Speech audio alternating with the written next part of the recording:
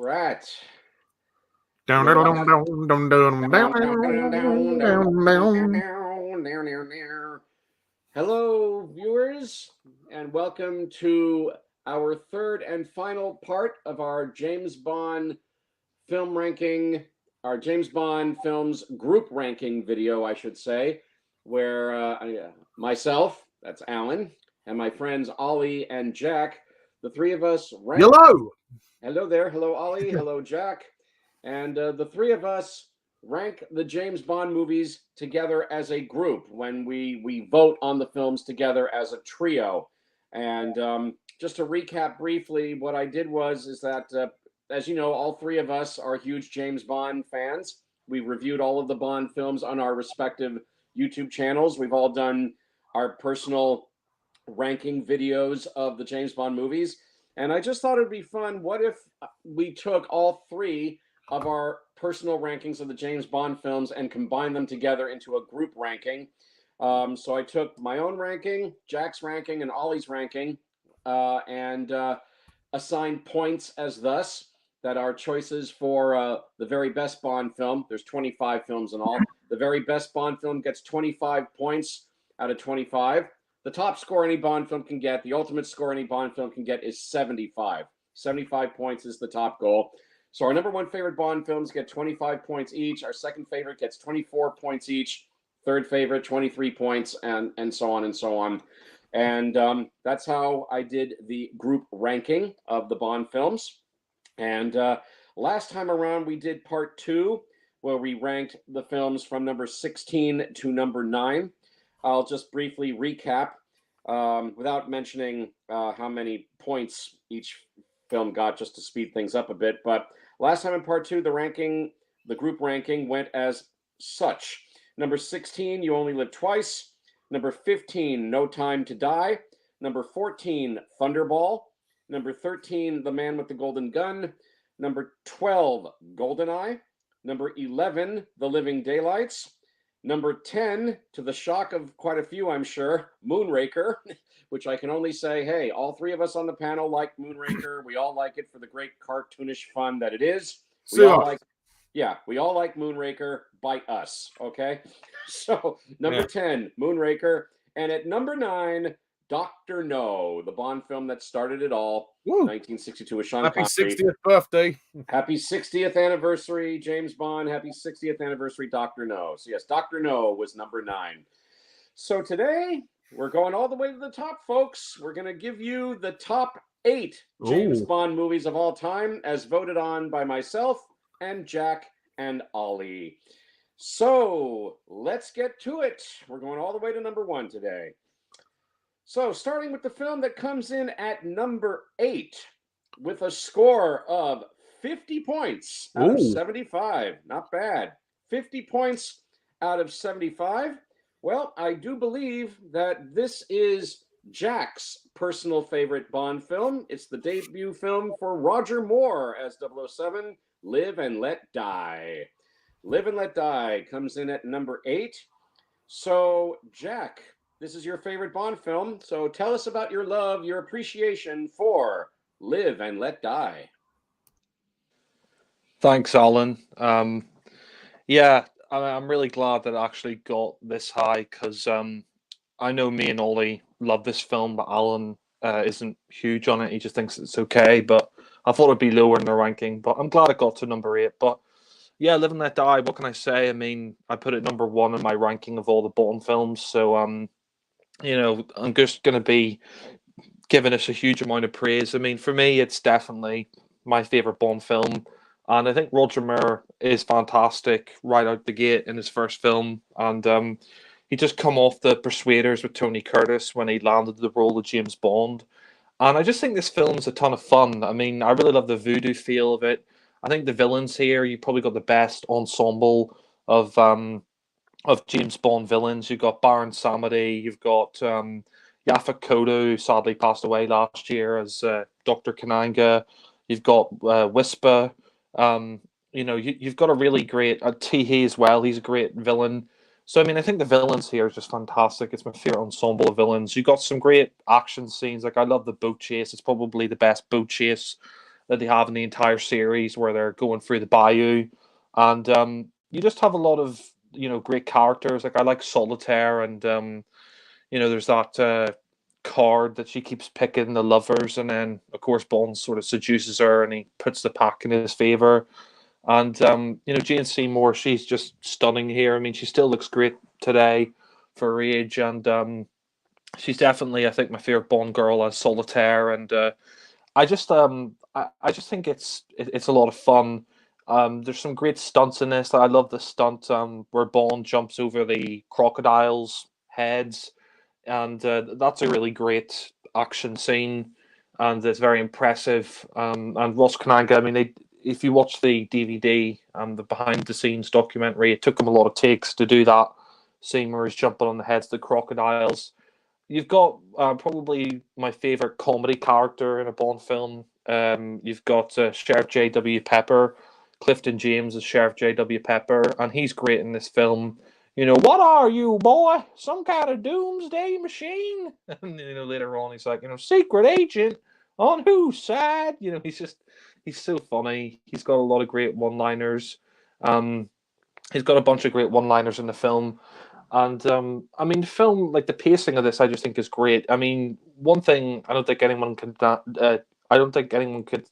can deny one thing about this film is that Paul McCartney gives a great performance, and it's as when he's doing the song "Live and Let Die," I think that's fantastic. It's one of the best Bond songs. You gotta give the other fella hell. I mean, that's great, and the title sequence, and I mean, there's just so many like great scenes in this for me. I love that scene where towards the end he's fighting Kananga, and then he blows him up, and she's like, "Oh, where's Kananga? Oh, he always did have an inflated opinion of himself." And I love that fight on the train where he's fighting Teehee at the very end. That's really great.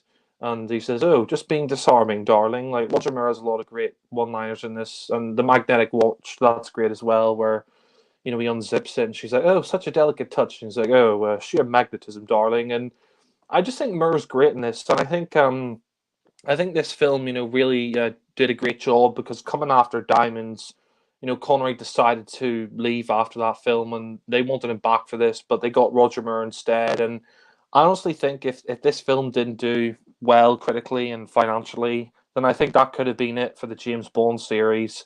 I think they did a great job in casting Roger Moore, and I think Moore should get more respect from some of the fans. Like, I really think Moore is underrated as Bond, and without him, you wouldn't have had Daniel Craig or the other Bonds going forward if this film didn't do well. And I just think it's great. I love the soundtrack by George R. Martin. I think that's fantastic. And I mean, the film just has so many great moments in there, some great action scenes. I love that action scene as well in the double-decker bus where Bond, he's driving, and he goes under the bridge, and the top of the bus comes off, and Gene Seymour was actually on the bus when they did that scene. And I mean, there's just some great bits of dialogue in there as well, like where she's in the bed with Bond after she loses her virginity, and she's like, "Oh, is there time before we leave for lesson number 3?" And he says, "Oh yes, there's no sense going off half cocked." I mean, Moore's just really great in this film. And I also like David Hedison as Felix Leiter. It's kind of a shame that he didn't appear in any more Bond films with Roger Moore. We wouldn't see Felix return. We won't see him return until The Living Daylights, and David Hedison returned for License to Kill. But I mean, there's just some great one-liners there, like "Oh, a genuine Felix Leiter, illuminating." I think that's really funny. And yeah, I mean, there's just loads of great moments in this. I also like Mrs. Bell as well. She's a funny character, and that whole scene where Bond's trying to get away in the airport, in the air hangar. That's really cool. And he's like, "Oh, same time tomorrow, Mrs. Bell." Yeah, so I mean, the action scenes in this are great, and I mean, some people say it's like a blaxploitation film, and I guess it kind of is, but that doesn't bother me. Like, I know Alan isn't really a fan of it being a blaxploitation sort of film, but that didn't bother me, and I thought the voodoo feel of it was great, and I just think, like I said, you have a great bunch of villains in this film, and the soundtrack's great. Roger Moore's great. It's just everything I want from a Bond film. It's just pure escapism, and it's definitely my favorite Bond film. I mean, technically, it's probably not the best Bond film. I'd technically say like Guy Hamilton's best Bond film that he made would probably be Goldfinger, but just out of the films that he made, this is my favorite. I just have a lot of fun with this, and they really got the series back on track. And like I said, without Roger Moore, like we probably wouldn't have had Timothy Dalton or Daniel Craig or Pierce Brosnan going forward if this film didn't succeed, and I think it does. And I mean, I suppose my only like little nitpick would be Rosie Carver. I mean, the actress who plays her is good, but I mean, she can be a little bit annoying. I mean, it's kind of unbelievable that she's this CIA agent. But I mean, I do like that scene where Bond interrogates her. Like people say, Moore's Bond isn't dark, but there's that great scene where he's like, "Oh, I'll kill you if you don't," and then she gets killed. And yeah, so I mean, the film for me is just fantastic. I love Sheriff J.W. Pepper. I love the action scene, soundtrack, the title sequence. I mean, Moore's fantastic. Jane Seymour's great, and I love Yaphet Kotto's Kananga. Great villains. For me, it's a classic Bond film. I put it number one in my ranking, and yeah, it's my favorite Bond film of all time, and I give it a 10 out of 10. And I'm glad it got this high in the ranking. I'm glad it got into the top 10. So yeah, I'll pass it back to Alan. Thanks, Jack. Yeah, Live and Let Die. Yeah, as Jack has mentioned, I'm the lone dissenter in the group about this movie. I mean, I totally respect that this is Jack's favorite Bond movie, and Ollie is a fan of Live and Let Die as well. And I will let Ollie have the last word, the last positive word about Live and Let Die. But for me, as Jack said, I just think Live and Let Die is okay. I don't hate the movie, but I can't say that I like it either. For me, it's just a average Bond film. I mean, as a matter of fact, I watched it again recently because I'm still making my way through that new James Bond Blu-ray box set that I bought, and I did watch Live and Let Die again recently. And okay, it's a tiny bit better than I remembered it to be, uh, but that's about it. I mean, in the past, I would give this film like a low 5 out of 10. Now I would give it okay. I would give it a high 5 out of 10. It's still a five though, but it's a little bit better than I remembered it to be. But to me, it's just kind of a average movie. Uh, for me, for me personally, I just think Live and Let Die is probably the most dated of all the Bond movies.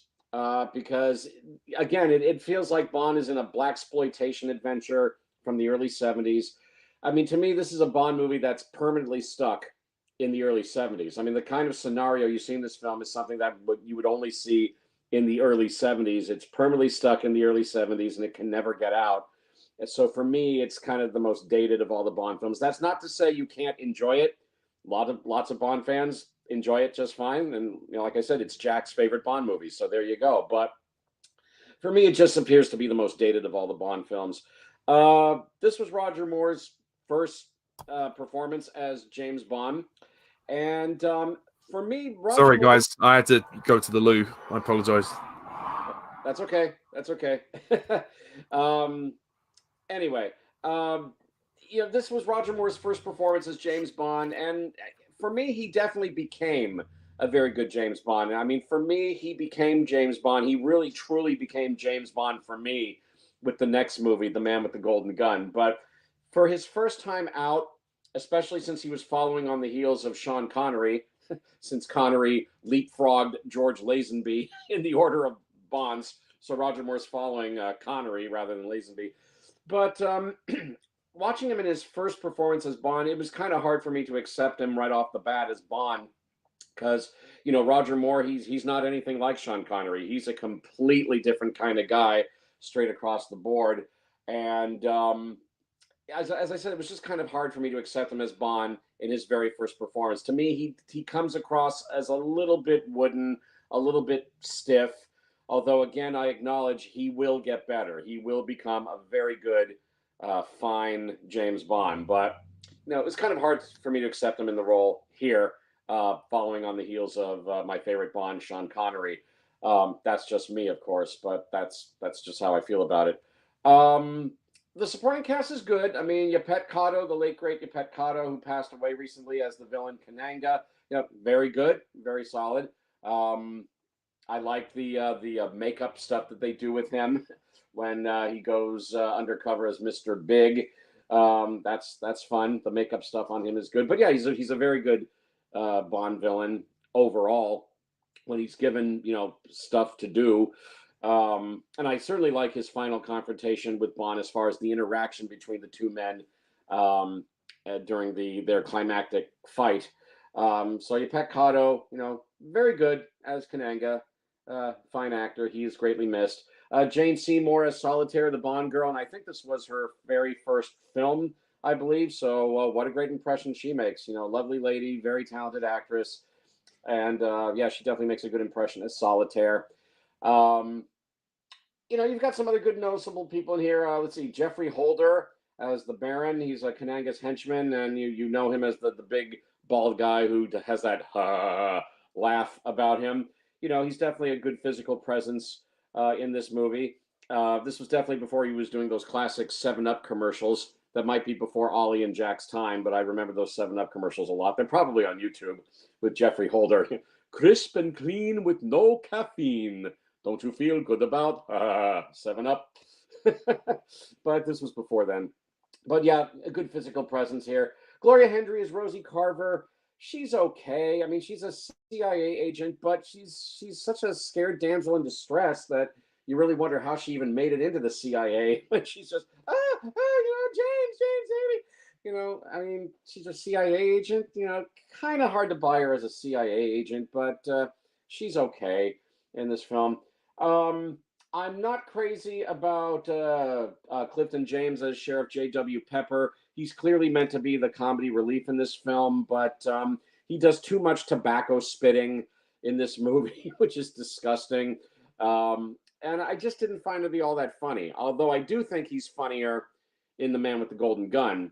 Although the odds of him and James Bond meeting each other in Hong Kong or whatever is 1,000,000 to 1, but okay. They run into each other in Hong Kong or Taiwan or wherever, and they have a little adventure in the car chase. And I thought Clifton James was funnier in that movie. But here, all that tobacco spitting and I don't know, just didn't do much for me.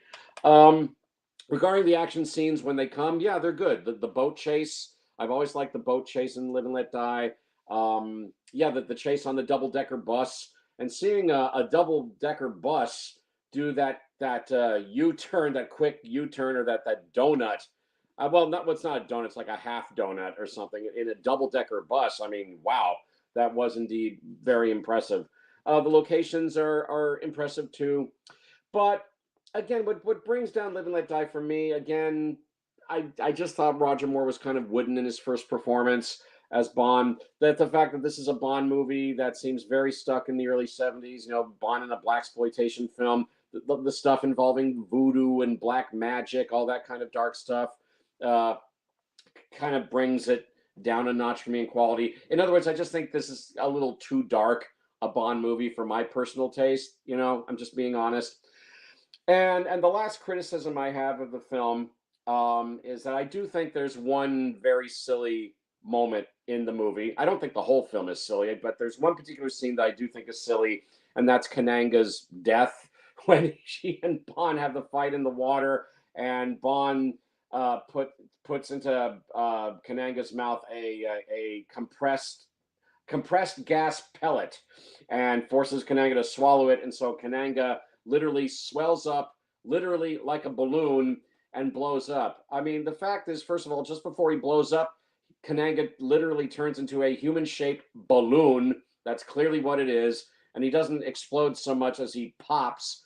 And, logic says that room would have been a total bloodbath after Kananga blows up. But no, there's no blood or guts, no carnage splattered anywhere. The room looks as squeaky clean can be. And Roger Moore and Jane Seymour as squeaky clean can be, which I think is kind of silly. Now, I understand they had to keep the movie within the boundaries of PG. They couldn't go into R, and that alone is the reason why there's no blood and guts there. when Kananga blows up. But I thought they had a better alternate way to kill off Kananga. They had the piranha fish right there in the water, and they could have had Kananga fall into the water, and then the piranha fish could have eaten him up real good, just like they did to Helga Brandt in You Only Live Twice. But instead, they decided to go for the laugh and have Kananga transform into a human-shaped balloon and go pop, and there's no carnage anywhere. Okay, again, I understand because they wanted to keep the film within PG rating rather than R, but still, it's kind of silly for me. I will say this. I mean, the theme song by Paul McCartney, it's a classic. Who doesn't like Paul McCartney's classic theme tune for Live and Let Die? Bum, bum. Yeah, the Bond theme is classic. I'll give it that. Great Bond theme. So for me, at the end of the day, Live and Let Die is a real mixed bag, although I totally respect Jack's opinion that this is his #1 favorite Bond film. That's great. And as we're about to hear, Ollie is also a big fan of this film, and that's fine. And I do reiterate, I mean, I do like Roger Moore as James Bond overall, but for me, it took Roger a couple of films to truly become James Bond for me in The Man with the Golden Gun. For me, that was when Roger Moore truly became James Bond. But like I said, for the Bond fans who like Live and Let Die, that's great. It's Jack's favorite Bond film. That's great. But overall, I just think Live and Let Die is a mixed bag. I just think it's an average Bond film at best. That's just me, but I respect Jack and Ollie's opinion about it. So for me, it's an average, 5 out of 10 Bond film. And I admit, if it hadn't been for me, Live and Let Die would have been ranked even higher in our group ranking list. But it's Jack and Ollie's love for Live and Let Die that puts it at number 8 in our group rankings. So good for them. Glad you like the film, guys. And it's funny because if I hadn't have loved No Time to Die so much, that probably would have been lower. Yeah. Swing from roundabouts. Or Thunderball is ranked as high as it is primarily because of me. Yeah. You guys don't care for it. That's just how the numbers went down, folks. But yeah, it is a group ranking after all.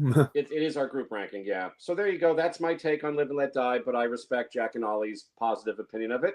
In fact, now let's turn it over to Ollie. Ollie, give us your thoughts on Live and Let Die. Well, certainly different to your thoughts. No, I mean that with the greatest respect. It's, Alan's entitled to his opinion. And I'm with Jack. I think Live and Let Die is a great Bond movie. I'm not going to go as far as to call it my favorite Bond movie. It's not even my favorite Roger Moore Bond film, but it's probably my second favorite Roger Moore Bond film. I thought this was a great start to Roger's era, and I thought the series kind of sorted itself out, shall we say. It kind of went through the car wash, so to speak. They kind of got rid of the camp tone that was Diamonds Are Forever, and Guy Hamilton kind of grounded the series again. I wouldn't necessarily call this film dark. I don't know. I'm not quite sure where the darkness is in this film. It did feel quite lighthearted to me, but this is one of the most unique Bond movies in the sense that it's a blaxploitation film. Now, people can argue about whether that's a good or a bad thing. I don't really mind that. I think it's fine. It's different. It may be odd to some people that Roger Moore is at the center of a blaxploitation film, but hey ho, they wanted to try something different. And I guess the plot around the drugs, I guess it kind of makes sense in that regard. But I think this is just really entertaining, and I think for me, Roger gives a decent first performance. I think he's really, really good and really strong. I think he's charming. He's obviously at his youngest looking in this film, so and he's a real hit with the ladies, especially in the beginning when he's like, "Sheer magnetism, darling." I love Roger's smoothness and his wit and his charm, and the fact that he kind of he uses that to his advantage in a lot of ways, especially when he interrogates Rosie, when he's like. A liar and a cheat, and I want some answers now. And she's like, well, they'll kill me if I tell, and I'll kill you if you don't. People forget that Roger does have his tough moments. I think he's a really, he can be a tough Bond. He's not the toughest Bond, of course not, but I definitely think that people overlook his serious moments because all they see is a ladies' man, who's kind of having fun on his missions and fornicating with a lot of women and cracking out one-liners. But there's more to Roger's Bond than just that. But I mean, primarily, he is probably the most light-hearted of all the James Bonds. But I still think Roger, he brought his own to the role, and I think he would I think people would grow to accept his charm as the series went on, or as his 7 films progressed. But as for the first time, yeah, he's finding his feet, but I still think he's doing a good job. I wouldn't say it's his best performance. I think that would be The Spy Who Loved Me, but I still think that Roger gets off to a pretty good start. I really like Solitaire. I think Jane Seymour is fantastic. You know, she's probably one of the best Bond girls for me. I like the fact that she's a bit of a fortune teller, and she's another woman who's kind of in a desperate situation. I feel like they kind of tried to mirror this a bit with Andrea and The Man with the Golden Gun, obviously in a different kind of context, but both in the sense that both girls were trapped by the villain in a toxic relationship, and the way that Kananga treats her was awful, really. I mean, actually, that's the thing. Dr. Kananga, played by Yaphet Kotto, who, rest in peace, is no longer with us. He does a really good job in this film. He's a really underrated villain. I mean, granted, maybe he could have had a few more scenes in the film, but I think what he did have was really good. And his death is a little bit silly, unfortunately. It is a bit of a letdown, but I still think that he puts up a pretty good fight against Roger at the end, and he is certainly threatening. In his scenes with Solitaire, when he says, "I gave you love. You knew that. You knew that." When he slaps her around when after he realizes she slept with Bond and she doesn't have the gift of foresight anymore because she's not a virgin anymore. Clever trick with the cards there, James.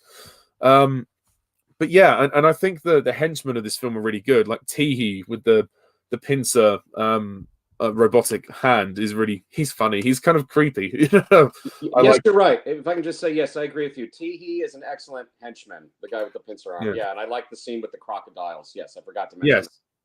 Yeah, exactly. Actually, the scene with the crocodiles is actually quite. It might be a little silly, but I guess it works. It is again back in the 70s, but I think the villains of this film are really underrated. I don't see many people talk about them that much, and even Whisper, the big guy who he gets shoved into a little rocket chute or something at the end. He always talks like he has asthma and he needs an inhaler or something like that. But no champagne, sir.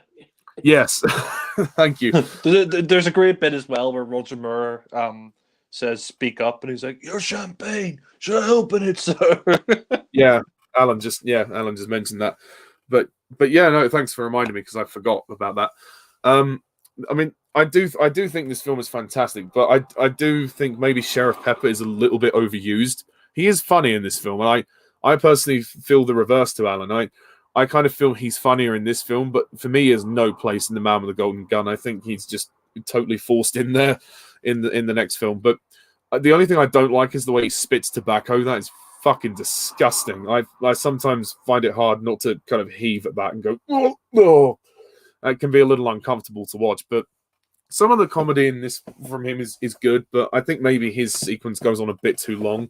That would be my one criticism of Live and Let Die. And also Rosie Carver, she's a little annoying, but she's not on screen that much, so it doesn't bother me. But it's just the way she's freaking out at the snake and everything. I understand she's meant to be a comedic character, but it's like, really? This? They hired this chick in the CIA?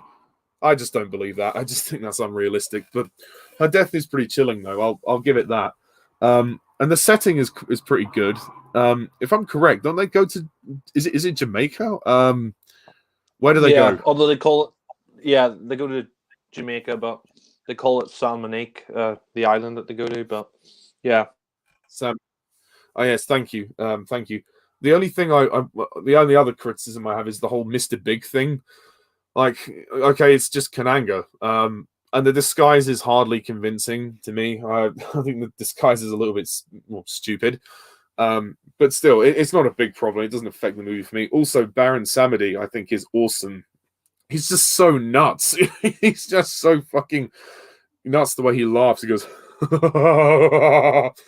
and when he's on the train at the end, and that's how the film ends. That's pretty great. And I think the action is fun as well, like the bus chase, the boat chase, the final climax in the underground lair. The snake sequence is also really good. So many great action scenes in Live and Let Die. I think it's got some of the best action of the series, actually. Also, the music is really good. The George R. Martin soundtrack is amazing, and the title song it's just amazing, isn't it? It's one of the best Bond themes of all time. Live and Let Die. It's just so good. That constant theme, the dun dun dun dun dun dun dun dun. It's awesome. It's absolutely brilliant. The opening scene is a little strange. When we sort of have the that scene where people get assassinated and stuff. It's the only one of the few sequences where Bond isn't in the opening. And then we have that guy getting bitten by the snake. It's a little random, and obviously the dancing funeral. Little strange. Not the best opening to a Bond film, but still, that doesn't detract from what is to come after the titles. And the MI6 regulars are good. M and Moneypenny, they're pretty good for the small moments they have. Although Q is not in this one, Desmond is not to be seen here. But I still think, well, his presence is sorely missed. Obviously, we'll see him in the next one, and yeah. And again, Roger, he's just great. He is a great Bond, and he gets off to a pretty great start. And I think the naysayers of Roger Moore should really look at this film and give Roger another chance, because he really does capture the kind of gentlemanly quality that Fleming wrote. I mean, Jack kind of summed it up in his reviews.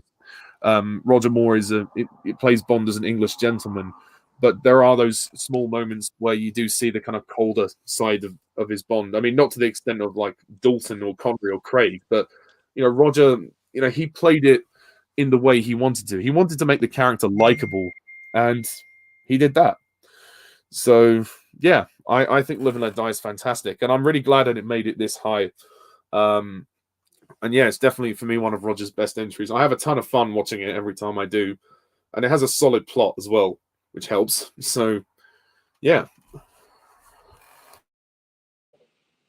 Thank you, Ollie. And all right, that's Live and Let Die, coming in at number 8. So now we move on to number 7, lucky number 7. And coming in at number 7 with a score of 55 points out of 75. It's the classic third Bond movie for Roger Moore, The Spy Who Loved Me. Nobody does it better. Yeah, and by the way, I think from this point on, the top 7 Bond movies, we're not going to have any more major disagreements about the Bond films from here on out. I think all 3 of us agree the top 7 Bond movies are all really good. Yeah, really, really good. So no more major disagreements. And by the way, The Spy Who Loved Me, this is also the highest ranked of all the Roger Moore films on our group ranking list. So, deservedly so, in my opinion. yeah, it's good. It's a good one. So, Jack, tell us your thoughts on The Spy Who Loved Me. Yeah, The Spy Loved Me. Well, yeah, Roger Moore's third Bond film, and many people consider it his best. Yeah, a lot of people consider Roger Moore's best Bond film, and I mean, I think it's great. I mean, I put it number 2 on my ranking of the Bond films, so this is very high for me. But yeah, The Spy Loved Me. I mean, this is just a classic Bond film. It really is. I mean, what I really like about The Spy Loved Me is the sense of scale with this film. It's definitely, I think, the most epic of the Roger Moore Bond films, and one of the most epic James Bond films. And I think, with this film, they really had to get the series back on track, because Man with the Golden Gun came out 3 years before this, and Harry Saltzman, he left after that film because he was in financial difficulty, so he sold his stake in the company. And then with this film, they really wanted to get the series back on track, because Man of the Golden Gun didn't do that well financially or critically. So with this film, they really, they got the series back on track. And, I mean, at the time, it was the longest gap for a Bond film. I mean, it wasn't that long, only 3 years, but at the time, it was the longest gap. But yeah, I mean, I think it's just a really fun film. I think it's, really epic. I mean, what I love about it is, the action scenes. I think the action scenes are some of the best in the series. Somebody put it correctly, and I think they're right, that what's great about the action is that it just builds and builds and builds, and the action scenes, you seem to get longer but better as they go along. Like, I love that whole car chase in the Lotus Esprit, and you have Jaws going after Bond, and then you have Naomi in the helicopter shooting at Bond, and then the car turns into a submarine, and it goes into the water, and yeah, I mean it's just such a fun film. I think I really love the lair of the villain in this. Kurt Jurgens' Stromberg. He's a interesting villain, and I like his base, the Atlantis base. That's really cool, and the song as well. I mean, I love the title sequence. I think it's probably Morris Binder's best title sequence. And the song "Nobody Does It Better" by Carly Simon. I mean, that was definitely my favorite Bond song. I just think it's just so beautiful. I think it's such a great Bond song. And I mean, the film itself, like I said, it's just so entertaining. I mean, I think Jaws as a villain is great. I mean, Richard Kiel, I mean, the guy is huge in real life. I mean, he's no longer with us anymore, sadly, but he's great as Jaws. And I mean, the guy was like 7 foot, I think. And those scenes of him and Roger Moore. I mean, he makes Roger Moore look like a midget. Every time he's fighting him. And I love the action scenes with him and Bond. Like I love that action scene on the train.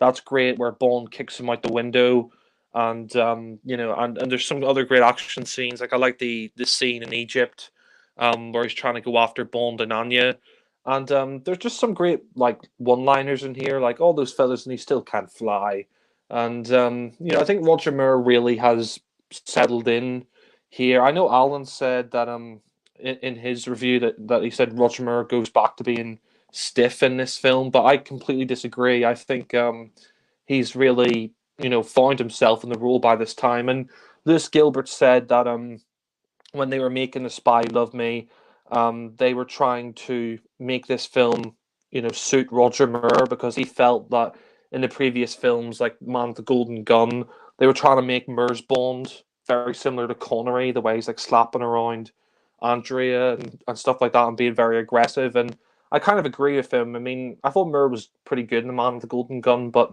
I mean, you could tell that Roger Moore's kind of uncomfortable in some of those scenes where he has to slap around Andrea. And I think here they, Lewis Gilbert said that they purposely, wrote the script to fit his Bond. And I just think Moore is just so good in this film. I think he's great. I mean, you could tell he's really found his feet in this film. And Roger Moore said that it was his favorite Bond film, and I think it's his best performance. I also like the introduction of some of the characters that would go on to appear later in the series. Like you have Walter Kotel as General Gogol. He's great. I love the opening. This is one of the best openings to any Bond film, where Bond's skiing down the cliff, and he goes over and he opens up the Union Jack parachute, and that was all done in one take. And that scene was so epic that even Prince Charles stood up in the cinema and applauded with the rest of the audience. That was such an epic scene. And I mean, it's great. I mean, I love the soundtrack as well, like the Bond 77 track by Marvin Hamlish. That's great. Barbara Bach is Anya Masova. I mean, she's probably the most gorgeous Bond girl, but she's not like the best in terms of the acting department. She is a little bit wooden, but there is some great conflict in the film. I love the scene where she finds out that Bond killed her fiance, and she says, "Oh, when this mission is over, I will kill you." That's great, and I love that huge set that they make. That huge tanker that they made. I mean, Ken Adam. I mean, it's a crying shame that he never won an Oscar, because I think he should have won the Oscar for this film, because the set design is extraordinary. I mean, they apparently they had to build a whole new stage, the 007 stage, because the stages weren't big enough for the whole submarine set. And I mean, one criticism I would give this, like one like sort of little nitpick, the reason why this is my favorite Bond film, is probably the villain. I think Kurt Jurgens is Carl Stromberg. I think he's a good actor and he's a good villain, but he's not one of the best Bond villains. I mean, he's not one of the worst either, but I don't know. He's just very kind of, he just doesn't really do much in the film. Like he just kind of sits around and he presses a few buttons and things like that. I mean, it's kind of interesting that Kurt Jurgens has webbed hands. That's interesting. And there are some good moments. Like I like the bit with those scientists. You know, they come to see Stromberg, and he sends that woman to her death, and she gets killed by the shark. And then he's going to blow up those, and then he blows up those two scientists in the helicopter, and he says, "Oh, tell them the funeral was at sea." Like that was good, but he isn't really much of a threat to Bond. I mean, originally they were going to have Blofeld in this film, and I think if Blofeld was in this film, this probably could have been my favorite Bond film. But yeah, I mean, he's just kind of. I mean, he's good, but he's just not great in the role. I mean, his death scene is kind of interesting, where Bond shoots him in the crotch. But yeah, I mean, he's sort of the one little like weak link, I think, of the film. But you know, I mean, he's not a bad villain, just not one of the best either. I mean, Kurt Jurgens, I think, is good, but you know, I wish he just kind of was more of a physical threat to Bond. Instead, he just kind of sits there. But I think, you know, the film itself is just a ton of fun. It zips by. This is probably for me one of the most entertaining Bond films, just in the fact that it zips by. You have great locations. I love that scene as well where Bond's in the car. Sorry, he's in the van with Anya, and he's like, "Oh, women drivers," and then she backs off into Jaws, and then she says, "Oh, shaken but not stirred." And there is a nice reference to Bond's wife in this film, where Anya says, "Oh, many lady lovers, but married only once." And then he says, "Oh, right, you know, you've made your point." I mean, Roger Moore's acting there is great, where you can still see that he's still very visibly hurt by the death of his wife in On Her Majesty's Secret Service, and that's the first time they've referenced it in nearly 10 years, because this came out '77. So I mean, the film for me, it's just got some great moments in there. I love the scene as well where he's fighting that guy on top of the roof, and the guy's holding onto his tie, and he says, "Oh, where's Fekish? Where's Fekish?" And then he's like, "Pyramids," and then he knocks him off the building, and then he says, "Oh, what a helpful chap." I mean, that's a really dark scene, and it's a great moment from Roger Moore. So I think Moore here really, I think he's found his, you know, I think this film is really where he finds his portrayal of Bond. I mean, I thought he was great in the previous two films, but here, I think he's just, you know, this is definitely his best performance as Bond. And I like the ending of the film as well, where they're about to blow up Stromberg's lair, and he goes back to rescue Anya, and he's on the water ski, and you know, Carl Stromberg's like, "Oh, a British agent in love with a Russian agent, détente indeed," and yeah, there's a great moment where he rescues Anya, and I also love that scene as well, where he's gonna blow up. He's going to use that bomb in the tanker, and they play the 007 theme. That's great. So there's just a lot of great action in this film, great sets, soundtrack, and the ending's great, where he's got the bottle of champagne and she's pointing the gun, and you think that she's going to kill Bond, and she shoots the cork out.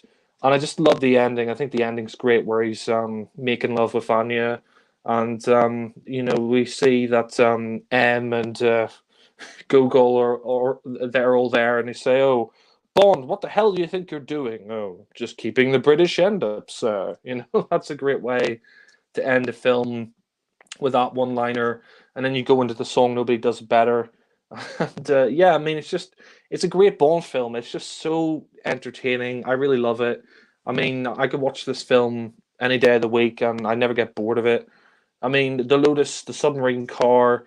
There's just so many things in this that are just classic. Jaws does a great henchman, great soundtrack, great title sequence, great Bond girls, great action, some of the best action in the series. And Lewis Gilbert does a great job. I think they did a really great job with this film. And yeah, so I mean, like I said, I put it number two in my ranking of the Bond films. And yeah, it's not my favorite Roger Moore Bond film, but it's my second favorite Bond film, and I think it's great. So I'll pass it back to Alan now. Thank you, Jack.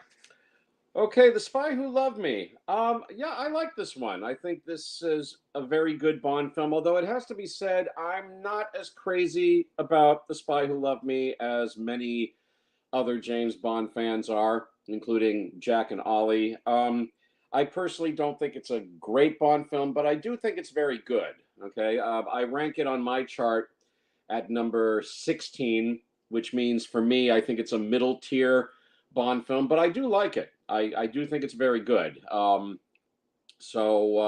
like I said, yes, I know this is one of the most popular of all the James Bond films, and arguably the most popular one that Roger Moore did. And as Jack said, that yes, Roger Moore said that this is his favorite James Bond movie of all the ones he did, The Spy Who Loved Me, and that's great. I do think it's very good. I do think it's a lot of fun. It's just not my favorite of the Roger Moore Bond films, but I do think it is very solid and very enjoyable.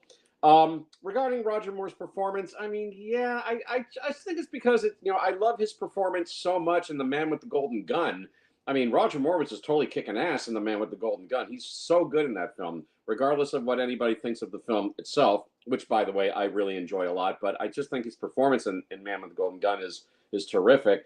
So when he gets to The Spy Who Loved Me, it just seems to me that Roger Moore kind of, I mean, maybe it was the decision of the director or the writers or whatever. But it seems to me Roger Moore kind of downshifted a gear in his performance, that he's a bit more, to me, his performance just seems to be a little bit more dry in Spy Who Loved Me. And he's not so, let me put it this way. His temper isn't as big. His patience isn't as short as it was in The Man with the Golden Gun. Although, of course, he still gets to fire off those classic Roger Moore quips in Spy Who Loved Me. But it just seems to me that he's just a little more stiff in this film for me. Although, again, I just want to say one more time, overall, I like Roger Moore's James Bond. I think the majority of his films are a lot of fun, and the majority of his performances, I think, are good. But, for me in Spy Who Loved Me, I just thought he kind of downshifted a gear in his performance after what he did in Man with the Golden Gun, but that's just me. But overall, he was a fine James Bond, and I definitely love most of his films. And I love Moonraker, For Your Eyes Only, Octopussy in particular. Not so crazy about A View to a Kill, but most of his Bond films are good, and most of his performances are good. But here, just thought he was a little stiff, and that's just me. Barbara Bach, though, is a terrific Bond girl as Anya Amasova. She's a Soviet KGB agent, and there's definitely some really good, interesting tension between her and Roger Moore in this film, because as we find out, Roger Moore's Bond killed Anya's lover in that opening ski chase with the classic stunt of Bond going off the cliff and popping his parachute with the Union Jack. And she finds out about it. And they had already agreed to join forces, but then Anya says to Bond, when this mission is over, I will kill you. So there's definitely that really good tension there between them. And Barbara Bach, stunningly gorgeous woman. Ringo Starr, you lucky, lucky guy being married to Barbara Bach. They're still happily married to this very day. Good for you, Ringo. But yeah, gorgeous woman and a good actress. She doesn't really act anymore, which is a shame that she kind of gave it up. But for this one movie, yeah, she was a terrific, memorable Bond girl. So I like Barbara Bach a lot. I do think, though, that one major Achilles heel that Spy Who Loved Me has is the villain, Kurt Jurgens as Stromberg.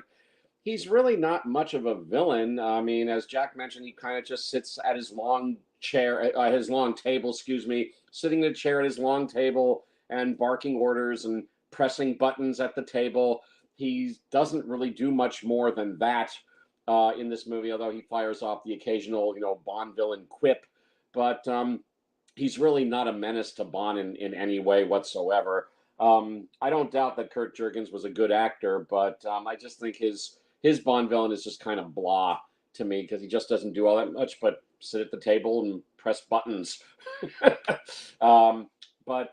So for me, that's one thing that brings down The Spy Who Loved Me just a little bit. But oh well, they definitely do better in the henchman department, with Richard Kiel as the classic henchman Jaws, the big, huge guy with the steel teeth. And yeah, he's great in this, and he is scary. And it goes without saying, he is definitely more than enough of a physical presence and physical menace to Bond and Anya, for that matter. You don't want to meet Jaws in a dark alley, that's for sure. So, and although they actually still managed to give him a few comic moments in the film, he's a very memorable, very scary henchman, Jaws. And I'm glad they brought him back for the next one Moonraker, even though they amped up the comedy in that one, but I don't mind. I don't mind at all. I like Moonraker. Uh, but yeah, Richard Kiel is a very memorable henchman as Jaws. He's great. Um, and yeah, I mean, there's good action scenes in this. I mean, of course, you had the classic opening ski chase, Bond going off the cliff, popping the parachute, and you see the Union Jack. I mean, that's one of the all-time classic stunts in the Bond franchise.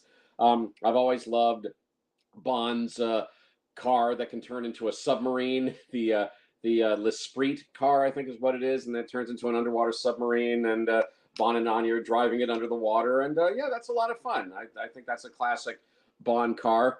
I always enjoyed that scene, and of course, you've got the climactic fight in the submarine and the submarine base at the end. They definitely put a lot of money into that set. In fact, I think that was the very first set. Well, the first film that they shot in the recently christened 007 stage. Even though, yes, there was the huge volcano-based set from You Only Live Twice, but I think this was the first set that anointed their new soundstage, which they called the 007 soundstage, and a very impressive set. And yeah, the action scene at the end there is really cool. I like that a lot. Classic theme song by Carly Simon. Nobody does it better. One of the great Bond themes of all time. I like the score a lot by Marvin Hamlish. This is the only film score he would ever do for a Bond film. Being that this movie came out in 1977, it was heavily influenced by the Bee Gees and Saturday Night Fever, which also came out in 1977. I mean, the action scenes. Oh yeah, I forgot to mention the car chase and the helicopter chasing Bond and Anya in the car overhead. Marvin Hamlish's pumped up disco-fied music that sounds like, down, down, down, down, down, down, down, down, down, down, down, down, down. I mean, that's total Bee Gees. That's total Bee Gees right there. But it's a fun score. So I like what Marvin Hamlish did with the score. I like the locales. I mean, going to Egypt, a lot of fun, great locales in that one. Italy, so yeah, it's a fun movie. It's definitely a fun Bond movie. I've watched it again very recently, and yeah, I think it's good. I think it's fun. I think it's a solid Bond film. But again, it's a little bit of a mixed bag. But in my opinion, there's definitely more good in it than not so good. It's fun. It's a fun Bond movie, and I definitely like it. Although obviously Jack and Ollie like it more than I do, but I still like it. It's a good, solid Bond film, and that's nice that that it was ranked as high as it was. And again, I also respect that the late great Sir Roger Moore named Spy Who Loved Me as his personal favorite. That's fine. That's cool. That's a nice choice. It's a good Bond film. That's basically my take on The Spy Who Loved Me. I do like it. I don't love it, but I like it. It is good. So nice to see it at number 7. Sure, why not? Okay, that's my take on The Spy Who Loved Me. So Ollie, what do you think of The Spy Who Loved Me? Nobody does it better. Well, to me, that's kind of a lie because Roger Moore's not my favorite Bond. But still, for the purpose of this film, that line works in context. The Spy Who Loved Me. Well, much like the majority, for me, this is my favorite Roger Moore James Bond film. I think this film, it just is Bond. It kind of oozes that kind of formula that we've known and loved. I mean, we talk about the third films of each actor being the sort of quintessential ones. Like Connery has Goldfinger, Daniel Craig has Skyfall. For Roger Moore, it's The Spy Who Loved Me. I think this film is just so Bond. The way it's directed, the plan, the villains, everything about it. I just love the style of it so much. I think it's really good. And the plot, while it's pretty basic, it does have a layer of drama in there as well. So I think it's the most grounded of Roger Moore's films, arguably. There is an argument to be made for Your Eyes Only, but I personally prefer The Spy Who Loved Me.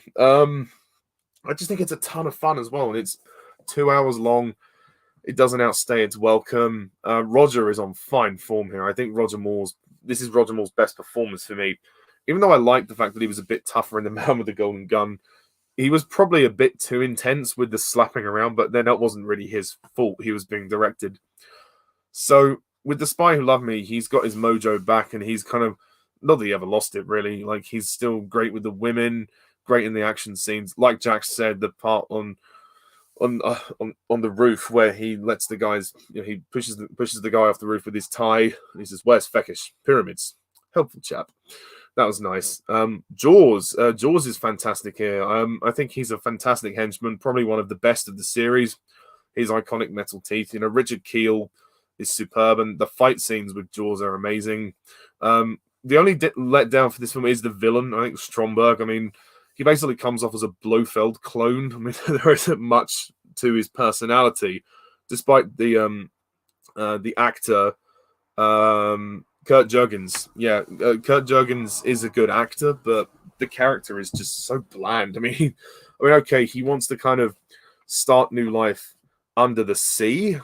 Okay, the plan is a little bit out there, but still under the sea. yeah, I wouldn't have been surprised if he started singing that.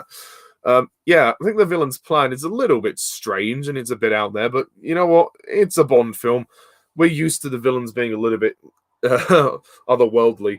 I mean, it's a stupid plan. It's not a sustainable plan at all. But still, the premise is decent enough, and you can just have a lot of great fun with this film. And it's actually very iconic as well because it's the one film where the Lotus Esprit appears, and obviously we get the famous underwater car scene, which is fantastic. Again, a little cheesy how the car exits on the beach, but you know what?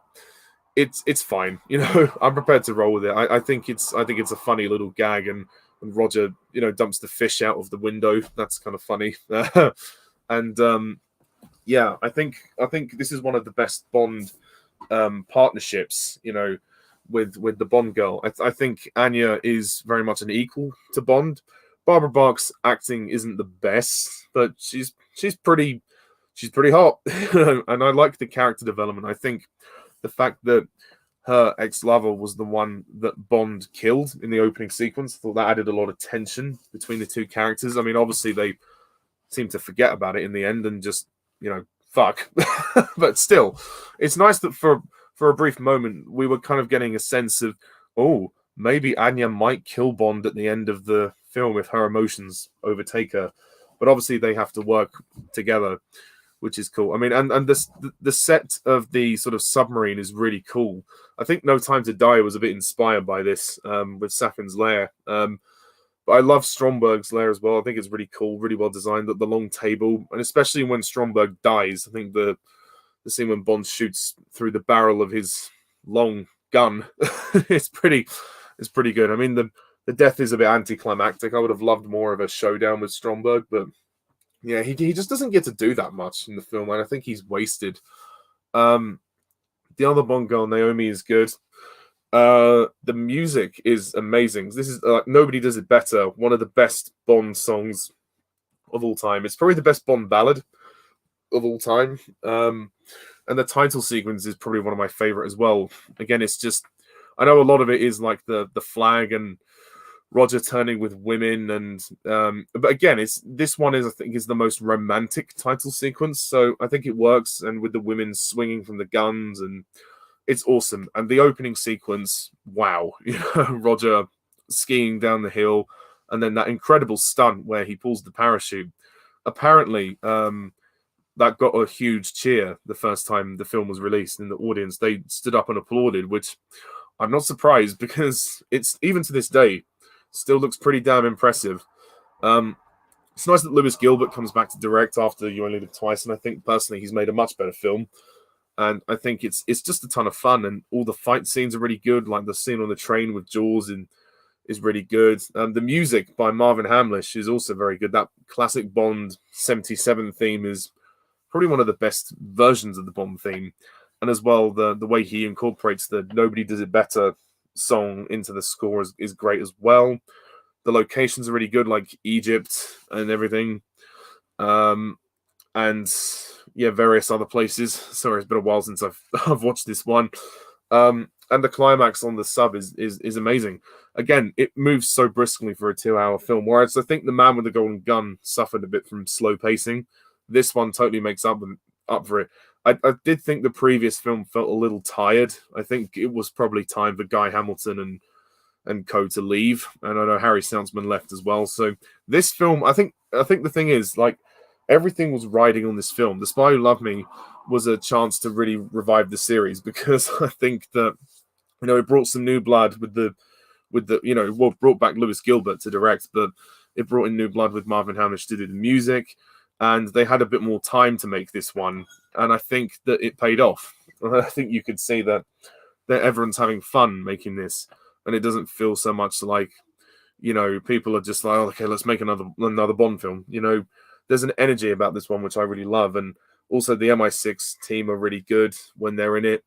And for me, it just has all those classic Bond elements. I also love that helicopter chase as well, which preludes the underwater scene, which is also awesome. So yeah, the only downside is the villain, Stromberg. He's a bit crap.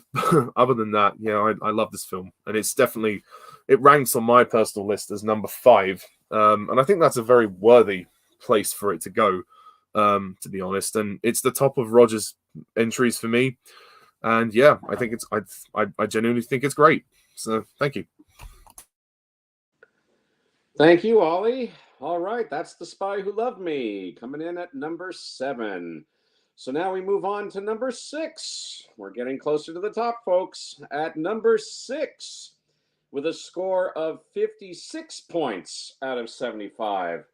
Bested The Spy Who Loved Me by a single point. At 56 points out of 75, to come in at number 6, it's the lone Bond movie for George Lazenby as 007, On Her Majesty's Secret Service. Ooh. That's what happened to the other fella. Yes, On Her Majesty's Secret Service, George Lazenby's lone outing as James Bond, but it's a good one. Coming I in want George Lazenby's 9th film to be on the list. Yeah. George one and done Lazenby, but it's a great one. On Her Majesty's Secret Service, finishing at number 6. What a film. Yeah, so Jack, give us your thoughts on Her Majesty's Secret Service. Yeah, George Lazenby had a long era, not. Yeah, he had all the time in the world. Yeah. No, I think this is genuinely a great Bond film. I know a lot of Bond fans say this is the best Bond film, and I can definitely see why. It really is a fantastic James Bond movie, and it's number 7 on my list. So I mean, I think it's fantastic. It really is, and I mean, George Lazenby. That is one weak link I will say about the film, is that I do think George Lazenby, I mean, he wasn't an actor before he did this film. I think all he did before this was like modeling in a Fry's chocolate commercial, and he essentially lied to get the role. But I mean, I will say physically he's quite good. He's good at the action scenes, and that was the main reason he got the role, is because he punched a stuntman in the face and made his nose bleed. Man, if he wasn't going to play Bond anymore, but oh well. yeah, but I mean, it's kind of interesting his build up in the film. But I like that scene at the start on the beach where Tracy's going to kill herself and then he saves her, and you got that line, "Oh, this never happened to the other fella." I really like the song here, the music for On Her Majesty's Secret Service, and I mean, it has no lyrics, but it's good, and I like the title sequence, how it calls back to the previous Bond films. And as for the film itself, I think it's really great because it's, one of the only times in the Bond series where Bond genuinely falls in love. He doesn't fall in lust with Tracy, he falls in love with her. And, initially, Tracy's father's trying to, tell him to go along with it, and he'll pay him like $1 million or whatever at the wedding ceremony. But I actually like, how he genuinely falls in love with her. I think that's great. And I really like the villain in this film, Blofeld. I think Telly Savalas is great as Blofeld. He's not my favorite Blofeld, but he is very good in the role, and he's quite menacing, I think. And he has some great scenes in this, like where he confronts Bond about being Sir Hilary Bray. That's one thing I will say about the film, is that the scenes with Sir Hilary Bray, in the clinic with the girls, when he's in the Piz Gloria with the girls and he's pretending to be Sir Hilary Bray, like they dub him over, and it just doesn't really work in my opinion. And it is kind of weird seeing George Lazenby in a kilt. I mean, I think if Sean Connery did this film, it'd probably be, in my top 5. But for what it is, I think it's great. There's some great action scenes. Peter Hunt does a great job. I love that final fight in the bobsleigh. That's great when Tracy gets captured and they attack Blofeld's lair, Piz Gloria. That's great. You got some great henchmen here. Irma Bunt, she's a very good Bond villain, and it's a shame that we never get to see Bond get his revenge on her in the series. Like it's kind of a shame in a way, because if Lazenby did do Diamonds Are Forever, maybe we would have got a revenge film. But it's just a great movie. I mean, I love the song as well. We Have All the Time in the World by Louis Armstrong. That's beautiful, and the love montage in this film is great. The ending, of course, is tragic, where Tracy gets shot, and Bond says, "Oh, it's okay. We have all the time in the world." And Lazenby actually acts that scene pretty well. It's probably his best scene in the film. I think all the scenes of him and Diana Rigg are actually, he does a good job for the most part. I think maybe she ups his acting game a little bit. Like, I like that scene in the barn as well, where he says, "I'll never meet another girl like you." And there's some great action scenes in this. Like, I love all the skiing in the film. Some of the ski chases in this are great. I love that action scene where he meets Tracy, and he's trying to get away from Blofeld, and she's driving the car. And Diana Rigg is just excellent as Tracy. She's one of the best Bond girls, or I don't know if you can count her as Bond girl because she becomes Bond's wife, but she's just great in the film. I love that scene as well at the wedding with Miss Moneypenny, where she's kind of upset that Bond's marrying someone else because she always wanted to be a Bond. But the film itself is just great.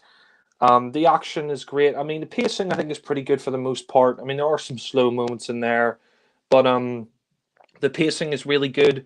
Lazenby, I would say, is the only weak link of the film. He's the only thing in the film that you can sort of point to and say, yeah, he's not amazing, but he is good in the action scenes, and the final scene he's very good in. But as a Bond film, I think it's great. I really love the soundtrack as well by John Barry.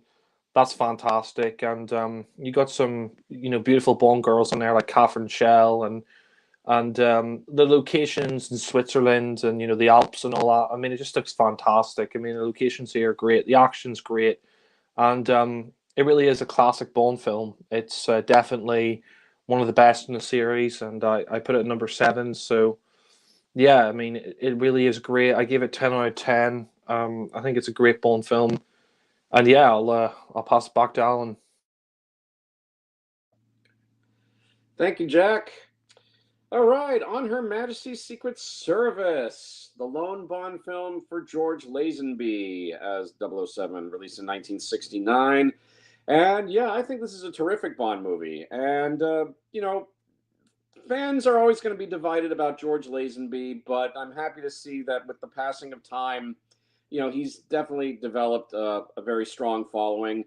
There are definitely Bond fans who pick On Her Majesty's Secret Service as their number one favorite Bond film of all time. And some of those fans will say to you, well, On Her Majesty's Secret Service is my favorite Bond film, so I guess that means George Lazenby is my favorite Bond, because, I mean, he stars in my favorite Bond film, and that's fine. I mean, I think he's a very good James Bond. He had a huge pair of shoes to fill, following Sean Connery, and it's also pretty surprising that the producers would go with an unknown as James Bond. I don't think that would ever happen today. I mean, whoever the 7th James Bond winds up being, taking over from Daniel Craig, it won't be an unknown. I think it will be an established actor, not necessarily a superstar. They probably don't want a superstar playing Bond, but it'll be, a well-known name, playing the next Bond. So the fact that they went for an unknown to take over from Sean Connery was pretty daring, I'd say. But Lazenby, I like him. I think he's a very good James Bond. It's always going to be sad for me that this is his one and only performance as Bond, his one and only entry in the series. But it's a great one. It really is a great one. By all accounts, what? Anyway, by all accounts, On Her Majesty's Secret Service follows. Sorry about that, Alan. Yeah, did you want to say something? No, I just wanted to apologize. I pressed the button by mistake. I was okay. Yeah, no problem. No problem, Ollie. Yeah, no problem at all. But also to add to what you said, if you had to be in only one Bond movie, I mean, this ain't a bad one to be in. Exactly, exactly. Not bad, not bad at all. Honor Her Majesty's Secret Service, by all accounts, it follows the original novel very closely, and therefore it's definitely a very dramatic kind of Bond film. I mean, yes, of course, there's little moments of humor, but primarily this is a very straightforward, dramatic kind of Bond film. I mean, you still got terrific action scenes and locales and all of that. But it takes Bond seriously in this one, and especially following on the heels of You Only Live Twice, which was total cartoon Bond. I think they definitely wanted to give Bond a much more serious adventure for the follow up, and I'm glad that they did. You know, You Only Live Twice, I think, is fun, but I think for Honor Majesty's Secret Service, I mean, they really knocked it out of the park and made a terrific Bond film, even though I think it falls a little short of perfection. But I do think it's a terrific Bond film. I think it lands in all three of our top 10 personal rankings. It's on my personal ranking at number 7. So I really like Honor Majesty's Secret Service a lot. Yeah, like I said, say what you want about George Lazenby, but I thought he did a very good job. Not bad for a guy who had never acted before in his life, being that he was a model. And I think Jack says he did a commercial for chocolate, and maybe he did, but I thought he did a commercial for beer. But he might have done one for chocolate as well. But he'd never acted before. So the fact that they went with him because he looked the part great, and he did great in the fight scenes when they were auditioning him. He was terrific in the fight scenes. So they said to George, "We're going to go with you," and he got the part. But I thought he was very good. He had his own charm. He had his own style. He looked good in the suit. He was great in the action scenes. He's a very well-built guy, very muscular kind of guy. The only thing about his physicality I don't like is his hair. He has like very lacquered hair. He has like one of the worst hairdos of any James Bond. But other than that, he's a good-looking guy, and I thought he looked good in the suit. And he had his own charisma, his own style, and he did great in the action scenes. So overall, George Lazenby gets a thumbs up from me. It's too bad he didn't do another Bond film, but oh well, what happened happened. Diana Rigg as Tracy. Wow. Diana Rigg, what a lady, what a fantastic actress she was, and still can't believe that she's gone. That she passed away recently, but she's a terrific presence here as Tracy. In fact, yes, this is the Bond girl that Bond falls in love with. He actually marries her at the end of the film, although their marriage will be extremely short-lived.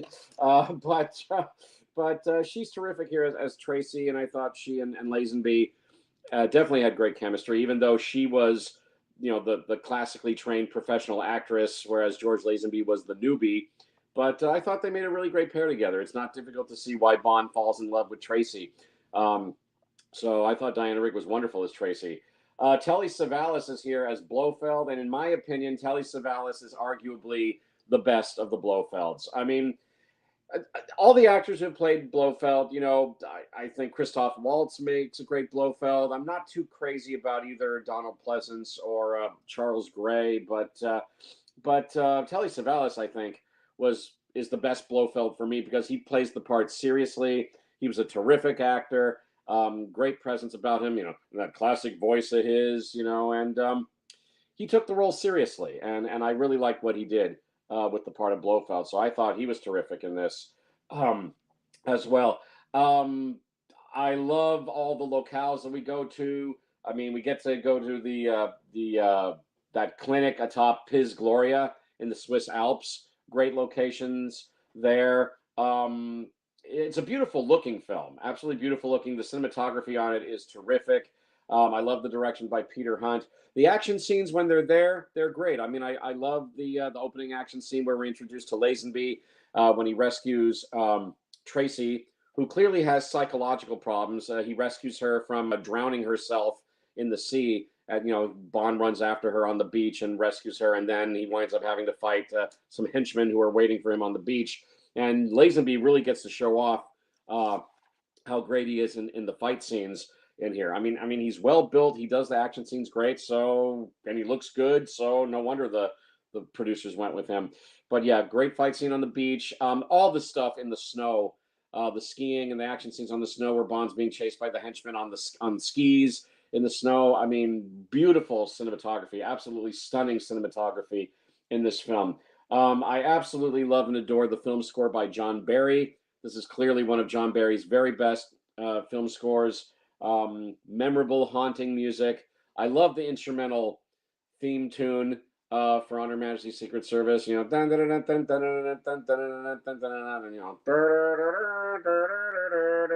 mean, it's a very memorable theme tune. Not too difficult to see why they had to go for an instrumental theme tune, because you can't really sing On Her Majesty's Secret Service. It's not doesn't sound good. So they went for an instrumental theme, but it's brilliant. It's absolutely brilliant. I always love listening to it. It's also a great theme tune to listen to in the car when you're cruising down the freeway. It's great. So I love John Barry's theme music. It's a long Bond film. It's it's 142 minutes in length, so a little short of 2.5 hours. And for me, the only thing that drags it down a little bit is that sometimes the pacing gets really slow, because there is a lot of talking going on in the midsection of the film. So the film does kind of slow down in places, but then it always picks itself up again. And of course, you got that kick-ass action scene with Bond and Blofeld on the bobsled run, where they're chasing each other in the bobsleds and firing at each other, and then they get into a fist fight on the bobsled as it's going down the bobsled run, which is terrific. And apparently that took a long time to shoot, and I can totally see why. But yeah, very impressive action scenes, beautiful looking film, great score by John Barry. And at the center of it all, you've got this great love story between Bond and Tracy. Although Bond still gets to have some extra dalliances with Blofeld's girls at the Piz Gloria Health Clinic. And I know some people have balked about that. It's like, okay, well, is Bond really in love with Tracy because he's boinking all these other women on the side at Piz Gloria? Well, yeah, I mean, I think he falls even more in love with Tracy as the film goes on. And by the time they get into the barn during the snowstorm, he's made up his mind that, yeah, Tracy, she's really something special. This is the woman for him. And he'll stop boinking on the side, and he will commit himself to Tracy and asks her to marry him, So, by the way, all the women at Piz Gloria are great. There's some well-known names there amongst the Bond girls, like Catherine Von Schell is there, Joanna Lumley is there, the late Angela Scular as Ruby. Oh Hilly, she's great. Sadly, she's no longer with us, but she makes a memorable Bond girl at the health clinic. So I think On Her Majesty's Secret Service has got a lot of great stuff going for it. I mean, there'll always be an argument about, if only Sean Connery had done this film, if only Sean Connery had done this film. Yeah, although he is a bit older than Diana Rigg, or he certainly looks a bit older than Diana Rigg, so I don't know if that chemistry would have worked as well. But look, George Lazenby, I thought he did the job. He did the job really well, I thought. And the Bond movie that surrounds him is just terrific. The only thing that stops it from being perfect for me is that there's the occasional slow pacing. But otherwise, this Bond film is a classic. It's a winner. And of course, that heartbreaking scene at the end where Tracy gets killed in the drive-by shooting by Blofeld and his henchwoman, Ilsa, I think. No, Irma Bunt. Ilsa Stepat is the actress. And Lazenby does that scene really well, where he's cradling the Tracy, her dead body in his lap, and the police officer comes by and he says, it's all right, we have all the time in the world. I do admit, Alan, you're right. That scene he does do really well. I think that's Lazenby's best moment as James Bond. Yeah, exactly. Yeah, and I do know there was one other take where he did some more crying, but the director told him, let's do one without the tears. James Bond doesn't cry, but there's still a little cry in there. You can still hear a little just before the camera turns away from Bond and we see the bullet hole in the glass of the car. But overall, I like Lazenby. It's a shame he didn't do another one, but by all accounts. He was an inexperienced actor, and the role kind of went to his head. And there was some behind the scenes stuff. There was some behind the scenes conflicts between him and the producers, I think. But for this one movie, you know, he was James Bond, and I like Lazenby very much. And hey, if you're only going to do one Bond movie, as Ollie says, make it a great one, and he did. So thumbs up from me on On Her Majesty's Secret Service, and thank you, George Lazenby, for your contribution to the James Bond series, because it's a great movie. It's definitely a classic, a near perfect Bond film, in my opinion.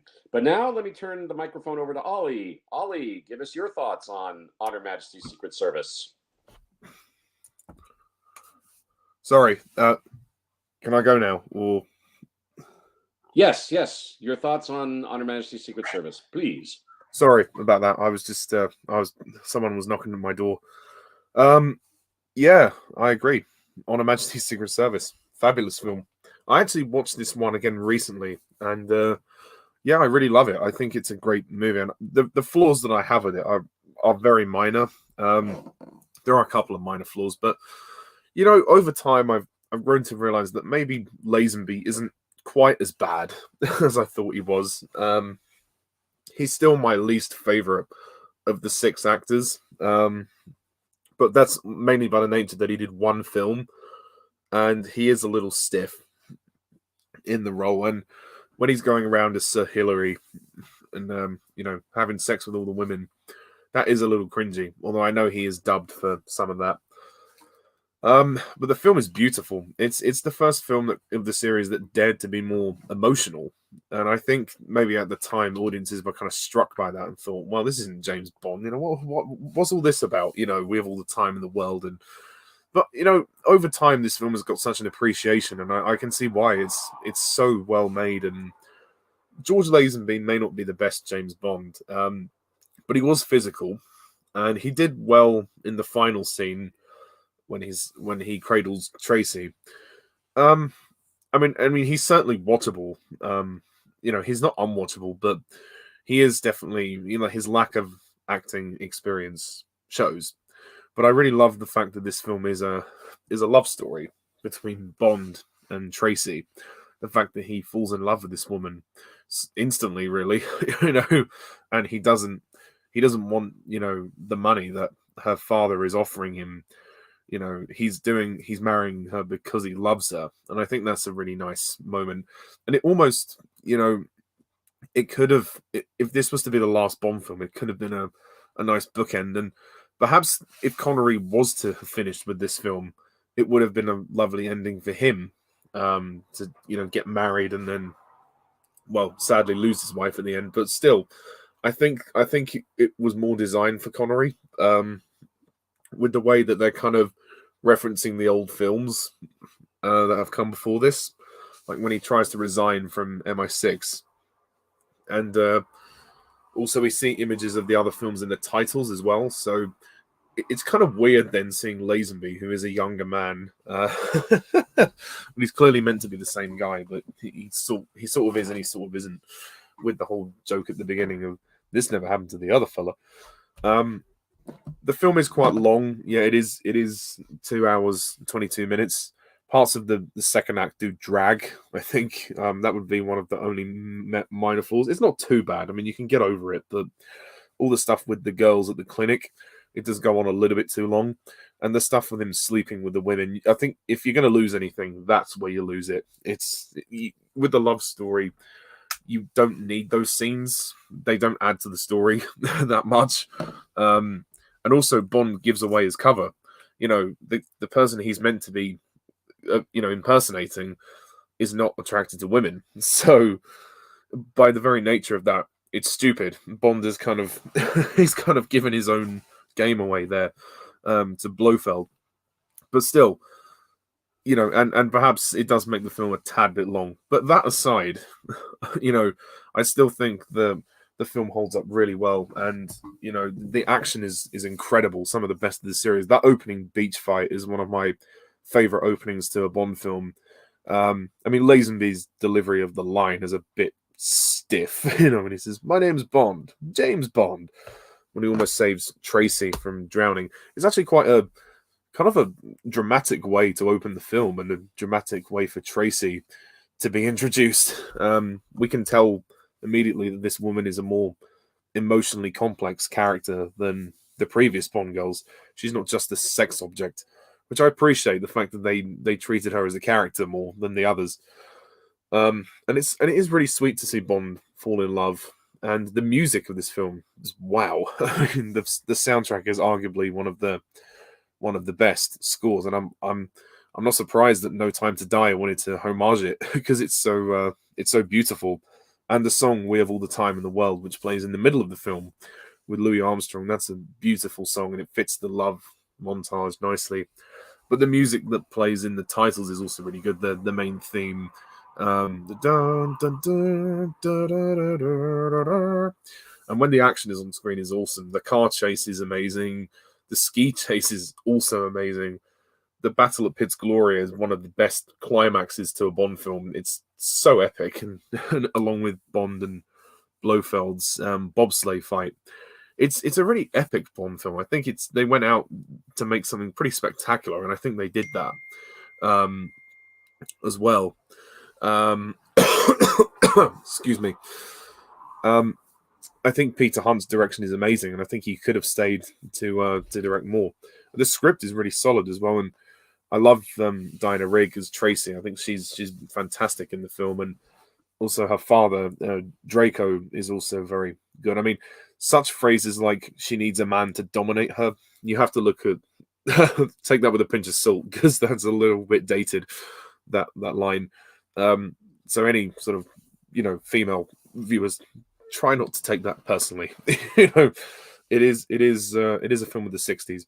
And I have to say the ending is really beautiful when Bond gets married and we see Moneypenny, M, and Q all there, and Moneypenny is crying, and then he throws her the hat. That was a lovely, lovely scene. I think that was beautifully done. And then the death of Tracy was so sad when Blofeld and Irma Buns are driving past, and then they shoot her, which is really, really sad. Speaking of which, the villains are amazing in this film. Blofeld, played by Telly Savalas. I think I agree with Alan, actually. I've been thinking about who my favourite Blofeld is, and while I do love Christoph Waltz, I think maybe Telly Savalas takes the edge for me. I don't know. I think I just found him a little scarier than Christoph Waltz. Christoph Waltz was great, but yeah, and Charles Gray was decent. Donald Pleasance was a bit near for me. But I mean, all the Blofelds have been, okay in their own way. But for me, Savalas, no, it just has that kind of creepiness, and also the voice. When you hear his voice over the speakers, it kind of gives me that eerie sort of scary quality. And the fact that he's quite a big guy, he's a little intimidating physically. And I don't really mind that he has an American accent. That doesn't bother me too much. And again, the bobsleigh fight at the end is really good with him and Lazenby.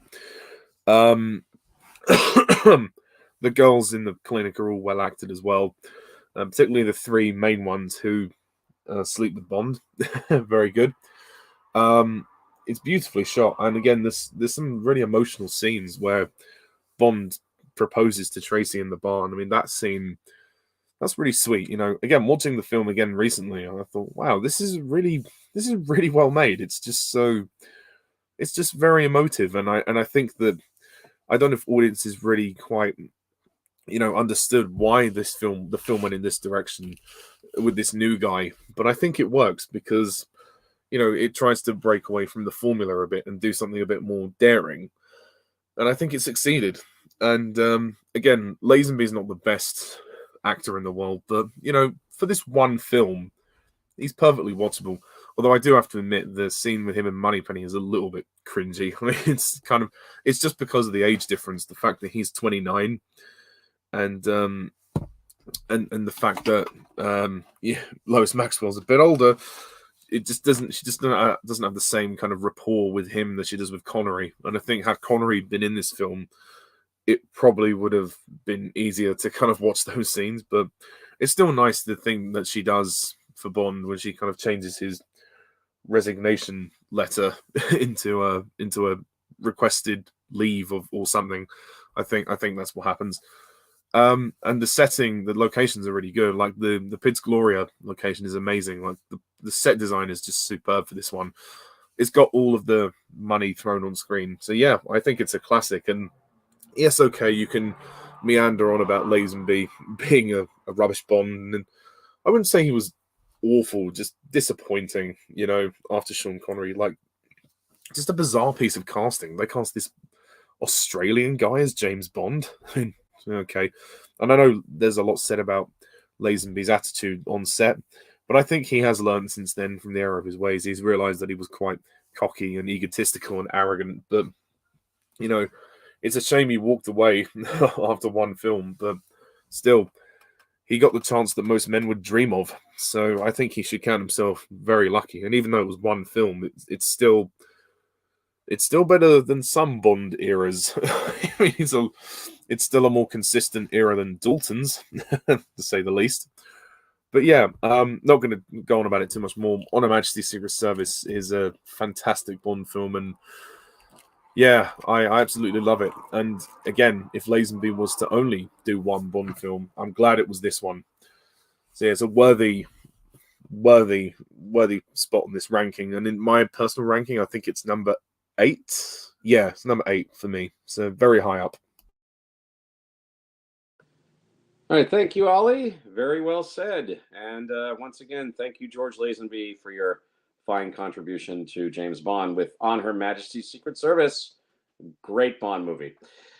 All right, so now, guys, we're getting into the top 5. The top 5 James Bond movies of all time, according to Ollie, Jack, and myself. So, breaking into the top 5 with a score of 58 points out of 75. It's the classic second Bond movie for Sean Connery, From Russia with Love. From Russia with Love at number 5. I fly to you. From Russia with Love. Jack, buddy, give us your thoughts on From Russia with Love. From Russia with Love, the second Sean Connery Bond film. And yeah, I think this film is a real grower. The first time I watched it, I wasn't a huge fan of it. I think I gave it 7 out of 10 in my original review, and same with Ollie. Like I remember watching From Russia with Love originally, and I kind of found it boring. I thought it dragged on a bit. But I think this is a Bond film that the more I've rewatched, the more I've come to appreciate it, because this was the second Bond film. And I think Terence Young did a great job here. I mean, I think his direction here is even better than the direction that he did in Doctor No, which was great as well. But I mean, this is it's just a great film, and I think the reason why they made this film was because John F. Kennedy said that it was his favorite book, his favorite Bond book, and they made it into a film, and thankfully saw it before he died. I think I heard that it was the last film that he saw before he died, sadly, before he was assassinated. But it's a great film, From Russia with Love, and following on from Doctor No, I really like how this film, it goes deeper into Spectre, the organization. We find out a lot more about them in this film. You have some great villains. I love Rosa Klebb, Lotte Lenya as Rosa Klebb. She's definitely one of the best Bond villains, and we find out that she's a lesbian and she's attracted to Tanya. And I think some of the other villains in this are great as well. I like the character Kronstein. That scene where he's playing chess is quite interesting, and there's a really tense scene where they're going to poison. You think they're going to poison Rosa Klebb, but they poison Kronstein with the spike shoe instead. The opening, I think, is pretty intense, where Bond, he's in this maze and then he's killed by Red Grant, played by Robert Shaw, and we find out that Bond, he was in fact, it was a guy dressed up as James Bond wearing a mask. So I mean, that was quite interesting. I also like Walter Gotell in this film. He plays the henchman for Spectre, and he would later go on to play Gogol in the Roger Moore Bond films. And yeah, I mean, I think this film is just a really great spy thriller. It's a great Cold War film. I like the whole storyline of the Lecter device and Bond going after this Lecter device. I think that's really well done. I really like Bond's friend in this film, Karen Bay.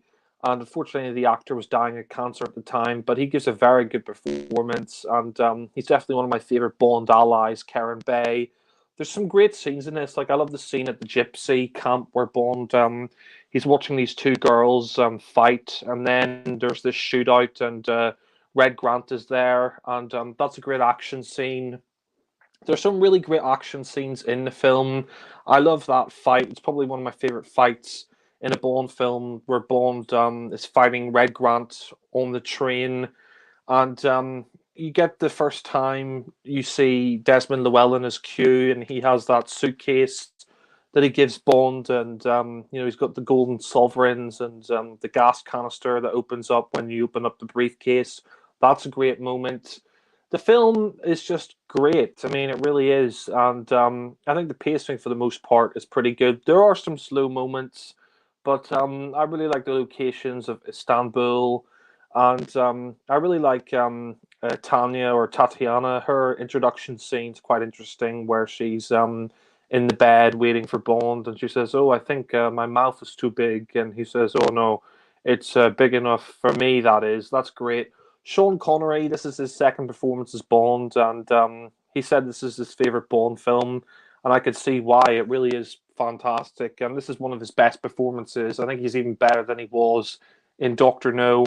It's not his best performance. I still think I prefer his performance in Goldfinger, but he's great in this film. He really is fantastic in From Russia with Love, and the film itself is just great. I mean, it really is one of the best Bond films of the series. I put this number 6 in my ranking, so just out of my top 5, but it really is a great Bond film.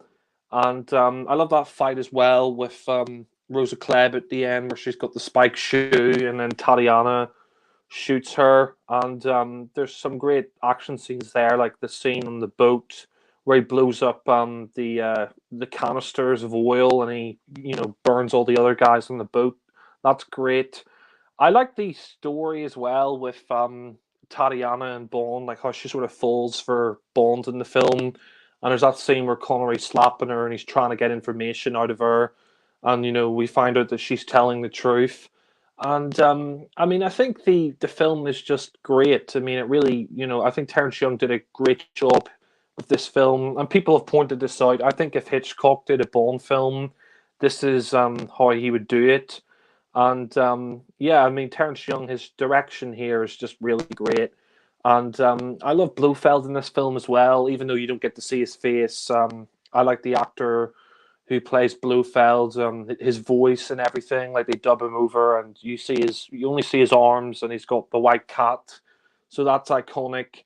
And there's just so many great scenes in the film. Like I love that scene as well, where they have to put on the gas masks, and that place is bombed, and trying to get the Lecter device. And I mean, I think that's really great. The film itself, like I said, it's really influential. I think it's definitely one of the most iconic Bond films. A lot of people would say this is the best Bond film. I know my uncle, this is his favorite Bond film, and I know a lot of people who say this is the best Bond film. And there's a great scene as well, where there's this sniper, and he's in the billboard, and Bond shoots him, and he says, "Oh, she should have kept her mouth shut." So Connery has a lot of iconic one-liners in the film, and it's definitely my second favorite Sean Connery Bond film. I think it really is a fantastic Bond film. It's a Bond film that I think the more I've watched it, the more I've appreciated it. I have seen some people who, they don't really rate From Russia with Love. I've seen some Bond rankings where this is very low. I saw one Bond ranking where it was near the bottom. Like I think it was only a couple places from the bottom, and they said they just found it too slow. And for the people who say this film is too slow, I can kind of understand where they're coming from, because in my original review I gave it a 7. I thought it was good, but I just thought the pacing kind of let it down. And maybe you could argue that some of the pacing could have been tightened up. Like after the scene with Red Grant, you have that scene with the helicopter, and you have the scene with the boat, and maybe that does go on a little bit. Maybe you should have had Red Grant die and then ended the film a little bit sooner. But I mean, those scenes are great, and I love the scene where he's being chased by the helicopter. It kind of reminds me of North by Northwest with Cary Grant, where he's being chased by the plane. And yeah, it is like people said, it is like, if Alfred Hitchcock made a Bond film, and it's just real, it's just really fantastic. I think Terrence Young does a really great job with the film. I think Connery's great. I think the storyline here is great. The action, the villains, Rosa Klebb, Red Grant, they're some of the best Bond villains and henchmen of the series, and it really is a fantastic film. And yeah, I put it number 6. I gave it a 10 out of 10, and I think it's excellent. And yeah, so I'll pass it back to Alan. Thanks, Jack. Yeah, From Russia with Love, the second Bond film, and the second Bond film for Sean Connery. And yeah, this is a great one. I love this Bond film a lot. Actually, I'm happy to see it at number 5 in our group ranking because it's also number 5 on my personal ranking of the Bond films. And yeah, this is a great one. It's just a great, solid spy adventure.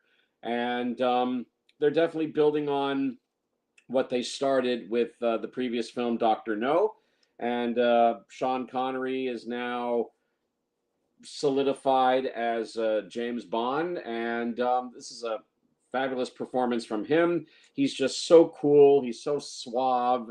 He's just, he's by this point, he's totally comfortable in the role. I mean, not that he wasn't comfortable in Dr. No, but you can see in From Russia with Love that he's even more confident in this one. And it's a fantastic performance from Connery in From Russia with Love. It's just a great spy adventure. I love the whole espionage intrigue in Russia and going up against the Spectre agents here. I love the globe-trotting nature of this film, and I also like the fact that this is also the first Bond movie where Bond gets his first gadget in the form of that classic briefcase that has, the rifle and the dagger, and then the gold sovereigns are in there. The gas canister. That's the first official gadget that Bond gets, and it's a classic gadget, and it will definitely come in handy in that kick-ass classic fight on the train with Red Grant, played by Robert Shaw. The action scenes when they're there are terrific. I love the fight at the Gypsy camp where Bond is there, and the all hell is breaking loose, and there's a big gun battle going on, and that's very well done. That's a lot of fun to watch. Of course, as I said, the all-time classic train fight between Bond and Robert Shaw as Red Grant. I mean, just the lead up to the fight is terrific. The tension between the two men as Red Grant is holding Bond by gunpoint. He's got the gun pointed at him, and they're just talking. And Red Grant is basically, I think he's like playing with Bond, toying with him just before he plans to kill him. But Bond gets the upper hand using the briefcase, and Red Grant opens the briefcase, and the gas tank goes off, and then you get that terrific mano fight in the train. Which no matter how many times I watch it, I never get tired of watching Bond and Red Grant slug it out with each other. And the great climax to that, where it looks like Grant's going to kill Bond by strangling him with the wire in his watch, but once again, Bond reaches for the briefcase and gets the dagger and pulls a fast one on Red Grant, and it wounds him, and that's enough for Bond to get the wire wrapped around Red Grant's neck, and he ultimately kills Red Grant. Way to go, James. So that's great. Also, the boat fight at the end, where Bond and the Bond girl, Tatiana, are being chased by the bad guys, and Bond fires the oil cans, and they all explode, and all the bad guys go up in smoke in the fire. Oh, and then you have the very climax of the film in the hotel room where Bond is fighting Rosa Klebb, the henchwoman with the spiked shoe, the poison spiked shoe. Although it is actually Tatiana who kills Rosa by shooting her as Bond's trying to fight her off. So that's like the first time, or one of the first times that we see Bond's life being saved by someone. Actually, Red Grant saved Bond's life at the Gypsy camp earlier in the film by shooting a guy who was about to to shoot Bond, but it was only as a means to keep Bond alive just for a little while longer. No more purpose behind it than that. But anyway, that's a great climactic fight. It's a beautifully shot film, and you've got a great theme song. Geez, Matt Monro. Matt Monro's the singer of that classic song, From Russia with Love. Great stuff. I also want to give credit to Lotte Lenya playing Rosa Klebb. I mean, she's a memorable henchwoman, and she's scary. She really is scary, and she's evil incarnate. Although, by all accounts, in real life, Lotte Lenya she's a really sweet, really nice lady. She was also well known as a singer, by the way. But yeah, I mean, total evil incarnate as Rosa Klebb, and again, that classic poison spiked shoe that she has that almost takes out Bond.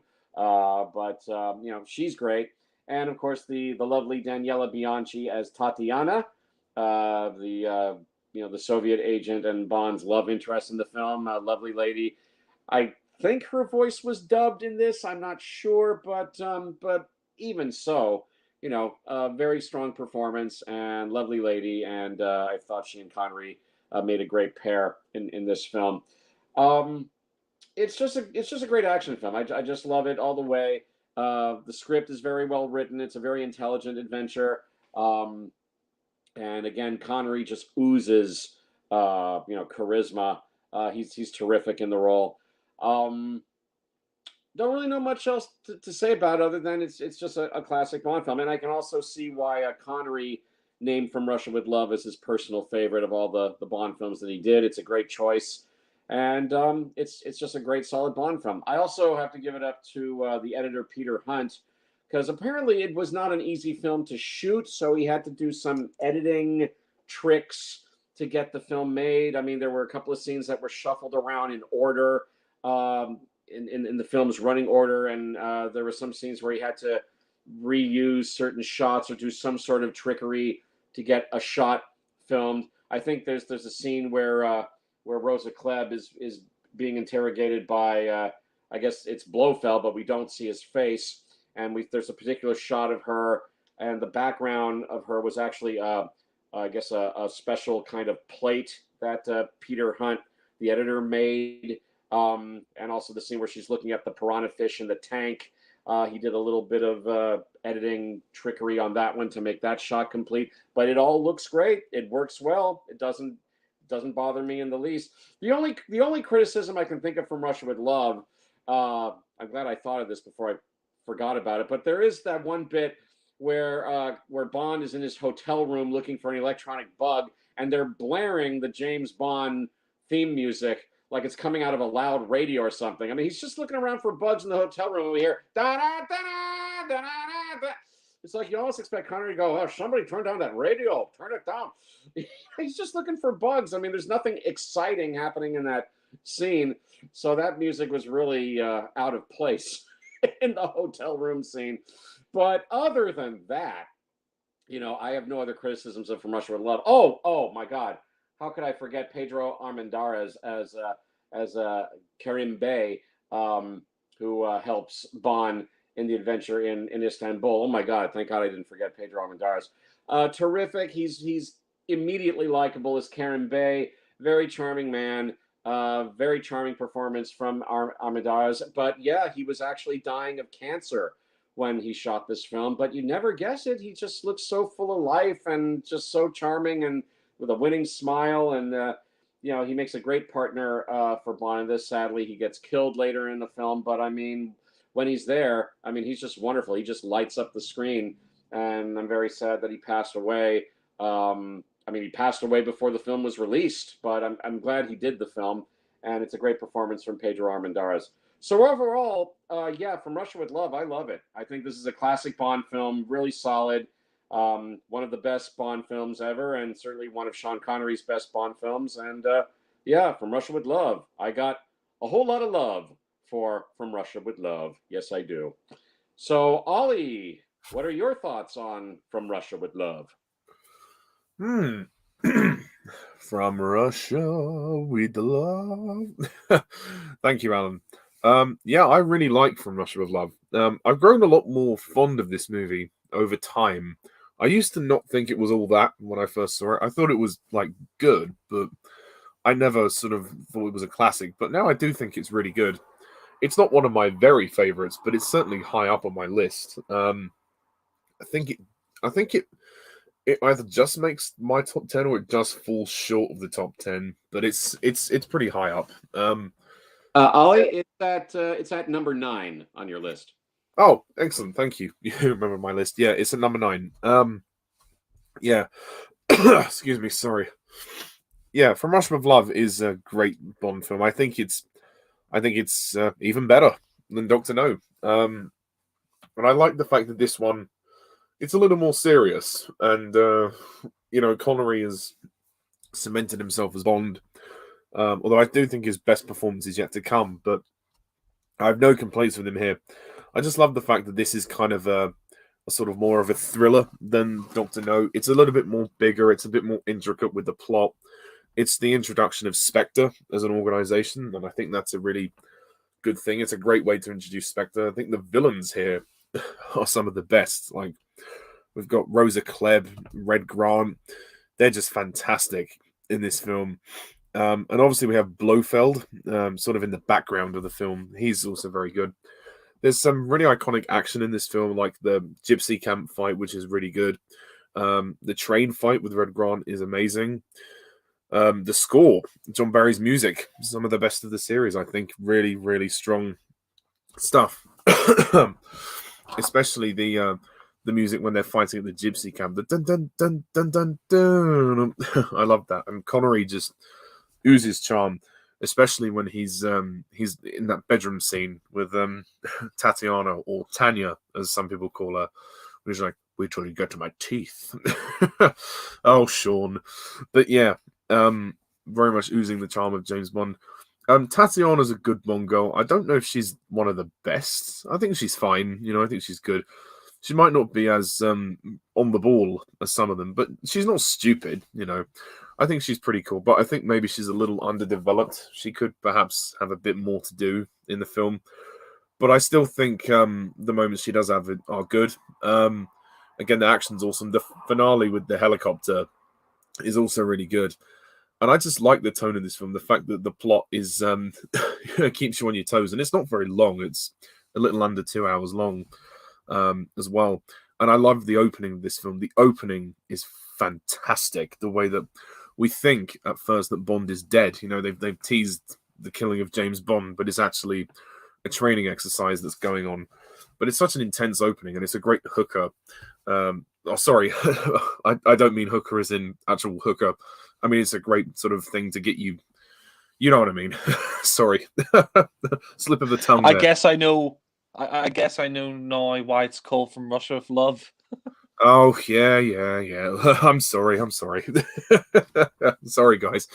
But yeah, no, the gun barrel's pretty good as well. Although it's the Bob Simmons jump again, which is a little strange, but it's still cool to open with the gun barrel. And my only criticism really is the titles are a little hard to read. I think the idea of just the belly dancers and the neon lights, it doesn't really work. I think, it's a cool effect, but again, you can't read the titles, so I think it's kind of a failed idea. I think, sadly, From Russia with Love is one of the worst title sequences of the series, but it's it looks colourful. I'll give it that. And Terrence Young directs pretty well. The film moves at a good pace. It's a ton of fun, but I do agree with Alan. There are some editing mistakes, such as the blaring the Bond theme in the hotel when Bond is just examining it. It just doesn't feel right.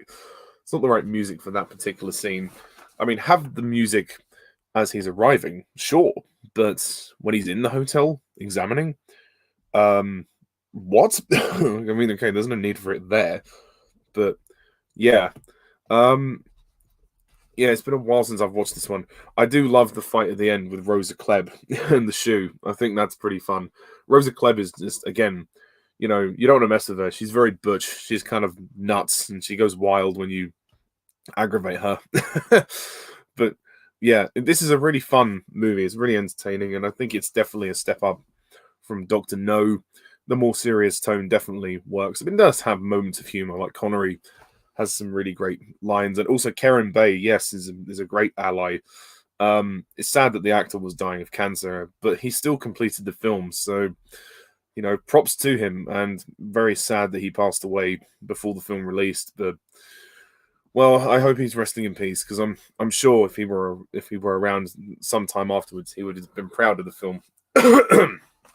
And amazing that they made this movie a year after Doctor No. So I guess Doctor No must have been super successful in order for them to get a film out within the next year. So yeah, again, From Russia with Love, terrific entertainment, definitely a classic, one of Connery's best by far. So yeah, a worthy spot for this list, and I think we all agree about this one.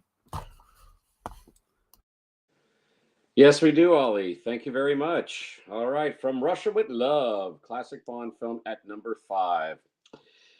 Well, lads, it's time to piss off some viewers out there with I know which one this is. with our next Bond film, which comes in our group ranking at number 4. And we thought we pissed off some folks with Moonraker at number 10. Oh, no. I am absolutely flabbergasted by the amount of hate that this next Bond movie gets, because I think it's great. Ollie thinks it's great. Jack thinks it's great. So what the fuck are these Bond fans' problem with the next film? I think they're just a little bit cuckoo. Cuckoo. Yeah, coming in at number 4 on our group ranking with a very impressive 61 points out of 75. It's the 4th James Bond movie for Daniel Craig, Spectre. Woo! Spectre at number 4, and yet this Bond movie gets a whole lot of hate. I don't know why. I don't get it. I mean, this is like an unsolved mystery in the James Bond history books. Why the fuck do so many Bond fans hate Spectre and rank it low? Some people even say it's the worst Bond film, which it's not. Which I think is bullshit. Yeah, so you take Die Another Day over Spectre? Yeah. I mean, I don't get it, but anyway, let's explore this unsolved mystery, folks. Shall we? Jack and Ollie. I'm going to turn the microphone over to Jack. Jack, give us your thoughts on Spectre, and also give us your insights into why so many Bond fans hate Spectre, and what the fuck is their problem anyway. Take it away, Jack. Yeah, well, Spectre, I mean, funnily enough, this is exactly the same as my own ranking. I put Spectre at number 4. And yeah, I mean, initially I put it number 1 in my ranking back in 2015 after I saw this film. But I mean, as for the hatred that this film gets, I mean, sadly, I think Spectre unfortunately had to come after Skyfall. I mean, Skyfall was a great film, but unfortunately it was the film afterwards. So I think people decided to pick on this film because, it's not as good as Skyfall. But, I mean, opinions are opinions, I mean, fair enough. Sorry if people... Jack, sorry to interrupt you. Do you think that also because of the twist with Blofeld that people have kind of blown that out of proportion and say, oh, the movie's crap, but because of that, which I think is totally unfair, really? Yeah, I mean, personally, the whole Foster brothers thing never really bothered me because it's a new timeline. It's not like they're actual blood brothers. I just think people go way too overboard on that. They say, it completely ruins... Sorry? Imagine, isn't there a film called Blood Brothers? Yeah, there is, yeah. But I actually did that for drama when I was at school. We did the play of that. But no, I mean, I do think people go overboard with the whole Foster Brothers thing. Like, people say it ruins the movie and it's just so stupid and all that. And it's like, well, fair enough. If you don't like it, that's fine. But honestly, don't think it ruins the film. Like, it doesn't bother me because this is a new timeline, and it's not like it's the same Blofeld from On Her Majesty's Secret Service or Diamonds Are Forever or something like that, And I mean, this film, going into it, I remember like me and Ollie had a lot of hype for this film. Like, we were watching the trailers, and this was the Bond film where they got back the rights to. I still do, to be honest. Yeah, yeah. This is the Bond film where they got back the rights to Spectre and Blofeld from Kevin McClory.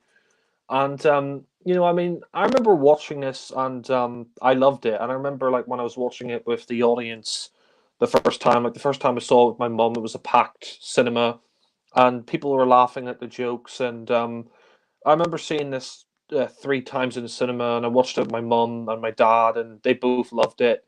And I remember when the reviews initially came out, actually, they were pretty good. I don't know if Alan knows this, but when the reviews initially came out in the UK, I remember it got like something like 80 odd percent on Rotten Tomatoes. And then the reviews came out in America, and it dropped down to like 60 odd percent in on Rotten Tomatoes. And it's a real shame because I don't think this film warrants the hate that it gets from a lot of Bond fans. I really don't see how this is like the worst Bond film or one of the worst Bond films, in my opinion. I think it's a well-made film. I think, And to quote Alan Kalo from his review, it kicks arse over Quantum of Solace. Enough said. yeah, Yes, it does. Yes, it does. Easily. yeah. We agree. I mean, I like Quantum, but I will admit Spectre's better. But yeah, there are a lot of people who prefer Quantum, strangely enough, to Spectre. But I mean, I just think the film, unfortunately, it came after Skyfall, which was the 50th anniversary of the franchise, and that film really, that did really well at the box office. It made over $1 billion, and I think any Bond film, no matter how good it was going to be, coming after Skyfall, that was going to be really hard to live up to the hype of that film because that was the 50th anniversary, and that came after Quantum. I mean, Skyfall in a lot of ways got it easier because it came after Quantum, which a lot of people were more mixed on. So maybe if Spectre came after Quantum, a lot of people would have liked it a lot more. But since this came after Skyfall, I think there were anniversary as well, so I guess there was more hype surrounding it because of the time it was released as well.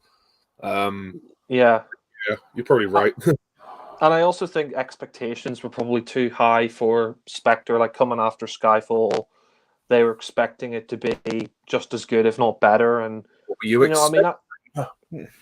yeah, exactly. But I mean, I honestly don't think it's a bad film at all. I think it's really good. And I mean, what I really appreciate about Spectre, and the reason I put it at number 4 is because for me, it's definitely feels like the most classic type of Bond film.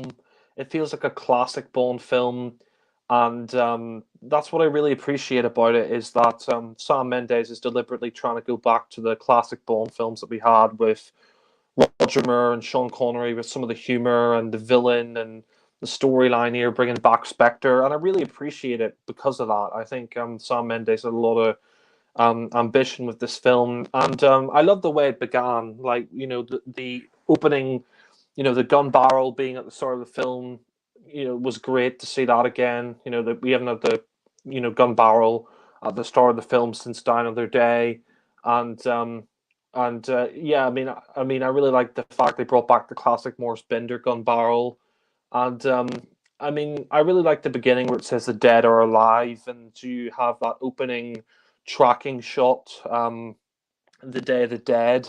That's great, and Sam Mendes, he would go on to make a film that was like kind of supposed to be all in one shot, I guess you could say, with 1917. So I mean, I think that beginning is great, where you got Bond in the Day of the Day of the Dead festival, and you got that nice reference to Diamonds Are Forever, where he walks out the window, and he's just sort of casually strolling by, and he sees Skiara, and that bit's great where the whole building blows up. And I think the pre-opening to this film is really good, where you have Bond fighting in that helicopter with Skiara. I think that's really cool. And I mean, the film has a lot of good action scenes in there. I mean, I like the car chase in Rome. That's really great. The bit where he's in a plane as well, where he goes through the barn. And I really like the mystery of the film. Like we're trying to find out, what is Spectre? Who's behind Spectre? And I love that Spectre meeting scene where you have Christoph Waltz's Blofeld, and then he turns around and Bond's there, and you got the bodyguard. He's like, "Oh, ciao, Mickey Mouse." That was quite funny. And I mean, I think the humor here works quite well. I mean, Daniel Craig said he sort of wanted to homage Roger Moore when he was doing this film, and you can kind of see that with the more laid back approach to his performance and a bit more humor in there. And I mean, I think the cast is great. I mean, I really like the fact that they tied up a lot of the loose storylines from Quantum. Like they brought back Mr. White and they resolved that whole storyline, which I'm glad they did. I mean, they didn't have to do that, but I'm glad they brought back Mr. White and they wrapped up that storyline in this film. And I like some of the other scenes in the film. The whole scene where Bond he goes to see Skiara's wife, and we see that she's about to be assassinated, and he's there, and he says, "Oh, what a lovely view!" And he kills the assassins. That's a great scene. And Monica Bellucci, I mean, you can argue that she could have got a bit more to do in the film. And it doesn't bother me that much. I mean, it would have been nice if she got a bit more to do, but she's good for the scenes that she's in. And I mean, she's the oldest Bond. Did Felix rescue her? I guess he did, but we didn't see. Yeah. And I have to say, Monica Bellucci, I mean, she's the oldest Bond girl, but I mean, she's still looking great in this film. And I mean, I think the film is just a ton of fun. I think what's great about this film as well is that there's so many Easter eggs, there's so many like references to the previous Bond films, but unlike Die Another Day, they're sort of blink and you'll miss them. There's subtle references to the previous Bond films in there, and it's great. I think it's really great. I like the fact as well that the MI6 regulars, they're not just stuck behind a desk like in Skyfall. You had the return of Moneypenny and Q, and it's good that Moneypenny just isn't stuck behind a desk in this film. She's actually involved in what's going on in the storyline. And I, for one, like the whole storyline with Max Denby, or C, as Bond calls him. And I mean, I think Andrew Scott's very good in the film, and I like the whole sort of thing that they're continuing on from Skyfall. Like, is the whole 00 section? Is it finished? Is it time to give it up and move into the 21st century? And we find out that he's actually working for Blofeld and the Nine Eyes program. That's all part of Blofeld monitoring MI6. So I mean, Blofeld is quite a few steps ahead in this film. Like I've seen one guy complain about this film saying, oh, the fact that Bond didn't even know that it was Blofeld, or the fact that he didn't figure out that it was someone else behind this. Like he said it kind of makes Bond look stupid, but I mean I disagree. I mean I think I like the whole sort of idea of Blofeld hiding in the shadows, and all these people have been working for him, like Le Chiffre and Mr. White, and we find out that Quantum is a code name. It's like a sub organization of Spectre. So I think the film really delivers, and that's what I like about it. And people complain as well about Christoph Waltz as Blofeld, that he doesn't get enough to do, but I think he gets a lot to do in the film. I mean, could he have been in it a little bit more? Yeah, you can make that argument, but he's still in a good chunk of the film. I love that scene where he goes to meet Bond, and they're in the room with the meteorite, and he explains about the meteorite, and there's that bit he's like, where he says to James, "So James, why did you come?" And James says, "Oh, I came here to kill you." And there's, great scenes. Like I like that whole scene where he says, "I'm the author of all your pain," and he explains it to Bond, and he shows the scene where Mr. White, shoots himself with Bond's gun, and Bond says, "Oh, turn it off." That's a great moment. And like I said, all those scenes of Mr. White are good in the film, where he says, "Oh, Blofeld, he's everywhere. He's, sitting at your table with your family. He's, he's everywhere." And he says, "Oh, you're a kite dancing in the middle of a hurricane, Mr. Bond." And he shoots himself. And before he does that, he explains about Madeline and L'Americaine, and she can help Bond out. And I liked all that stuff in Morocco as well, like that scene where she's drunk and she says, "Oh, two Jameses," and I liked the bit where he's pointing the gun at the mouse and he's like, he's pointing the gun at the mouse and he says, "Oh, who are you? Who sent you?" That was a nice reference to Diamonds Are Forever, the scene with the mouse in that. And I like that scene where he ripped down the wall and he finds the tape, the Vesper Lind interrogation tape. So, I mean, there are some nice references to the previous films. I like the way it ties into the previous films. I also thought that scene was pretty intense where he gets his head drilled and we see that he uses the watch and he blows up the place. And it's the largest explosion in cinema history, which is great. And I think that's a great moment where he says, "Oh, do you know any other bird calls France?" And we see that he's saying cuckoo to him, and he finds out that we find out that they're foster brothers. And personally, it doesn't bother me. I mean, it adds something more personal to Bond's story. The fact that essentially he knows Christoph Waltz as Blofeld. He thinks he's mad. Essentially, he just thinks he's a nutcase, and he needs to be taken out. And you have that personal story there because he was jealous of his father looking after Bond, and he killed his dad, and now he wants to get revenge on Bond. And I thought that worked really well. And I thought the finale was great in London. It's great that it's the only Bond film I think where you have a finale set in London, which is really cool. And I also love Mr. Hinks in the film. I think Dave Bautista is Mr. Hinks. He's one of my favorite Bond henchmen. I love that scene where he's fighting Bond on the train. Again, it's a nice reference to the train fight in Flush of Love and Spy Love Me. That train fight is just very intense. It's a great scene. And I love the bit where they, attach the barrels to his neck and they threw it out the train and he says, "Oh shit," and then he gets killed. That's a great moment. And I think the finale is great where you see that he encounters Blofeld. He still has the scar over his eye. And he tells Bond essentially that he's wired the whole place up and he has to save Madeline, and he shoots the helicopter at the end. And I know a lot of people complained about the fact that Bond doesn't kill Blofeld, and but I mean at the same time it makes sense because they would want Blofeld to interrogate. They wouldn't want to just let Bond kill him.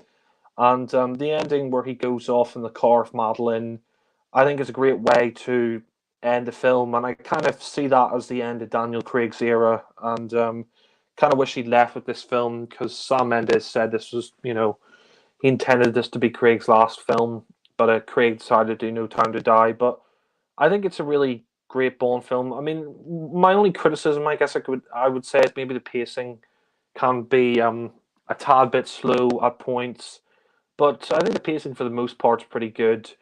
And also the soundtrack, the Thomas Newman soundtrack, he does reuse a lot of tracks from Skyfall, which is kind of disappointing.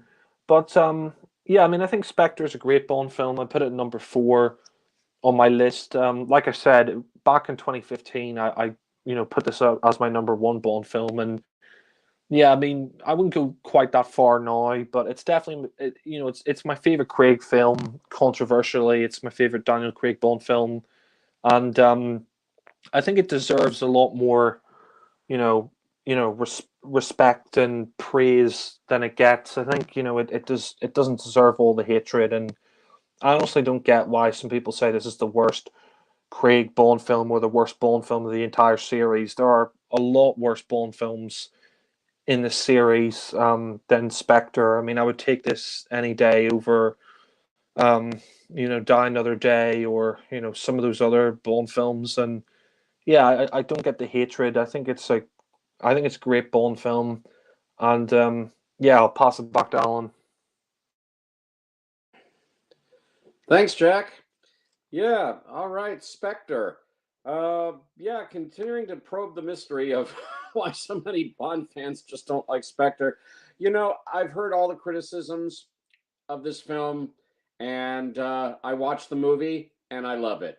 And I don't see anything in Spectre to hate. So nothing. I think it's great. So, is it Craig's best Bond film? No, I wouldn't say that. But I again, I rank this one third of Craig's five Bond movies, but it's a very strong, very affectionate third. Um, from the first time I watched it, I thought it was a great Bond film, and I also appreciate that Spectre. I mean, it's one of the longest of the Bond films. It's just 2 minutes shy of 2.5 hours, but I wasn't bored once, not single once. I'm never ever bored watching Spectre, and that's to the film's credit. I think those 2.5 hours fly by very quickly. I think it's a wonderful, entertaining Bond film. And as to why so many Bond fans hate it, some even rank it like at the bottom of the list. I mean, shit. I mean, I'm just completely gobsmacked by that. But I just think, being that this was the film that was following on the heels of Skyfall, which was such a huge success and so critically acclaimed and so acclaimed by the fans, that I think it set the bar super high for the follow up. And maybe Spectre, it just wasn't going to be possible for Spectre to meet those super high expectations. But on its own, I think it's great. I mean, I think another criticism leveled at the film is because they kind of sort of went back to the basic Bond formula of sorts with Spectre. That it's kind of more of a traditional kind of Bond film. You know, they're turning up the humor just a little bit. I mean, not to the extreme of, say, the Pierce Brosnan era or even the Roger Moore era, but they're giving Craig a little bit more humor in this one. They're loosening him up a little bit. I like that because I figured, Craig, he's a terrific Bond, but it could be argued that maybe his Bond was a little too serious in the first three movies. So let's loosen him up a little bit. Let's give him a little bit more humor. Not that much, but a little bit more humor, and they do, and I like that. And I thought it helped Craig to give a very appealing, I'll even say charming performance in parts. I mean, again, he's always been a great James Bond. And regardless of what I think of how No Time to Die ended, I mean, even in that last film, he's a great James Bond. Um, to me, he's the second best of the Bonds, right behind Connery. So I rank him very high. But I've always enjoyed Spectre. I personally put Spectre at number 6 on my personal ranking. So I've always enjoyed this movie. I just think, maybe Skyfall set the bar a little too high for Spectre, and people's expectations of it were simply not met. But to write off Spectre as bad, I just think is bullshit. Okay, I may as well just say it. It's bullshit, I think. I mean, people are entitled to their opinions, of course. If you don't like Spectre, fine. You're entitled to your opinion. Me and my two cohorts, we can't force you to like the film if you don't like it. If you don't like it, fine. That's your opinion. But I think Spectre's great. I've always enjoyed Spectre, and I'm glad that it lands at number 4 in our group ranking. I'm glad Sam Mendes, who directed Skyfall, came back to do Spectre. I think his directing on this one is solid. Daniel Craig, wonderful as Bond in this one, and I like the fact that they loosened him up. They gave him a little more humor, and I think it's a terrific performance from him. Right from the word go, I'm into this film. I mean, the movie begins at the Day of the Dead festival in Mexico City, and we're given the illusion that it's all shot in one take. Although if you look closely, you can probably spot where the edit or two are, but it's very seamless. It gives the impression that it's all one take. It's very impressive in the way that it's shot and staged. And that of course leads into the fight with the bad guy in the helicopter, which I think is terrific. And then we get the theme tune by Sam Smith, and it's fine. It's a very different kind of Bond film, a Bond song. Excuse me. It's a ballad. There's hardly any percussion in it at all. I mean, it's like a piano ballad with strings, but it's definitely grown on me. It's grown on me, and I think it's a good Bond theme. Although, to the surprise of a lot of people, it actually won the Oscar for Best Song that year, which is great. I mean, hey, Spectre has an Oscar under its belt, folks, for Best Song. Although, it was a surprise win. I don't think anybody expected it to actually win, but it won, and yeah, sure, that's cool.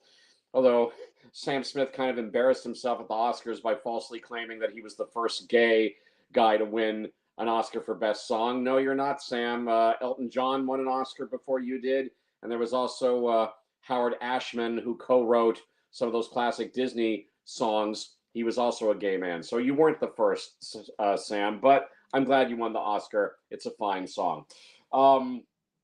But yeah, the action scenes here when they're here, they're great. I mean, I mentioned the helicopter chase, the car chase that happens later on in a car where not all of the gadgets in the car work. I think is actually very funny. There's even a bit where Bond's on the phone with Moneypenny as he's being chased by Dave Bautista's bad guy.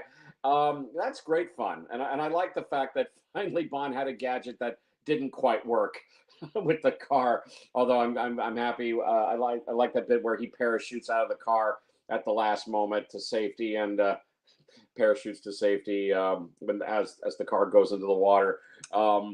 Great fun that scene is. I love the fight. I love the fight at Q's. Oh no, sorry.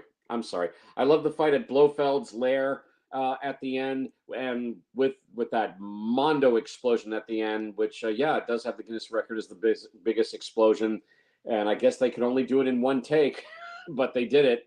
It worked great. It looks mighty impressive. The chase in the snow. Actually, Bond's in a plane and he's chasing the bad guys in a car, but they're in the snow. That's well done. It's beautifully shot. It's a beautifully shot film.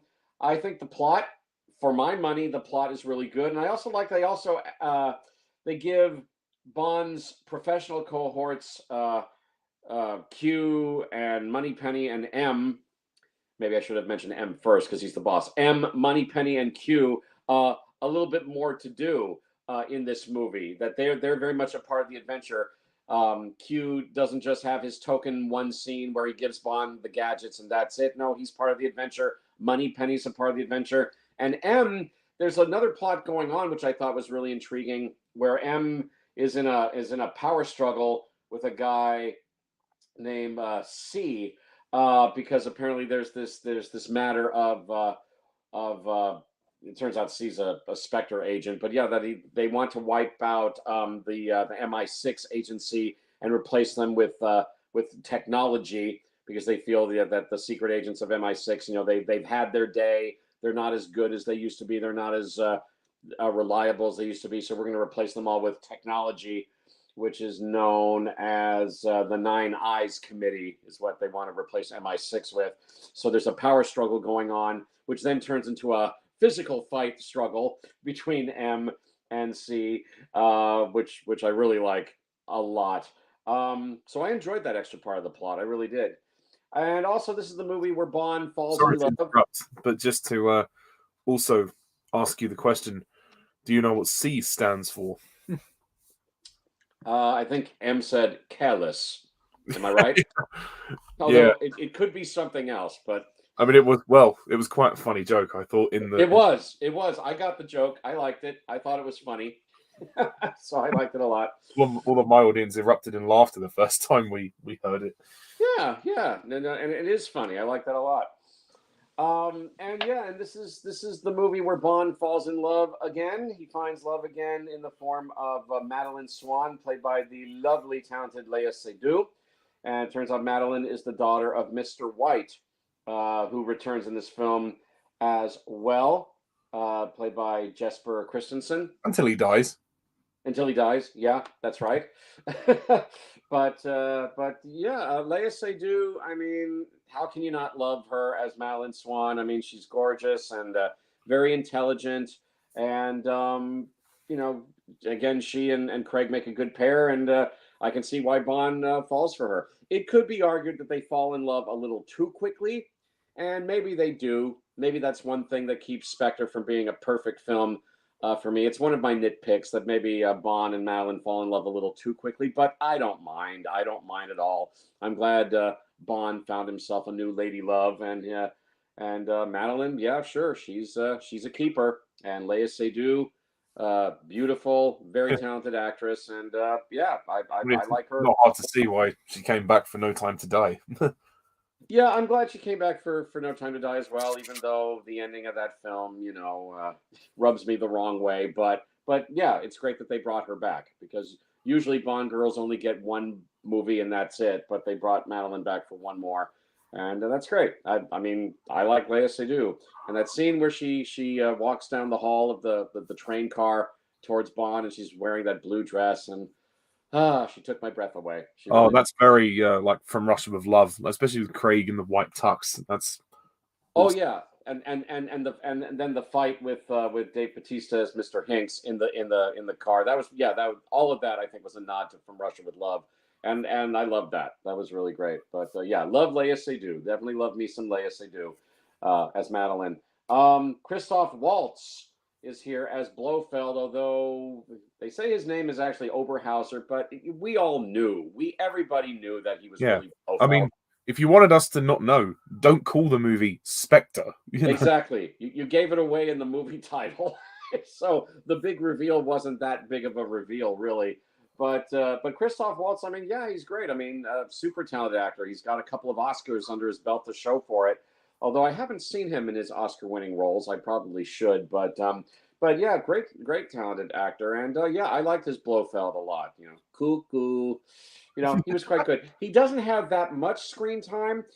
He appears briefly at the beginning, although we see him in shadow when we first see him, and then he disappears for a while. But then he comes back in again at the end, and when he does come back, he's great. I mean, again, he's evil incarnate, and he's a cunning little slime ball, and yeah, then Also, he tortures one Bond. criticism I've heard is some people say that he underplays Blofeld. I disagree. It's a different interpretation. The fact that he's more sly and sinister and more in the shadows, and he's more cuckoo. Quite Yeah, literally, he's cuckoo. yeah. He's a different kind of Blofeld, absolutely. Although he still has the cat, he still gets to have a cat to stroke. Yeah, and then Bond even says, "Hello, pussy." Yeah. At one Yeah, point, I hope the cat made it out alive when the lair blew up. I guess we'll never know, but I hope the cat made it out. that was one disappointment about You Only Live Twice. The cat didn't survive. Yeah, that's true. Oh yeah, exactly. Then there's the cat and You Only Live Twice. You're right. You're right. Damn you! But yeah, Christoph Waltz. Yeah, I thought he did the job just fine. He was a great villain. I liked him a lot as Blofeld. Regarding the thing about Bond and Blofeld being, I guess, foster brothers, I suppose. And I know that was one thing that was criticized heavily about Spectre. I don't mind it. I Is don't it mind really a it big one bit. deal? I mean, It's not that big of a deal. Not really. I mean, as far as something to dislike about the film, I don't think it's anything to dislike. I don't have a problem with it at all, yeah. really. I mean, Blofeld's motivation was, well, he got jealous, so he was, he wanted revenge. Precisely, my friend. Um, and of course the final confrontation at the wrecked MI6 building, because MI6 have since relocated to another building, as we saw in Skyfall, where the bombs are set up, and he's hidden. He kidnapped Madeline and has hid her somewhere in the old MI6 building, and he's also playing mind games with Bond, because he's got pictures of each of Craig's Bond's previous villains in each of the jail cells, basically revealing that they were all Spectre agents too. Basically playing mind games with Bond as he's trying to find Madeline before the bombs go off in MI6. And I thought that was great. I mean, I think some people didn't care for that scene, but I liked it a lot. I really did like it a lot. And you've got the great pumped up music by David Arnold, I think. No, Thomas Newman. I'm sorry, boy, I was way off there. Thomas Newman doing the music for Spectre. And I think the score for the film is really good. So I think overall that this is a great adventure. And I am with Jack that in light of what happened with No Time to Die, because you know how I feel about the ending of that film, that I really do wish that Spectre had been Craig's final Bond film, because they give him and Madeline a happy ending, that they drive off into the sunset in Bond's rebuilt in his rebuilt Aston Martin car. They drive off into the sunset, and as far as I'm concerned, they live happily ever after. Yeah, the end, yeah, for me. But like I said, for Ollie and for the other Bond fans who do love and appreciate No Time to Die, that's great. But I do like what you said, Ollie, that with Craig, you can choose your own ending for Craig's Bond. Or if you're one of those people, like Ollie said last time, if you're one of those Bond fans who just doesn't like Spectre, you can choose Skyfall Yeah. as his last Bond film. You still I have mean, a it comes around the trilogy. circle. So yeah, Yeah, exactly. you So have I a made choice the of choice. 3 endings. Heck, even 4 if you got Quantum of Solace. You know. Sure, sure. Choose your own ending for Daniel Craig. So for me personally, I choose Spectre as Craig's final Bond film, even though I acknowledge there's some good stuff in No Time to Die. But that ending, oh man, that ending. But I love Spectre. I love Spectre. I don't understand the hate that it gets. I appreciate that they did a more traditional kind of Bond film. I appreciate that there was a little more humor in it. They loosened up Craig a bit. I love the fact that he finds love again with Madeline. And like I said, it's nearly 2.5 hours. I wasn't bored once. I love Spectre. Bite me. Yeah, I love Spectre, yeah. and I'm not As in ashamed the to say film, it. not the organization. Yeah, exactly. Yeah, I love Spectre, and I'm glad it landed at number 4 in our group ranking chart. So that's my take on Spectre. I love it. Ollie, what do you think of Spectre? Well, to be honest, I've always thought that some of the naysayers were a little bit cuckoo. No, I'm only joking. To each their own. Good. Uh, Spectre is a Bond film that kind of divided people. Really, I mean, before it was released, the reviews were pretty damn positive. As Jack said, it was getting acclaim, much like Skyfall, which I was really happy about. And then when the movie was released in the US, it started to get a lower reception than I thought it would, which is a shame because the movie I saw was fantastic. Yeah, I love Spectre, and I'm not going to apologize for my opinion. I'm not going to apologize for loving the majority of the Daniel Craig era, because I do believe most of it is fantastic. Spectre, it isn't my favorite Craig film. It is on the lower end of the ranking for him, but it's leagues better than Quantum of Solace, even though I enjoyed Quantum of Solace to moderate degrees. Spectre definitely brought kind of the classic elements back, as well as blending it with a really clever plot. I just don't understand why people don't like this film because the plot says something about the world we live in today. You know, data management, global surveillance. You know, it raises the questions like, are we surrounded by too much data, and how do we protect ourselves from, you know, international sort of terrorist threats who threaten to, know everything about us and where we all are. And I think it's a clever plot, and it's a clever way to bring back Spectre into the Bond franchise and re-establish them in the modern era. Um, and obviously, it was the right time to bring Blofeld back into the series as well. I mean, as soon as the movie was called Spectre, when it was announced, Jack and I were very excited. I mean, we knew we were going to get Blofeld. I mean, come on, you can't have a film called Spectre without the guy running it. It's kind of two and two. It's kind of like you can't have it's like you can't have butter on bread. It's that kind of That's a good way of putting it. I like that. Yeah. yeah. Thank you. But yeah, again, if people find this movie kind of meandering and slow, that's their opinion. But I was never bored, like Alan. I was thoroughly entertained. And Spectre is a Bond film I've watched quite a lot, and it has so much entertainment value. It's also fun, as well as it being kind of darker and more gritty, much in keeping with the tone of the previous Craig films. It's not as groundbreaking as Skyfall or Casino Royale, and that's fine. It doesn't have to be. And I do agree, maybe Bond and Madeline do fall in love a little bit too quickly. But what I've noticed over the 5 Craig films is the way that his Bond kind of opens up emotionally again. It's like after the tragedy of Vesper, he closes off. But then over the course of, Skyfall, Spectre, and No Time to Die, he manages to open up and learn to love again, which is kind of nice.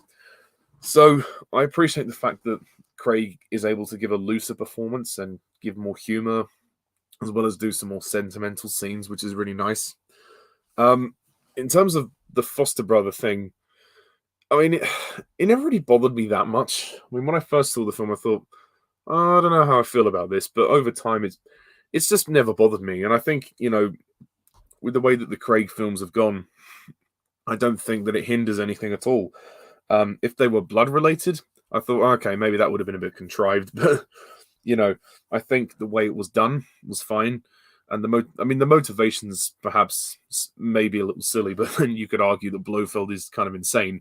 So he's been driven mad by jealousy because when they took Bond in after his parents died, Blofeld's father got attached to Bond and started to show him more love than Blofeld. So yeah, and then Blofeld killed his father in an avalanche or something. So yeah, it's a little, I guess it's a little sick, really, when you think about Blofeld as a character. But I like Christoph Waltz's Blofeld. That he's kind of got that that sly menace. He doesn't need to shout or raise his voice to be threatening. And I actually like the fact that he returned in No Time to Die. It was nice to see him come back for one more scene. He's the only Blofeld to appear in, I think, more than one film. But I think he's great here.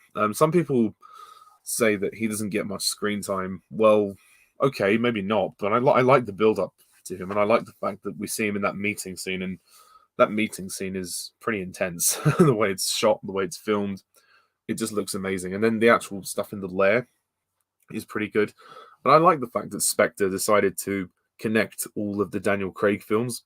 It's just something that had never been done before. And I know that Quantum of Solace was a direct sequel to Casino Royale, but Skyfall could have been its own thing.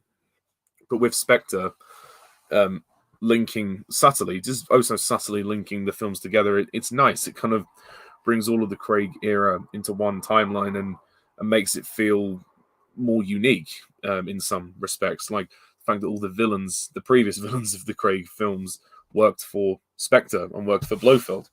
It's not, again, it doesn't change the other films too much, but it just subtly brings them sort of closer together in terms of following a coherent timeline. And then No Time to Die was the film that had to culminate that. So I think that it was a subtle but clever way to kind of go from what was already established and then, just continue it. They didn't have to do much to change what happened before. They just needed to be sure that was the idea they wanted. And I think it works. And I think it's a nice little plot thread. Because actually Jack and I had our predictions about this, and I think we predicted correctly. We kind of saw that Blofeld was the one behind the scenes manipulating everything and watching Bond and being the author of all his pain, which he says in the movie. So it's a good revelation, I think. The torture scene with the drill was kind of weird as well. That was that was quite intense. But the action of this film is fantastic. The opening scene in Mexico, the Day of the Dead stuff, the opening tracking shot, wow. I mean, that was mind-blowing. That blew me away when I first saw it. And the thing with the text which comes up that says the dead are alive, I think that works. I guess it's a reference to Blofeld in some way. As Alan said, the snow sequence is really good. The fact that it's a plane, not skis, it's nice, something different.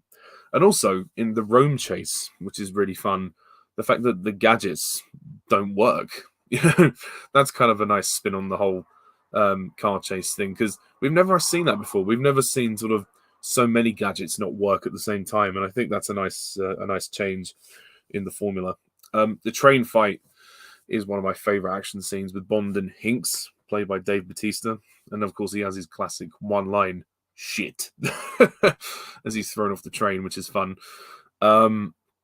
And of course, you've got the scene when Bond and Madeline escape Blofeld's lair, which is awesome. I love that scene so much. And then the climax in London is amazing. And yeah, again, I just love the story. I think the story is clever, and it's a great continuation of Skyfall as well, because it starts with Moneypenny giving him the personal effects that they recovered from Skyfall. So Skyfall kind of set this one up quite nicely, and obviously Judi Dench makes her cameo as M, which is nice on the video. I think Ralph Fiennes is great as Mallory in this one. I think he's got a lot of pressure to go under, certainly up against C, and their rivalry is great. And I like the fact they call him C. It's a nice joke. And then obviously they add another joke to that when they say, "Now we know what C stands for." That's a great line. Again, it always gets me laughing every time. And Moneypenny and Q are also really good as well, and Tanner when he's there. I agree with Alan. It's nice that they gave these people more to do than just their token scenes, which we've seen in the past. So Sam Mendes made a point in Skyfall of establishing a new team and bringing the series full circle at the end of Skyfall. But with Spectre, they can now do something with this team, and it's great to see them in action. It really is. So I appreciate the fact that they got involved in the climax. And I'm not saying this should be for every Bond film, but for this one, it really worked. Leia Seydoux as Madeline. Wow, yeah, she's a great Bond girl. I think she's slightly better in No Time to Die because they developed her as a character more, but I do like her in Spectre a lot. And you can see that she's a damaged character and she has a pretty rocky relationship with her dad. And maybe she does fall in love with Bond a little bit quickly, but I still like her as a character, and I think there's a lot of mystery surrounding her. And it's kind of nice that she's a doctor. You know, she's intelligent. She's not a bimbo. She has some kind of past trauma and past experience of this life that her father has dragged her into, and obviously she knows people like Bond, and she's met people like Bond before. I like that scene when he goes into the clinic and she's asking him the questions, and she's like, "What's your occupation?" That's not the sort of thing that looks good on a form. I kill people. So yeah, she's really interesting, and I think she's beautiful as well. As Alan said, wow, that dress! Oh my god, it's on the poster as well, and Craig in the white tux as well. It just looks so lush, and again, the cinematography for Spectre is beautiful. It's not Roger Deakins, sadly, but it's still got a nice color palette, and especially the train scene is so beautifully lit. It looks fantastic. Craig himself is amazing. I mean, he's certainly having fun with this one. You can tell, and some of the jokes that are in this film are really good. And they hit well. I remember watching Spectre the first time, and the audience were really digging the humor quite a lot. And yeah, I think it was all well done. And Sam Mendes' his direction is great. It's nice that they brought him back after the success of Skyfall. So yeah, and actually, to the film's credit, it's long, but it doesn't feel long. It's 2.5 hours long, or just short of that, and it moves at a great pace. I think they paced it really well. They keep the suspense up with the mystery, and then when the action is needed, it's there perfectly. The music is good by Thomas Newman. I wouldn't call it the best Bond soundtrack. I mean, a lot of tracks are rehashed from Skyfall, but it still sounds really good when you listen to it and in the film. The Writings on the Wall song by Sam Smith. I mean, it's not the greatest Bond song ever, but it's pretty good, and it did grow on me after the first couple of listens. And those titles are really good as well. Yeah, Monica Bellucci sadly not in the film that much.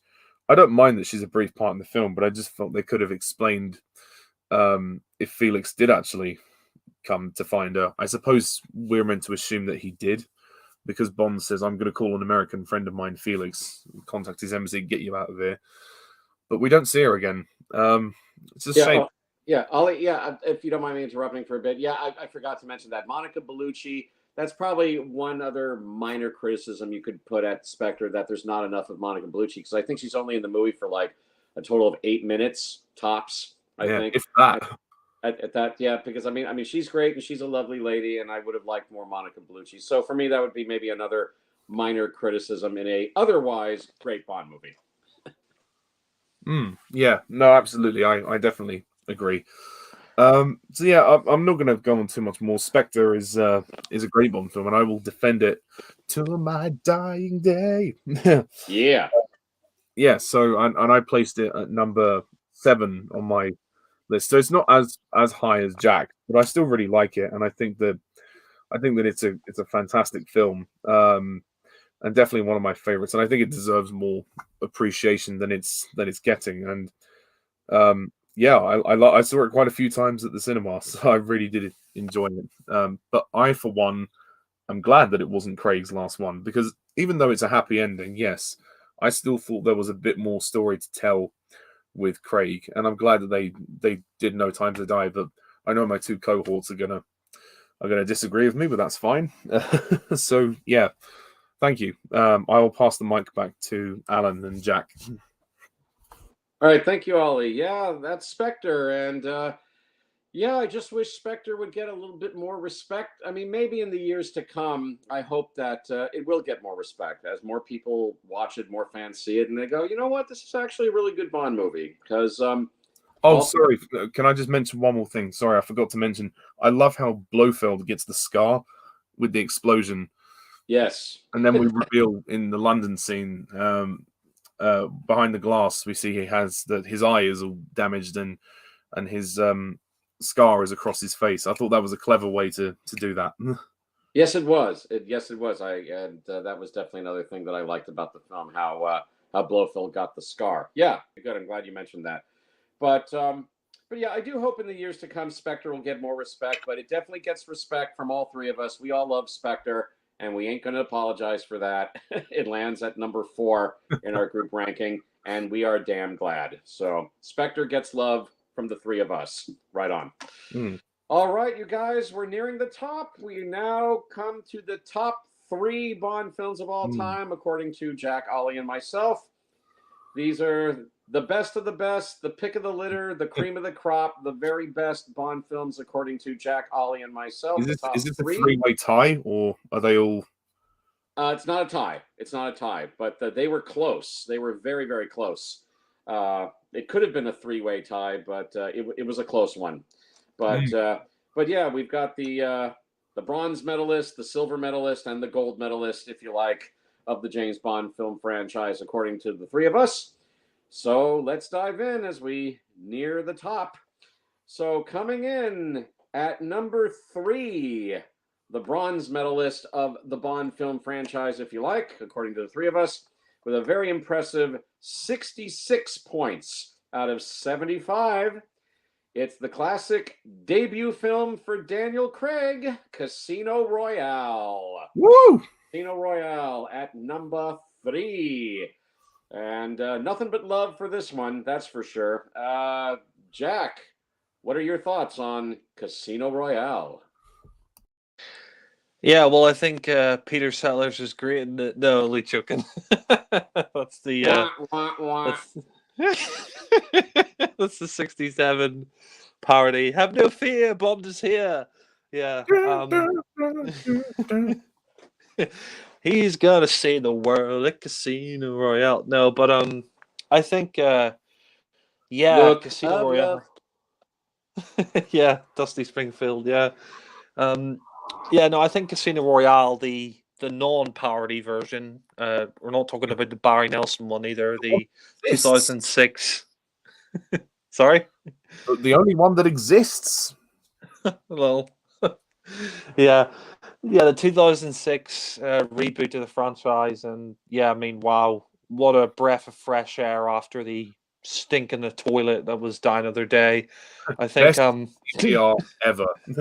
yeah, I think Die Another Day blocked the toilet, and yeah, this one they had to get a new toilet in, and it's a steady flush. You know, someone sprayed the air freshener, the air wick.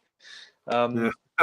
But yeah, yeah, I think this is a great, film. I think it's a really great reboot to the series.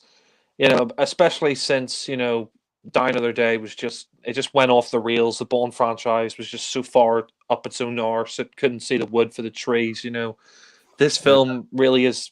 This film really is a kick in the bollocks that the series needed. Quite literally. You know, yeah, I think I think the producers and the writers, on Die Another Day, I think they realized, hang on, what the fuck are we doing here? Sorry, it is kind of I'll let you go. yeah, and yeah, Pierce Brosnan. He said that they closed the door on him, and he wanted to do 6 Bond films apparently, but I mean, I think it was the right thing to do, to be honest, to recast, because I think Brosnan was getting too old for the role at that point. I mean, he was like 50 or something when he did Die Another Day. So I think he would have been too old to be. Yeah, and I think it was good. I think it was good to reboot the series because I mean, they've never done an origin story for Bond before. Like, I mean, they've never done the Casino Royale novel in the series. I mean, because of a rights issue, they didn't have it, and then finally they got to do it. And yeah, I mean, Daniel Craig, when he was cast, I know he got a lot of backlash. Like, people were saying, "Oh, blonde James Bond" and all that. But I'm glad he proved them wrong with this film, because this film just really is awesome. I mean, the way it begins, I think, is great. I mean, we don't open up with a gun barrel, but we open up in black and white, and we see that Bond, he's interrogating this guy, and we see that he says, "Oh, your contact, how did he die? Not well." And I love that whole fight in the bathroom. I mean, you could tell straight away at this film that, like that opening in black and white, and the rest of the film, that this is going to be a much more gritty, down to earth, realistic Bond film. And I love that bit where the guy says, "Oh, don't worry, the second is," and then he just, Bond shoots him, and he's like, "Yes, considerably." And yeah, I mean, I love that bit as well where he says, "I know where you keep your gun," and he's unloaded the gun. That gun barrel in the bathroom is great. I love that, bit where the guys, you think Bond's drowned him, like when he put his face in the, water basin, but he points the gun at Bond, and Bond turns around and shoots him. That's a great way to begin the film. And I love that title sequence by Daniel Kleinman, and the song by, Chris Cornell, like "You Know My Name." That's just awesome. And someone pointed it out. I mean, I think it's the only Bond title sequence where you don't have like naked women in it, and yeah, that's kind of interesting. But it's just so badass, that title sequence and the music. And yeah, I mean, you could tell straight away that they're not fooling around with this film. And I'm kind of shocked that it's written by Neil Purvis and Robert Wade, because these are the guys who wrote Die Another Day, and you go from dialogue like "Oh, your mama," to dialogue like "Oh, does it bother you killing those people? Well, I wouldn't be very good at my job if it did." I mean, it's kind of it's worlds apart from the dialogue in Die Another Day. I think maybe the reason for that is because they had another writer in for Casino Royale as well to help Purvis and Wade. But this film definitely has some of the best action sequences of the whole franchise. I love that scene where Bond's going after that terrorist, and they're going through a construction site, and he's jumping from crane to crane. And that's probably my favorite action scene, I think, in any Bond film. I remember watching this film constantly when I was younger. I remember I had the DVD of it, and I just used to watch it all the time because that action scene on the crane, it just really impressed me. It's such a great sequence, that parkour sequence where Bond is going after the terrorist, and he's jumping from crane to crane, and he's doing all this stuff. And Daniel Craig, you really buy him physically as Bond. He's very buff in the role. He definitely worked out in the film, and he's just really tough, and he's just excellent in this film. It's one of the best performances, for a new guy starting off in a Bond film. And Judi Dench is great as M here. I think she's great, and I'm glad that they brought her back for the Craig films. And here, I think she's probably gives her best performance so far in the series. I mean, she was good in the Brosnan films, but she gets more to do in this film. And I love that scene where Bond's in her apartment, and she says, "Oh, we wanted to question him, not kill him." And Bond says, "Oh, I heard double O's of a very short, expectancy, life expectancy." And I like that bit where he's like, "Oh, I thought M was a randomly assigned letter. I had no idea it stood for." And then she says, "Oh, add one more syllable and I'll have you shot." We later find out that M stands for Emma in Skyfall, which I thought that was quite interesting. But yeah, I mean, I think the film has some great action scenes. Like I said, that whole scene where he's chasing the guy across the cranes, and then he's in the embassy, and the guy says, "Listen to me," and he like blows up the embassy, and the guy gets killed. And and Bond is really reckless in this film. Craig's great in this Bond film because Bond is just reckless. He's arrogant. He doesn't really care what other people think apart from his boss. He's just very cocky and assured of himself. And I think he's great in the film. And I think you've got a great villain here. I think Mads Mikkelsen is one of the best villains in The Sheaf. And I love that whole bit where he starts weeping blood, and he says, "Oh, it's just blood, nothing sinister." I think he's really great in the film. Mads Mikkelsen. I mean, he's really intimidating as Le Chiffre. And you know, I mean, he's definitely one of the best Bond villains, and I like the fact that he's not this, like, you know, he's not your generic Bond villain who wants to take over the world. He's actually in quite a desperate situation because he owes money to these other terrorists, and we see at one point that those guys from earlier, those guys from Nigeria or wherever they're from, they attack him and his girlfriend. So he's in a desperate situation in the film. And I mean, I think the soundtrack's great by David Arnold, and I also like the character of Vesper Lind in this film, Eva Green, and she's great in the film. And what's great about her character is kind of like Tracy in On Her Majesty's Secret Service. She's not just a bimbo. She's not just, you know, a woman that Bond sleeps with, and she's there to be pretty, and that's really it. No, she's got a, you know, she's got a really good backstory, and I love that scene where they're on the train and they first meet, and she's like, "Oh, I'm the money," and he says, "Oh, every penny of it." And that's the thing as well, is that there's no Q and Moneypenny in this film, which is interesting because they're going for a more, you know, realistic and gritty approach. And yeah, we have no Q and Moneypenny. We won't see them return until Skyfall. But I mean, you've got some great scenes in this. Like, I love that whole scene where Bond is going after a terrorist, and you know, we see that he's trying to blow up, you know, this new airplane, this like jumbo jet that he's trying to blow up. And there's a great action scene where Bond's chasing after him, and they're fighting each other, and this guy's, you know, taking control of a truck. And Bond, he manages to attach the bomb to his belt, and the guy sets it off and he gets blown up. And I love that, you know, look on Bond's face after the guy gets blown up. He has that smirk on his face, which I think is great.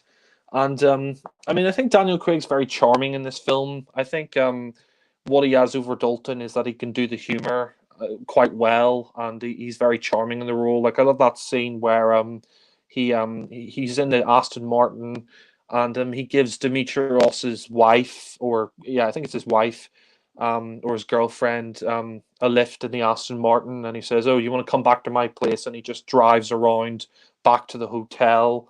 You know, that was a really, you know, funny scene. And you know, I like the fact that his Bond, you know, I mean, you know, we see that he doesn't sleep around with all the women. Like, we see at one point that he leaves Dimitrios's wife and he goes off on his mission, and you know, we find out later on that she gets killed, and they take her body off the beach. So this film is quite grim, but I think you know, it has the right balance. And I also love all the stuff at Casino Royale, like the card game in this film is just phenomenal. I love the whole, you know, the whole card scene in the film where they're dealing out the cards, and you know, we see that Bond is facing off against Le Chiffre. And even though I don't know anything about poker, you know, it is quite interesting. You know, they managed to make it interesting, and you have some great scenes. Like, one of my favorite scenes of the film is that whole bit where he has the martini and they poisoned his martini, and you know, he goes to the car, and he's trying to restart his heart, and you know, he manages to nearly die, and then we see that Vesper, she saves him, and she restarts his heart. And I love the bit afterwards where he changes his outfit and he goes back to the table, and he starts playing you know, the rest of the card game, and he says, "Oh, that last hand, you know, nearly killed me." That's a great moment. That's a great scene. And yeah, I mean, the film is just so many iconic moments in there, and Craig has, you know, some great one-liners. I also like the scene where, you know, Vesper, you know, she's kidnapped and Bond's going after her in the car. You know, it does the flips, and I think they broke a world record there. That's great. The fight on the stairs is also very intense, where he's fighting those guys, and one of them's got a machete, and he manages to kill one of them. And I love the scene afterwards where Vesper, she's in the shower, and Bond is there, and he's comforting her. That's a really great, you know, that's a really great scene. I think that's great. And you know, David Arnold does a great job in conveying the emotion in that scene. And yeah, of course, you got the you know, the famous torture scene where Bond They literally cut out, the canvas of this chair, and they get this rope and they start whacking him in the bollocks. I mean, I never thought I'd see that in a Bond film. And Craig, his acting there is great, where he's like, to the left, and he's saying things like, "No, now the whole world is gonna know that you're gonna die, scratching my balls," and some of the other lines in there are great, where he's like, "Oh, I've got a little itch down there. Do you mind?" And you see that Le Chiffre, he's desperate and he wants the code, and he's like, "Oh, I will feed you what you seem not to value," and then he gets killed. That's a really intense scene. I mean, one thing I will say about the film, I don't think it's like perfect for me. I mean, I put it at number 8 in my, list, so it's in my top 10, but I gave it a 9 out of 10, and I think the reason for that is kind of like On Her Majesty's Secret Service. I do think the pacing can be a little bit slow at times, like the scene after Le Chiffre gets killed. There are some scenes there I think he could have cut down, like that whole scene where he's with Vesper and he says, "Oh, that's because you know what I can do with my little finger." I mean, it's a nice scene, but that whole sort of love montage with Vesper, I mean, we've seen that before in On Her Majesty's Secret Service, and I mean, the love story here is good, but we have kind of seen it before in On Her Majesty's Secret Service. But I do like the finale of the film. I think the finale of the film is great, where you have Bond in Venice, and he resigns from MI6, and he thinks that Mathis has betrayed him, and we see that he recovers, and we find out that Vesper, has betrayed him and taken the money out of the account that he won at Casino Royale when he played the game and he won, and yeah, I mean that's a great moment where he finds out about Vesper, and I think the guy says, "Oh, or I'm going to kill her, if you don't let me go," and he says, "Oh, allow me." That's a great moment. I also like Jeffrey Wright in films Felix. I mean, he doesn't get a huge amount to do, but he's good. And that final fight in the sinking building, where the whole building's sinking and Vesper's caught in the lift, and he kills the guy with the nail gun. That's a badass moment. And yeah, you do feel really bad for Bond when Vesper kills herself. Like we see that she locks herself in the lift, and she's betrayed Bond, and she lets herself drown. And Bond is like, clearly he's visibly distraught by this. Like he saves her from the lift, and he's trying to resuscitate her, and it's too late. She's dead. She's drowned, and there's nothing that she can. There's nothing that he can do for her. Which is really sad. And Mr. White is there, and I love the ending of the film. I think the ending is just classic, where um, Bond, he calls up Mr. White, and he says, "Oh, who is this?" And then Mr. White gets shot in the leg, and Bond is just standing there with the big machine gun in his hand, and he says, "Oh, my name is Bond, James Bond," and they say that line for the very end of the film, and then you cut to the credits with the Bond music. I think that's one of the best deliveries of the line, and it's a great way to end the film. So yeah, Casino Royale, I think it's a great Bond film. It's a great reboot to the series, and I put it number 8 in my ranking. I don't think it's perfect. I gave it a 9 out of 10. I do think some of the pacing can be a bit slow at times. I mean, the love story, we've kind of seen a love story before, and I think it would have been nice to have Q and Moneypenny in there, but I mean, that doesn't really bother me too much. But yeah, it's a great reboot to the series, and Craig did a great job. And yeah, I'll pass it back to Alan. Thank you, Jack. All right, Casino Royale. This is an outstanding James Bond movie. In fact, it's my number 2 favorite Bond film of all time, second only to Thunderball, because hey, I'm loyal to Sean Connery. Connery's my favorite Bond, and but Casino Royale is way up there at number 2 on my personal ranking. So I'm thrilled to see it here at number 3 in our group ranking. And yeah, I mean, this was the Bond film that reinvented James Bond and reincarnated James Bond. It gave Bond a whole new life, because the franchise creatively had pretty much gone to shit with Die Another Day. Even though I'm slightly more polite to Die Another Day, than Ollie and Jack are, but that's not saying very much. I still think it's a bad Bond film overall. That they went just a little too far with the bad puns and the just the overall silliness of it, and obviously a reboot was in order to save James Bond and continue him successfully into the 21st century. And they definitely needed a more serious James Bond. They needed to take Bond in a very different direction. Um, they needed to take Bond off this cartoon wheel that they had put him on with the last couple of Pierce Brosnan movies. Although I do happen to like The World Is Not Enough. I still give that one a pass. I still think that one is fun. But by the time they got to Die Another Day, yeah, they reached a new low for Bond, I think. But Casino Royale brought Bond back in a huge way. And 3 cheers for Daniel Craig as the new James Bond, and he proved all of his critics wrong, because he was not the first choice to replace Pierce Brosnan. The name I kept hearing in the press was Clive Owen. That it's going to be Clive Owen, Clive Owen, Clive Owen, Clive Owen, and even Clive Owen himself was pretty coy when asked about if he was going to be the next James Bond. He should have just come out and said, no, I'm not going to be the next James Bond. I wasn't even asked about it, blah, blah, blah. I don't know why he felt the need to be coy about it, because in the end, it was Daniel Craig who got to be the next James Bond and not Clive Owen. Although I do think Clive Owen would have made a great Bond had he been chosen. But Daniel Craig, yeah, I mean, he's definitely a superbly talented actor, and he's got the great physicalness of Bond. I mean, he's a well-built kind of guy, but everybody, well, I won't say everybody, but a lot of people complain about his face and the fact that he was blonde, and that Bond isn't blonde, and he's got big ears and blah blah blah. And some jerks even started a website called craignotbond.com where they were planning on boycotting the film, which is really ridiculous. But then the movie came out, and Daniel Craig, he proved all his detractors wrong, and that website of craignotbond.com, it got taken down. Enough said.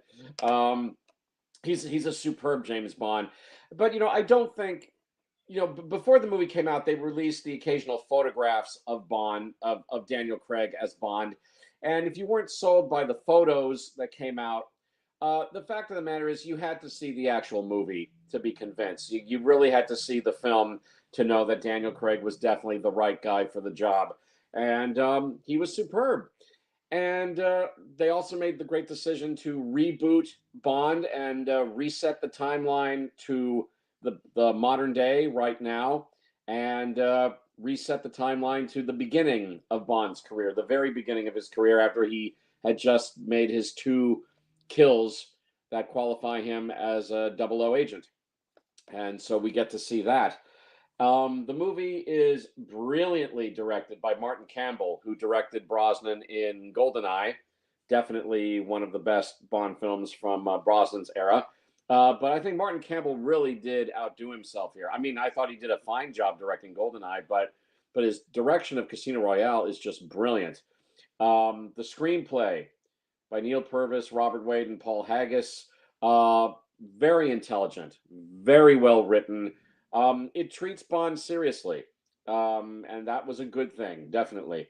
I also love the love story between Bond and Vesper Lynd, played by Ava Green, and we get to see how Bond became Bond, why he's kind of the cad, if you like, that he is with women, because sadly his relationship with Vesper Lynd does not work out. Boy, it really truly doesn't work out, and Bond gets his heart broken in a million pieces, and in more ways than one, by Vesper. Once where he believes that she has betrayed him, although it turns out there was a reason for her actions in the betrayal. And not only that, but then she dies. She drowns, and it's an absolutely heartbreaking scene every single time I watch it. But it was the moment that made Bond shut himself off from women romantically, of course, until he meets Madeline in Spectre. but it goes to explaining why Bond is kind of the way he is with women in general, that he just sleeps with them, and that's that. That whenever he falls in love, actual love with a woman, something goes terribly wrong. Um, Although, well, yeah, I mean, there's the ending of No Time to Die, but I'm going to give Craig's Bond the happier ending with Spectre. Personally, that's just my choice. Um, so we get a lot of questions answered about why Bond is the way that he is in Casino Royale, and I also love the fact that he doesn't really truly become the James Bond we all know until the very end of the movie when he shoots Mr. White in the leg, and then we hear that classic theme music playing in the background, and then Craig finally says, "The name's Bond, James Bond." Dun dun dun dun dun dun dun, fade out, end credits, and at that moment, now he's Bond.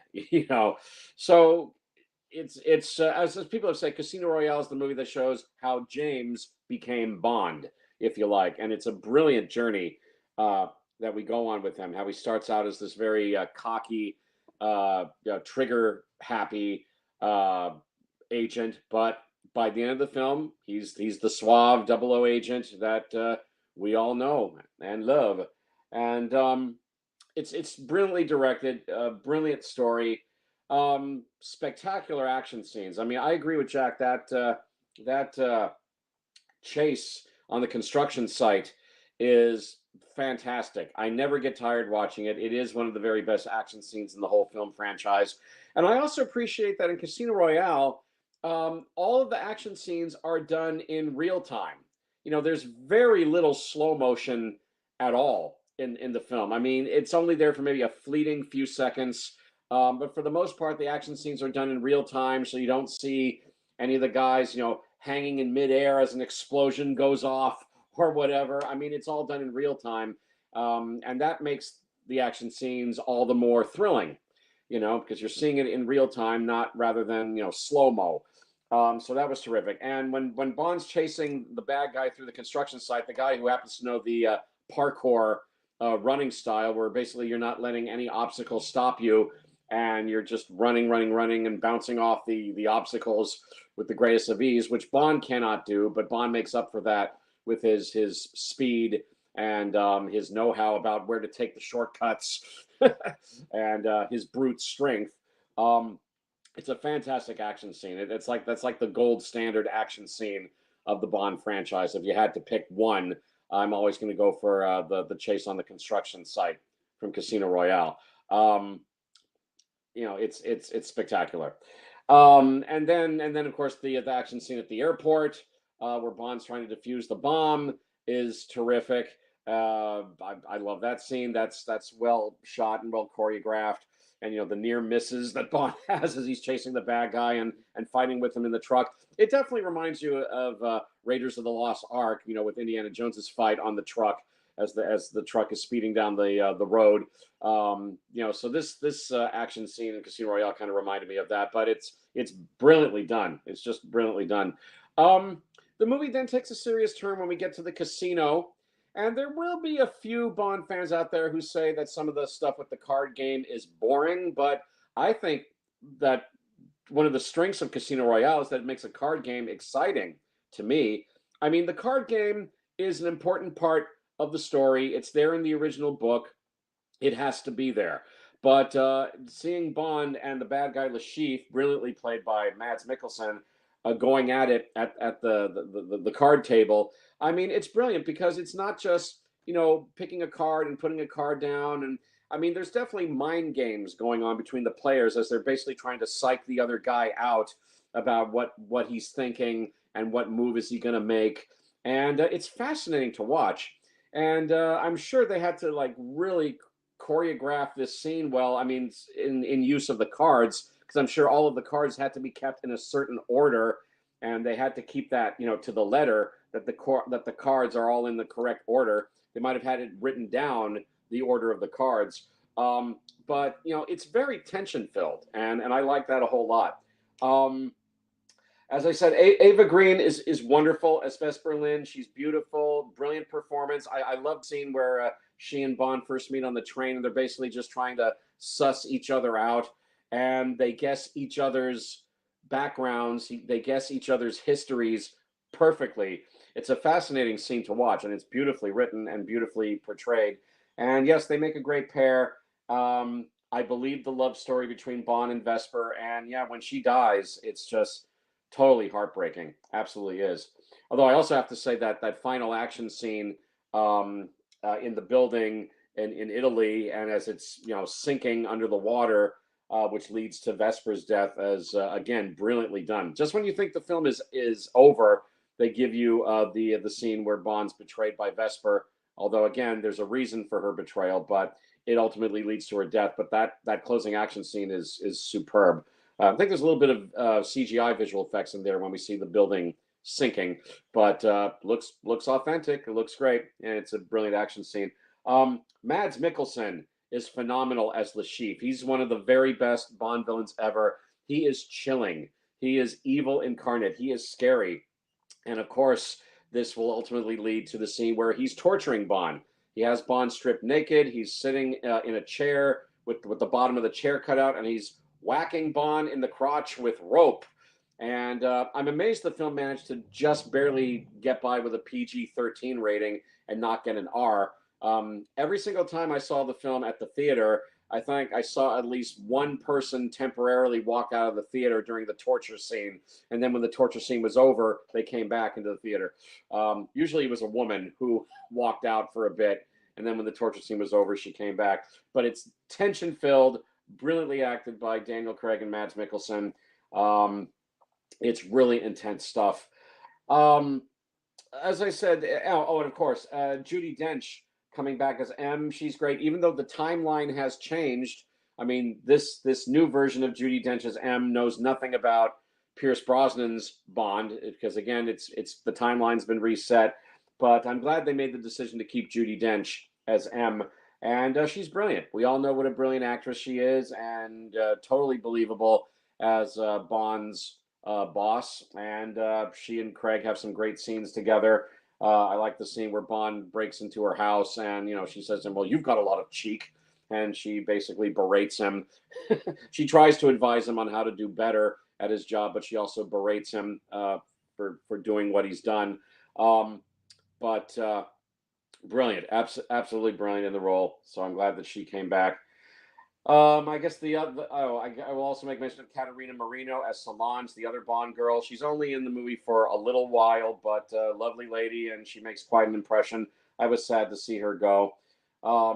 And I guess the only other one I'll mention is Giancarlo Gianni as Mathis, Bond's contact in Montenegro. Although he does a bit of betrayal himself in this film, although they will bring him back for Quantum of Solace. But he's really good. I like his supporting role.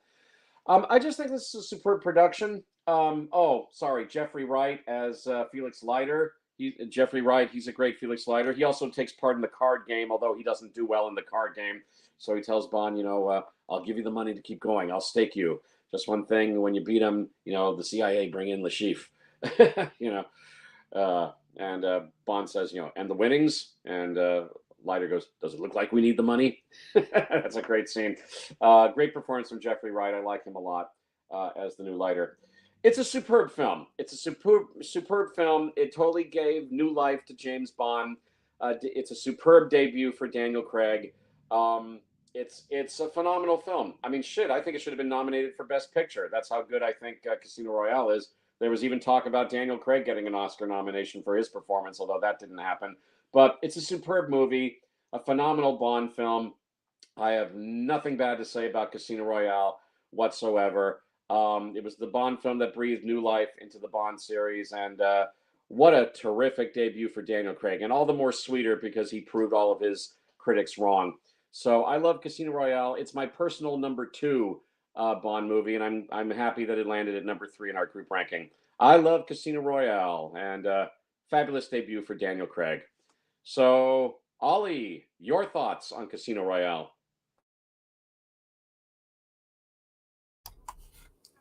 Thank you, Alan. I'm going to keep this as brisk as I can because I really do need to go soon. It's getting late and I have to work tomorrow. But anyway, Casino Royale. Wow. This film is amazing. It's so good. it is definitely like it's for me. It's my second favorite James Bond film behind Skyfall. I think. Wow, this one is truly a masterpiece. What a fantastic film to debut Daniel Craig, and a fantastic film to for the Bond franchise to get its arse out the gutter after Die Another Day. Um, Everybody thought that Daniel Craig couldn't pull it off, and that the Bond franchise was dead. It kind of died with Die Another Day, and the reputation was not good. And Brosnan had been let go, when they decided to reboot Bond. So it was going to take a really good actor to pull this off and to bring new life into the series. So the only way forward was to reinvent it. And I think they did a beautiful job with Casino Royale. And Daniel Craig is James Bond. I mean, it's like Alan said, this is the film where James becomes Bond. I mean, the character, he really is arrogant in this film. He's arrogant, he's impulsive, he's reckless. He makes bad decisions, and he makes mistakes, and he bleeds. It's the most human portrayal of Bond we've ever seen. I mean, they tried to do this with Timothy Dalton in the past, but they only got to 2 films. With Craig, they got to 5. But in his first one, I really like the rawness of his performance, the fact that he is this cold-blooded killer, and he clearly is, again, he thinks he knows it all, but he has a lot to learn, and he learns not to trust people. And I think that's a great start to his journey. And of course, saving the classic line to the end when he says, "The name's Bond, James Bond." Perfect. When he shoots Mr. White, that's a perfect ending. It really kind of then cements Daniel Craig in that in that role. I think he's brilliant. I think the film's tone is also really good. The fact that it kind of hammer homes the sort of more serious tone, and it works because of that. The black and white opening and the torture scene, which, like I say, is at first quite uncomfortable, but then they do diffuse the tension with the one-liners when Craig says, "The whole world's going to know you died scratching my balls." And then when he's like, "I've got a little itch down there. Would you mind?" And then Le Chiffre whacks him again, which is quite funny. Le Chiffre, wow, Mads Mikkelsen is one of the best Bond villains. He's fantastic. And it's almost like a battle of wits when Bond and Le Chiffre are playing the card game. And actually, Alan is right. The card game, arguably, is where the film could have fallen apart, is where the film could have slowed down to the point where people go, "Oh, this is boring."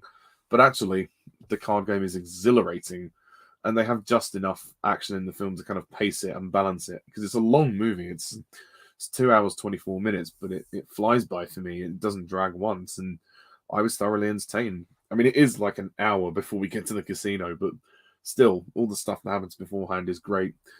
I think Vesper is really good. Eva Green as Vesper is fantastic. I mean, her demise is tragic, but her relationship with Bond is brilliant. And again, much like Bond and Tracy in Majesties, it's a beautiful love story. And the fact that she is a bit of an equal to Bond, like there's that scene on the train where she says, "I'm the money," and he says, "Every penny of it." And then they're reading each other, which is great. And again, the sort of revelation about her betrayal is well, tragic as well. But the death scene when she dies in the elevator is quite sad. And Bond is like, "Well, job's done. The bitch is dead." So that's when he goes really cold. Also, Jesper Christensen as Mr. White. He's really good, and obviously he will return in Quantum of Solace and Spectre. But he's pretty good for his small part in this film. The action is so good. It's amazing. I mean, that chase in Madagascar is one of the most impressive action sequences in all of James Bond. It's just so good. It's masterfully done, and scale wise, wow. I mean, you look at it and you go, wow, I can't believe they did that. That's just so good. And I like the plot. I like the plot as well. It's a really interesting plot as to why Le Chiffre needs to play the the poker game to win the money to pay off the debts. But it turns out, I guess he owed money to Blofeld, because it's kind of revealed that Le Chiffre is not the top dog, and that Mr. White says money isn't as valuable to our organization as knowing who to trust. I mean, obviously at the time they didn't know it was Spectre, because we then in the next film reveal that it's Quantum, but Quantum is Spectre. So it was, I guess, watching it back, you go, well, okay, I guess Blofeld ordered the death of Le Chiffre, which is interesting. I love all the love scenes actually with Bond and Vesper. They're really good, like in Venice, and the music by David Arnold is fantastic. The title song I really love, "You Know My Name" by Chris Cornell. That really works for this harder-edged, more serious Bond film. Although the humor is great, there is some dry humor from Craig. He says, "Do I look like I give a damn?" And that last hand nearly killed me. And just a couple of lines to really kind of cement, just to show that Bond hasn't lost his humor. I also love the shower scene with Vesper. That's a really sweet moment as well. And the gun barrel, the opening gun barrel is really cool. The way it, Bond just turns around and shoots, and then we move into the title, and the title sequence is beautiful. It's definitely one of the best titles of the series. And yeah, wow, it's Casino Royale. It's just absolute masterpiece. I mean, the lack of Q and Moneypenny is a shame, but I mean, we have Judi Dench, so it's not all bad, really. I think that it's great that she came back, and even though it's a new timeline, it still works. And I like the fact that with Daniel Craig's Bond, she's much more maternal than she was with Brosnan. She was just more of a manager for him. And obviously we will see her again in Quantum of Solace and Skyfall.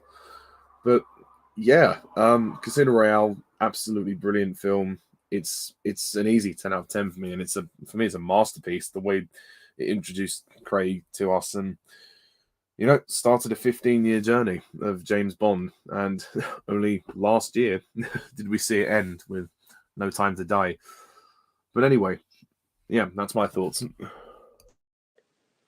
Thank you, Ollie. All right, Casino Royale, brilliant Bond film at number 3. So, guys, we're coming to the top now. The best 2 Bond movies, according to the 3 of us.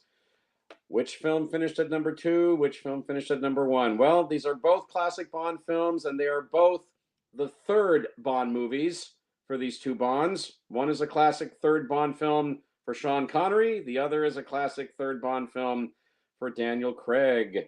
So, where do they finish?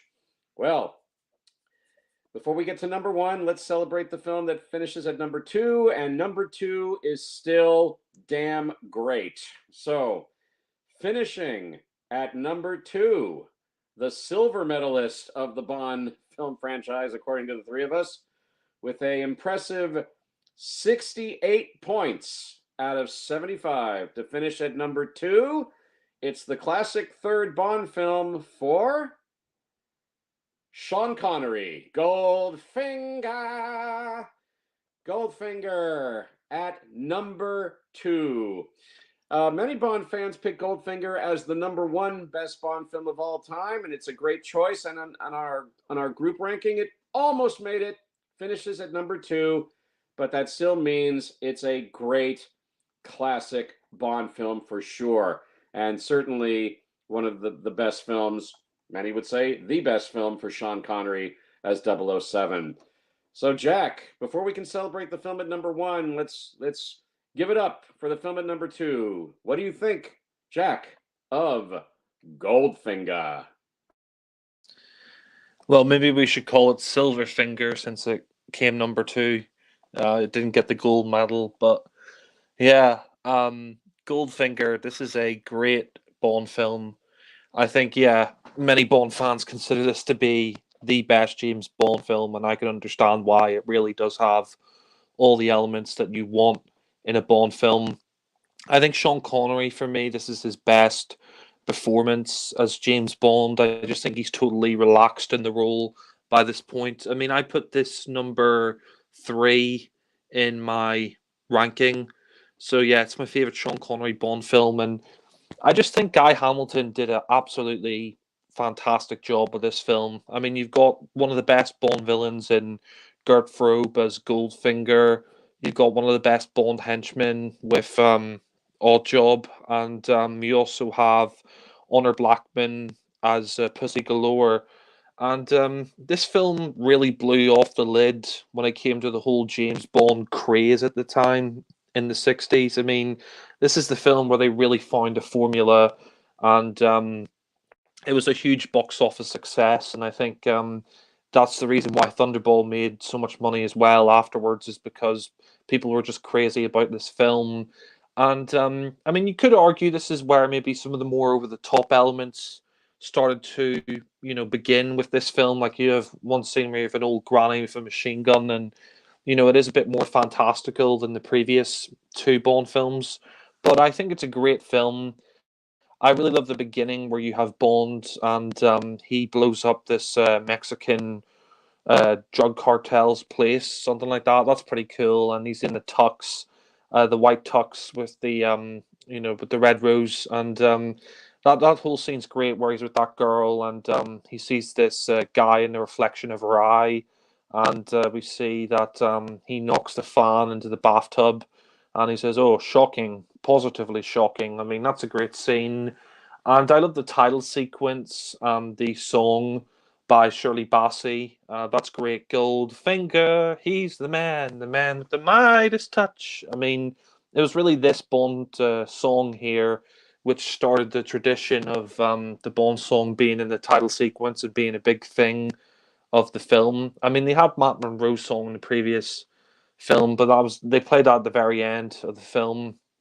But I mean, this film is just great. I mean, there's so many iconic scenes in this. Of course, the very famous scene where you have Shirley Eaton, and we see that she gets turned. Well, I mean, basically they paint her in gold, and she's very good in the film for her scene in there. Although she was dubbed, but I mean that's an iconic image, one of the most iconic images in not just James Bond but in film history, where you have um, Shirley Eaton there as I think it's Tilly Masterton, sorry, or yeah, Jill Masterton. I think it is, yeah, Jill Masterton, and she's covered in gold. And yeah, that's a great scene. And there's some other interesting scenes in this, like the bit where Bond meets Tilly Masterton, and he wrecks her, wheels to her car, and then later on, she's killed by Odd Job. And I think Harold Sakata is great as Odd Job in the film, how he can throw his bowler hat, and that kills people. That's really great. And I mean, I love the sets in this film. I actually really like the story, which they changed from the book. In the book, Bond finds out that Goldfinger's going to steal all the gold from Fort Knox. Here, we find out that he's going to detonate this like small nuclear device in Fort Knox, so the price of his gold will go up. And I actually think that's an improvement from the book. And as for the film, I mean, the pacing of this is great, and Honor Blackman, she's really great as Pussy Galore, and I love that scene where she's on the plane and she says, "Oh, my name is Pussy Galore," and you have Sean Connery's Bond, and he says, "Oh, I must be dreaming." That's a great scene, and yeah, we find out, that she's a lesbian. I mean, it's implied that she's a lesbian, and Bond, I guess, converts her in that scene in the barn, and we see that he kisses her until she likes it. I mean, nowadays, if this film came out, it would probably be labeled as homophobic and all that. But I mean, it's interesting to see how he sort of seduces Pussy Galore, a man that sexy can turn, lesbian straight. But yeah, it's kind of interesting. But I mean, I think the soundtrack is great by John Barry. It's one of my favorite John Barry soundtracks for a Bond film. And I mean, there's just so many great moments in this. Like, I love the scene where they kill that guy, and they put, Odd Job brings the car to car crushers. That's a great moment. And I mean, the gangsters in this are quite interesting when Goldfinger explains his plan about how he's going to irradiate Fort Knox. I also like the actor who plays Felix in this film. He's pretty good. And I like the locations in Kentucky and all that. And there's some really nice locations in Miami Beach and all that. I love that scene where Bond finds out that he finds out that Goldfinger's been cheating at cards, and he tells him that the game's up. And of course, you probably have the most iconic scene of the film, where we see that Bond, he gets into a car chase with the DB5, and the goons are going after him, and then afterwards, he crashes the car, and he's strapped up, and you've had the laser coming towards his crotch, and he says, "Oh, Goldfinger, do you expect me to talk? No, Mister Bond, I expect you to die." I mean, that's just a great scene, that really is, fantastic. And the film just has a great pace to it. I mean, the pacing is really great. I love the finale in Fort Knox where they knock out the guards with the sleeping gas. I think that's really great. And we see at the end that essentially Bond, he's there, and he's handcuffed to the device that's about to blow up, and we see that it's counting down, and they stop it at 007 seconds, and that's a great bit. That's a great moment. I love his fight with Odd Job, where he throws the hat and he grabs it and he electrocutes him, and they say, "Oh, what happened to Odd Job?" "Oh, I think he blew a fuse." That was quite funny. And there's a great final scene where Blofeld, sorry, not Blofeld, Goldfinger, he's on the plane, and we see that they shoot the window when he's sucked out of the plane, and you have a great one-liner there where Pussy Galore says, "Oh, where's Goldfinger?" And he says, "Oh, playing his golden harp." That's quite good.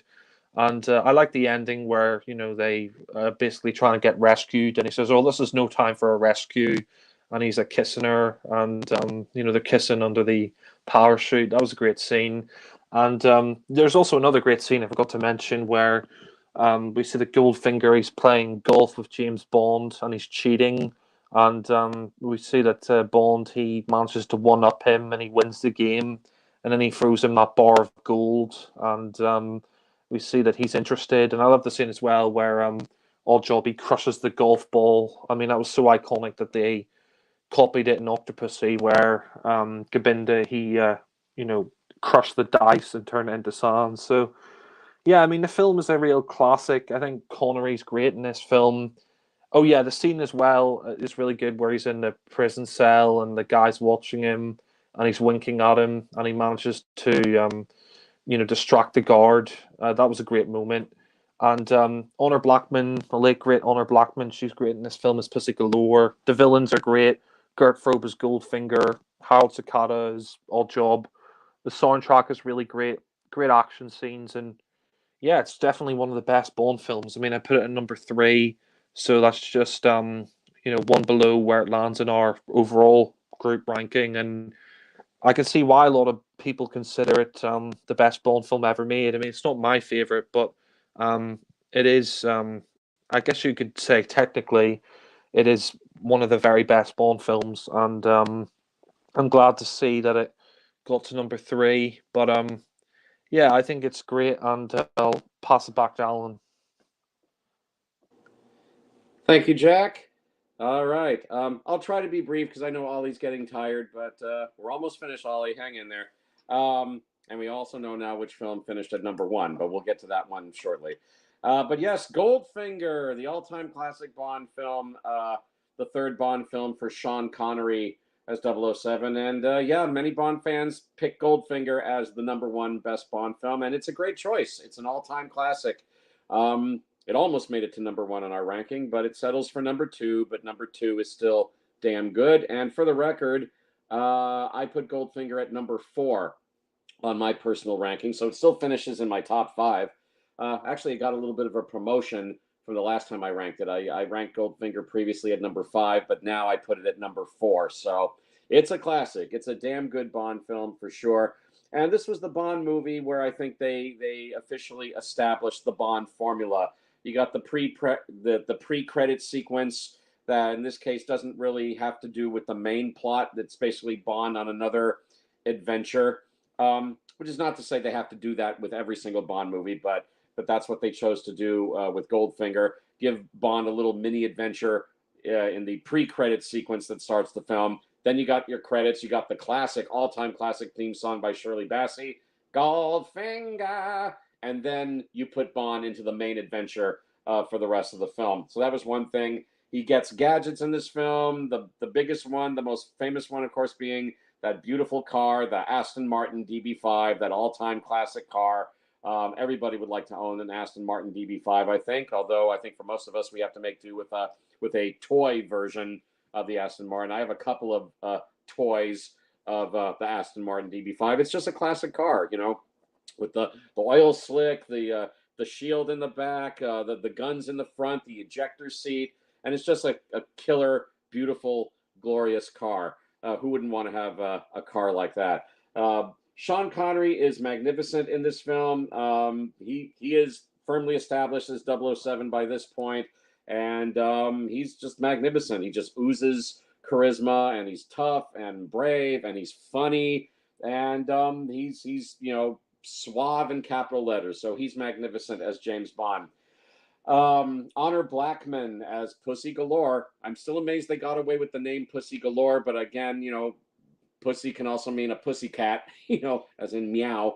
So that's probably how they got away with it. But Honor Blackman, classic Bond girl, and of course she used to be on the Avengers, not Marvel's Avengers, the other Avengers with John Steed, who's playing Kathy Gale.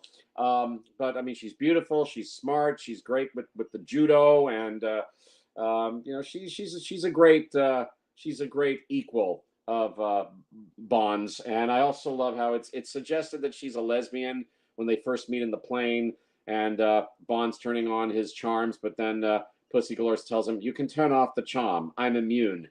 But then later on, she and Bond have that little roll in the hay, and he basically converts her. They say James Bond is a man so sexy he can convert lesbians.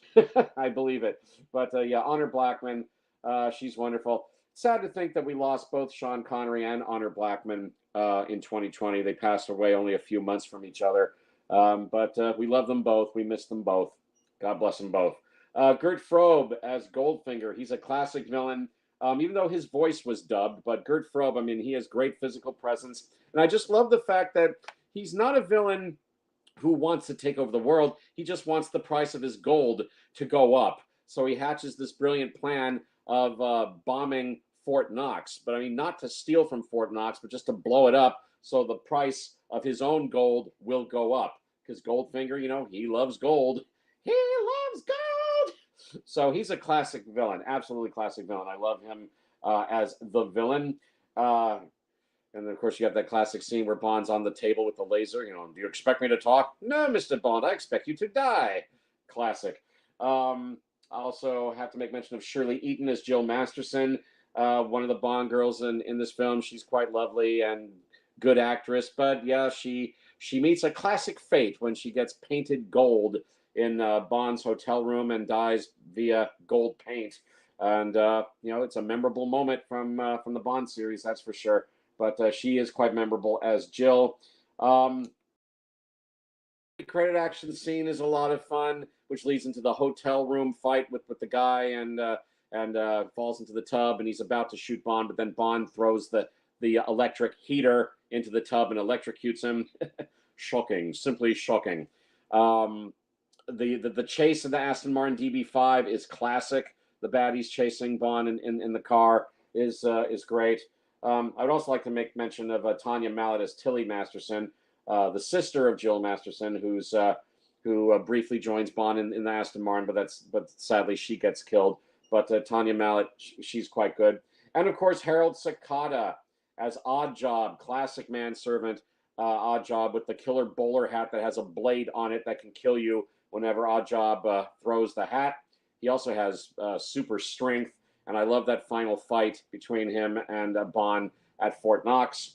I love the design of Fort Knox. Nobody knows what the inside of Fort Knox actually looks like, but the way they reimagined it in Goldfinger, they want it to look like a cathedral of gold, and it's just beautiful, seeing all these stacks and stacks of gold bars everywhere you look. It may not be what the real Fort Knox looks like, but it looks gorgeous in the film. You've got the classic theme song by Shirley Bassey, Goldfinger. Who doesn't know that song? Who doesn't love that song? Great direction by Guy Hamilton. Great action scenes, lots of great humor. It's just wonderfully entertaining. You got a classic Bond, you got a classic Bond girls, classic villain. You've got the Aston Martin DB5. It's all great fun. and it's just great entertainment from start to finish. I mean, it is really top of the line entertainment. You got a classic film score by John Barry. Um, it's a total package Bond film. It really truly is. As I say, I rank it at number four. Thunderball is my personal favorite Bond film, so I put Thunderball at number one. But Goldfinger is at number four on my list, which is nothing to sneeze at. It's a brilliant all-time classic Bond film. I'm glad it landed on our chart at number two. It's a terrific classic, and I love Goldfinger. Who doesn't love Goldfinger, huh? So it's a classic. And with that, I will turn the microphone over to Ollie. Ollie, your thoughts on Goldfinger? All right, Goldfinger. Okay, I'm going to keep this short and sweet. Well, Goldfinger is a classic. I absolutely agree. And it's, for me, it's the best Sean Connery Bond film. I think this is a kind of a crucial point in the Bond franchise, is when the formula kind of clicked into place. People began to see this is a Bond film and this is what makes it so. And I remember, well, I don't remember because I wasn't alive, but I certainly remember watching behind the scenes and seeing how much this film really impacted on people, as well as the studio and the producers who were making the films, and of course Sean Connery himself. But for me, Connery's got he's at his best here. He's got his mojo back. The opening scene is awesome. The action is fantastic. One of the best plots of all the Bond films for me. You know, people like Pussy Galore, you know, the Bond girls, and Jill and Tilly Masterson, they're good. I mean, Pussy Galore was a controversial name. You could never get away with that now. But Honor Blackman does a fantastic job in the role. And yeah, James Bond is a man so sexy he can convert lesbians. Who'd have thought it? But still, the music is fantastic. Shirley Bassey's theme song is brilliant as well. One of the best by far. The titles are quite basic, but they do work. The Statue of Gold with all the footage from previous films, that's good. The plot, again, the action is amazing. Like taking down Fort Knox is fantastic. And I think, I don't know how to pronounce his name. Is it Cess Linder who plays Felix? He's really good as Felix. I like him and Bond going into Fort Knox at the end, and when Connery fights Oddjob as well. Oddjob is fantastic. Oddjob is a great henchman, and I think his demise is kind of fun. Also, the golf scene is pretty entertaining as well, and obviously the iconic scene of Jill being painted in gold. I mean, it's a pretty great moment, which has been tried to be referenced before, since then, in Quantum of Solace, but not successfully in my eyes. And it's pretty short, actually. It's on a shorter Bond, it's a shorter length for Bond films, it being only 1 hour 50 minutes. But it moves at a great old pace. I'll say that. And there's also that amusing scene where Bond is trying to wink at the guard when he's locked in the cell to try and get the guard's attention. And obviously the classic boardroom scene when Operation Grand Slam is being shown to the investors. And then Goldfinger, I think he chokes them, he gasses them or something, which is pretty cool. But nothing is as iconic as that laser scene when Bond is strapped to the table and the laser's moving slowly to his crotch. And he's like, "Do you expect me to talk?" "No, Mr. Bond, I expect you to die." You know, that's pretty awesome. It just got everything right, and I think Goldfinger, it's fantastic, you know. And you can see as well, like the Q branch scenes are coming into focus. Like, you know, there's a greater understanding of what this series is and is going to be going forward. So, yeah, it's a classic for me. And also, I do quite like the opening scene as well. When Bond, when Connery is wearing the white sock. Ugh, excuse me. And I'm probably going to just leave it there because I don't want to drag this on forever. Although it is pretty funny to see the old woman firing the gun. And Tilly Masterson as well is a good Bond girl. Although perhaps she's taken out the film a little bit too early. I mean, her death with the Odd Jobs hat, it's a little abrupt, but I still like it.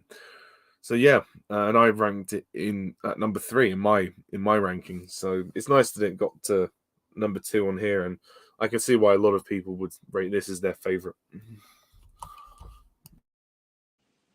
All righty. Thank you, Ollie. All right, folks, we've come to it at last. We're going to wrap it up now. We're going to celebrate the number 1 Bond film of all time, according to me, Jack, and Ollie, when we vote on the Bond films as a trio. This one finished at the top, and it was a close one. It's a fantastic Bond film, so let's do it. It's the gold medalist of the James Bond film franchise in our group ranking, finishing at numero uno with a high score of 69 points out of 75. That's right, it beat Goldfinger by a single point. That's how close it was. At number 1, the classic third Bond film for Daniel Craig, Skyfall. Ding, ding, ding, ding, ding, ding, ding, ding, ding, ding. Skyfall at number 1. And I think this is all the more sweeter for Ollie because this is Ollie's personal favorite Bond film. So, Ollie, you can break out the champagne. Your favorite Bond film finished at number 1. Well done. I had a feeling this would be number 1. Yeah. Woo! Well done. So, all right, let's wrap this up. Jack, tell us about your love and appreciation for the number 1 Bond film, according to us, Skyfall. Yeah, Skyfall. Well, I'm going to be brief because it's getting late and I don't want Ollie to fall asleep. But yeah, Skyfall. I think this is a great Bond film. I put it at number 5 in my ranking, and yeah, I remember seeing this at the cinema, and it's the 50th anniversary of James Bond, and it just delivers on every level. I mean, this is truly an anniversary present that the Bond fans needed and what the Bond fans wanted after the shit. Yeah, I mean, fuck Die Another Day. That was a terrible anniversary, but this is a fantastic anniversary present. And I think Sam Mendes, I think he was a perfect choice for director of this film because you could tell he's a big Bond fan. And I just think it's great. I mean, I think the story here is really interesting about Javier Bardem's character, Silva.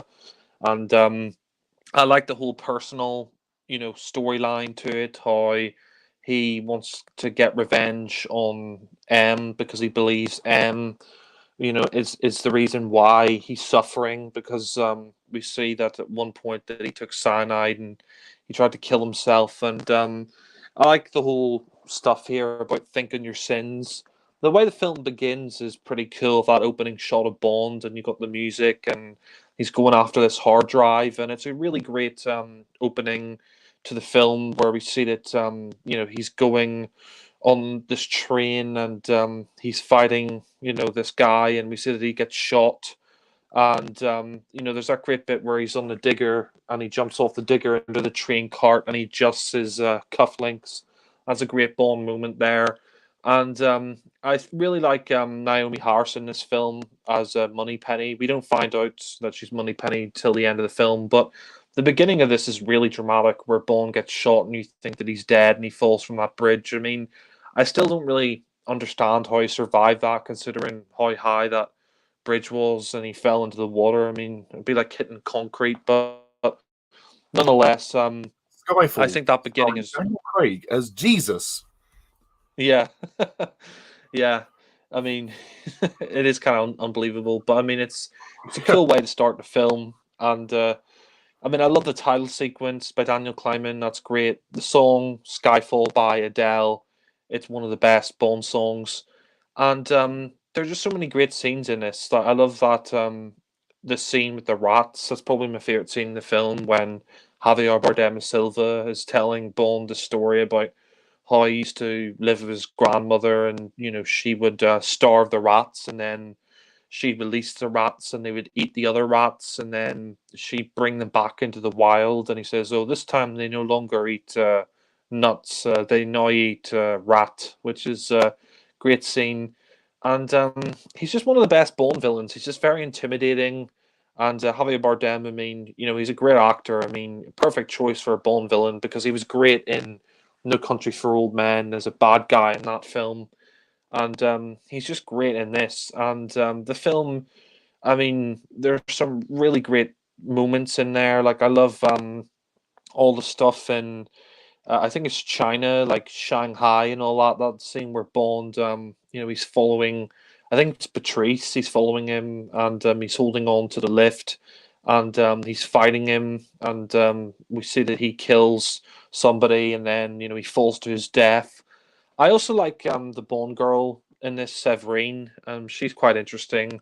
We find out that she was this prostitute, and I mean, it is a little bit uncomfortable when he gets in the shower with her, considering that she's a sex worker that's sort of been forced into that world. But nonetheless, she's great. I mean, if there is one criticism I will give the film, is that maybe she could have been in the film a bit more. Like, there really isn't a Bond girl in this film. I guess you could count M as the Bond girl in this, but yeah, I mean, it doesn't really have a Bond girl apart from her in a few scenes.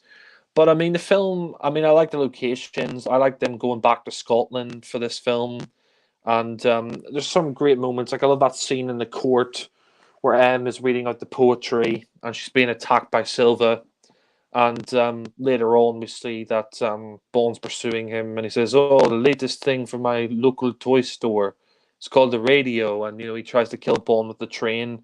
I mean, one thing I will say about the film as well is that, I mean, it is kind of a little bit convenient how Silva can get his plan to work so perfectly. Like, how would he know that Q plugged in a laptop when he did, and how did he get the train to arrive just in time when he blew it up? But I mean, if you look too much into it, then you can just sort of overanalyze it to death. But I mean, I think the film is really great. I really like that finale in Scotland. I'm glad they didn't get Sean Connery in there as Kincaid. I think that would have sort of distracted from it. Instead, they got Albert Finney, and sadly, that's the last film that Albert Finney did. But it's a good film to to send him off.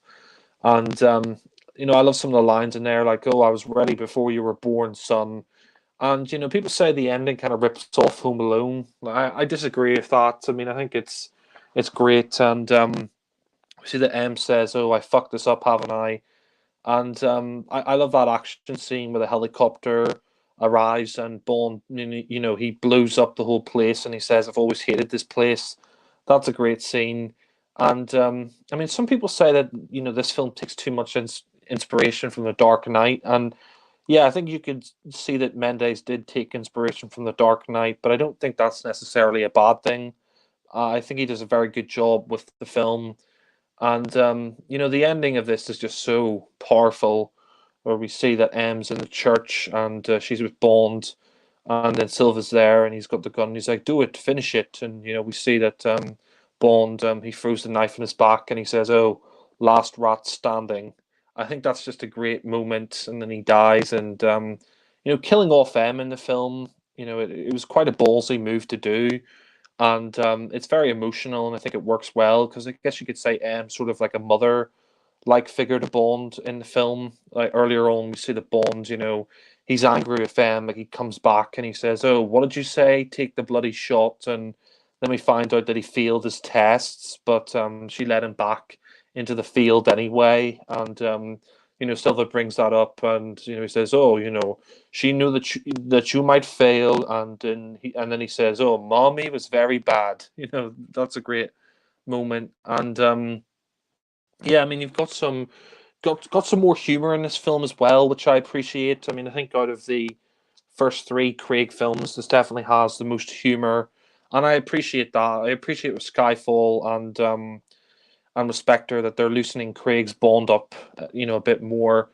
And I love the fact that they brought back Q back. It's great to bring back Q, and and they bring back Moneypenny, and I like that they don't go overboard with the gadgets. It's not like he's giving him over the top gadgets. He even says, "Oh, what were you expecting? An exploding pen?" We don't really go for that anymore, and that's a great scene, and I love that whole moment there. And Ben Whishaw, I think he's great as Q. Probably my favorite Q after Desmond Llewellyn. He's just fantastic in the role, and I would like to see him continue with the next actor. Even if they reboot the series, they could keep him on like they kept on Judi Dench um, after Craig started, because she was in the Brosnan films. But yeah, I mean the soundtrack's really great by Thomas Newman, and I think the film is really emotional as well. It's a great 50th anniversary present to the fans. I also like Ray Fiennes in this as Gareth Mallory. It's great to see the Aston Martin DB5 return, and I love the ending where we have the reveal of Moneypenny, her name, and Bond walks into the classic office from the previous Bond films, Roger Moore and Sean Connery, the Bernard Lee office, and he throws him the assignment, and he says, "Are you ready for your next mission, Bond?" And he says, "Oh, with pleasure, with pleasure." And then we have the gun barrel at the end with the 50 years. That's great, and it's also interesting that MI6 gets blown up in this film. So yeah, I mean, I think Skyfall, it's a great Bond film, and yeah, I'm happy, for Ollie that it got to number one. I mean, it must be, you know, fun for him that his favorite Bond film is number one in our group ranking. But yeah, it's definitely one of my favorite Bond films, and yeah, I put it in number five, and it's in my top five Bond films.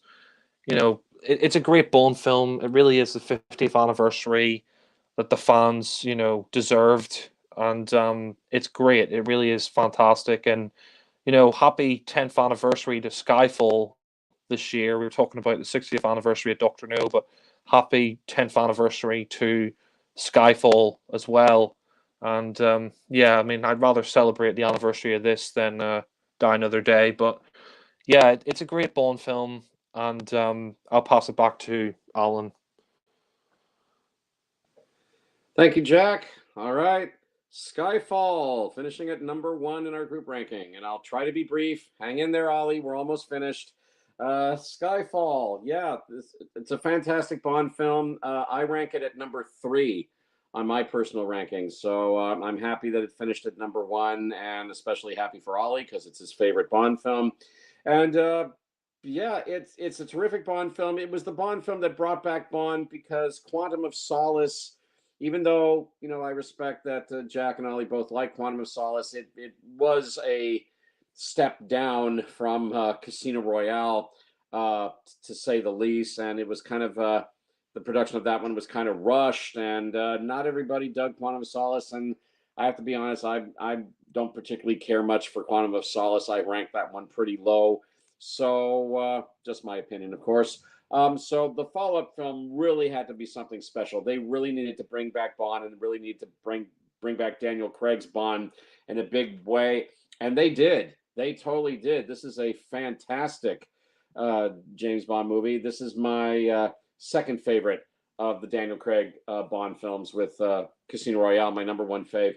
And I thought it was a wonderful way to celebrate the 50th anniversary of James Bond, whereas Die Another Day went completely and stupidly over the top with all its references to Bond's past and the groan-inducing puns and all that. The references to Bond's past in Skyfall were very subtle. I always like to use the example of the scene where the villain Silva and Bond are doing target practice on Silva's girlfriend. I mean, Bond doesn't want to do it, but he's being forced at gunpoint to do it. And they're drinking from a bottle of scotch, and the year on the bottle of scotch is 1962, the year that the first Bond movie, Dr. No, came out. So very subtle references to Bond's past, but they didn't go completely over the top like Die Another Day did. Daniel Craig is brilliant in this. I also like that this is the film that brought back Q and Moneypenny, a reimagined Q and Moneypenny for this film. And I also like the fact that Q, this time played by Ben Whishaw, that he's younger and he's a bit more, shall we say, nerdy, I guess. But he's very likable. I mean, he has his own little charm, but I like the fact that Q has been reimagined as this younger guy with glasses and kind of a nerdy kind of guy, but he's really smart, super, super smart. And I love that he just gives Bond a gun, a palm print gun, and a radio. as his gadgets. You expecting exploding pen? We don't really go for that sort of thing anymore. Brilliant. So he's great. And then you've got Naomi Harris as the new Moneypenny, although it's not revealed until the very end of the film that her name is Moneypenny. She starts out as an agent in the field, but then she decides to just take an office job as Moneypenny. But she's brilliant. She also helps Bond in the adventure at the beginning of the film, and also in the middle of the film at the club. Where's it, in Hong Kong, someplace like that?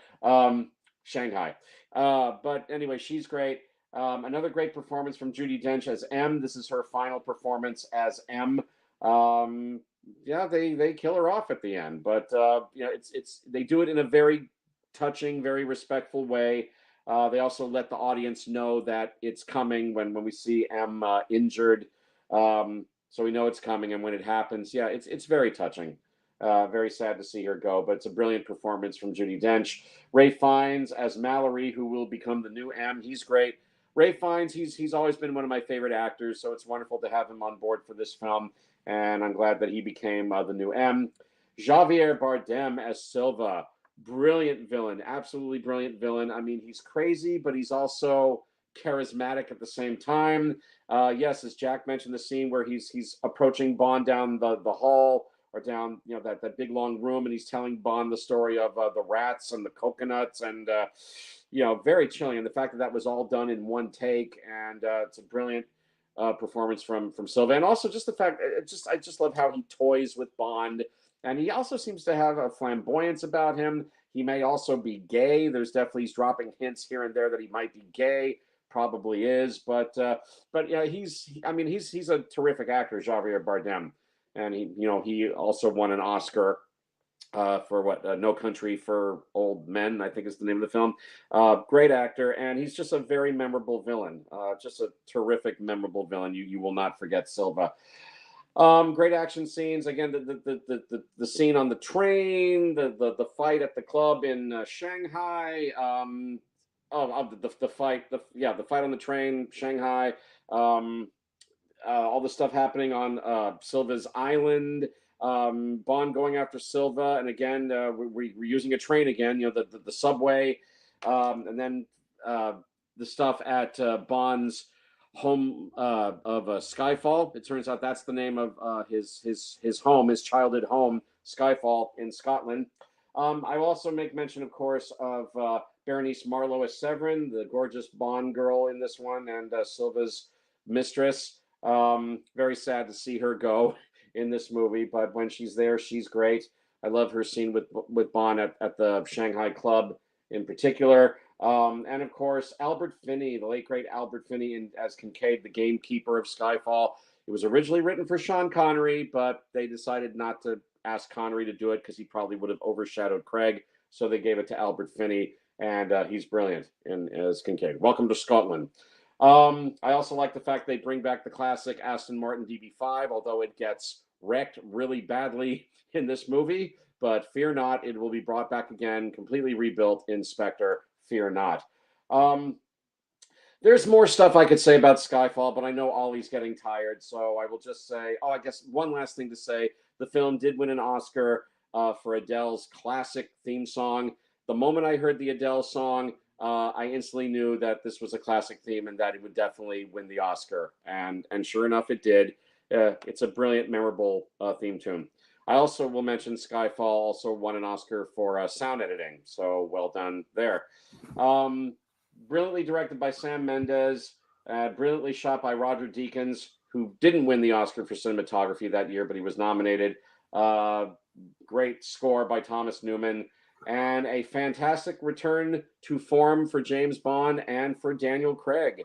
I love Skyfall. As I say, it lands at number 3 on my personal ranking.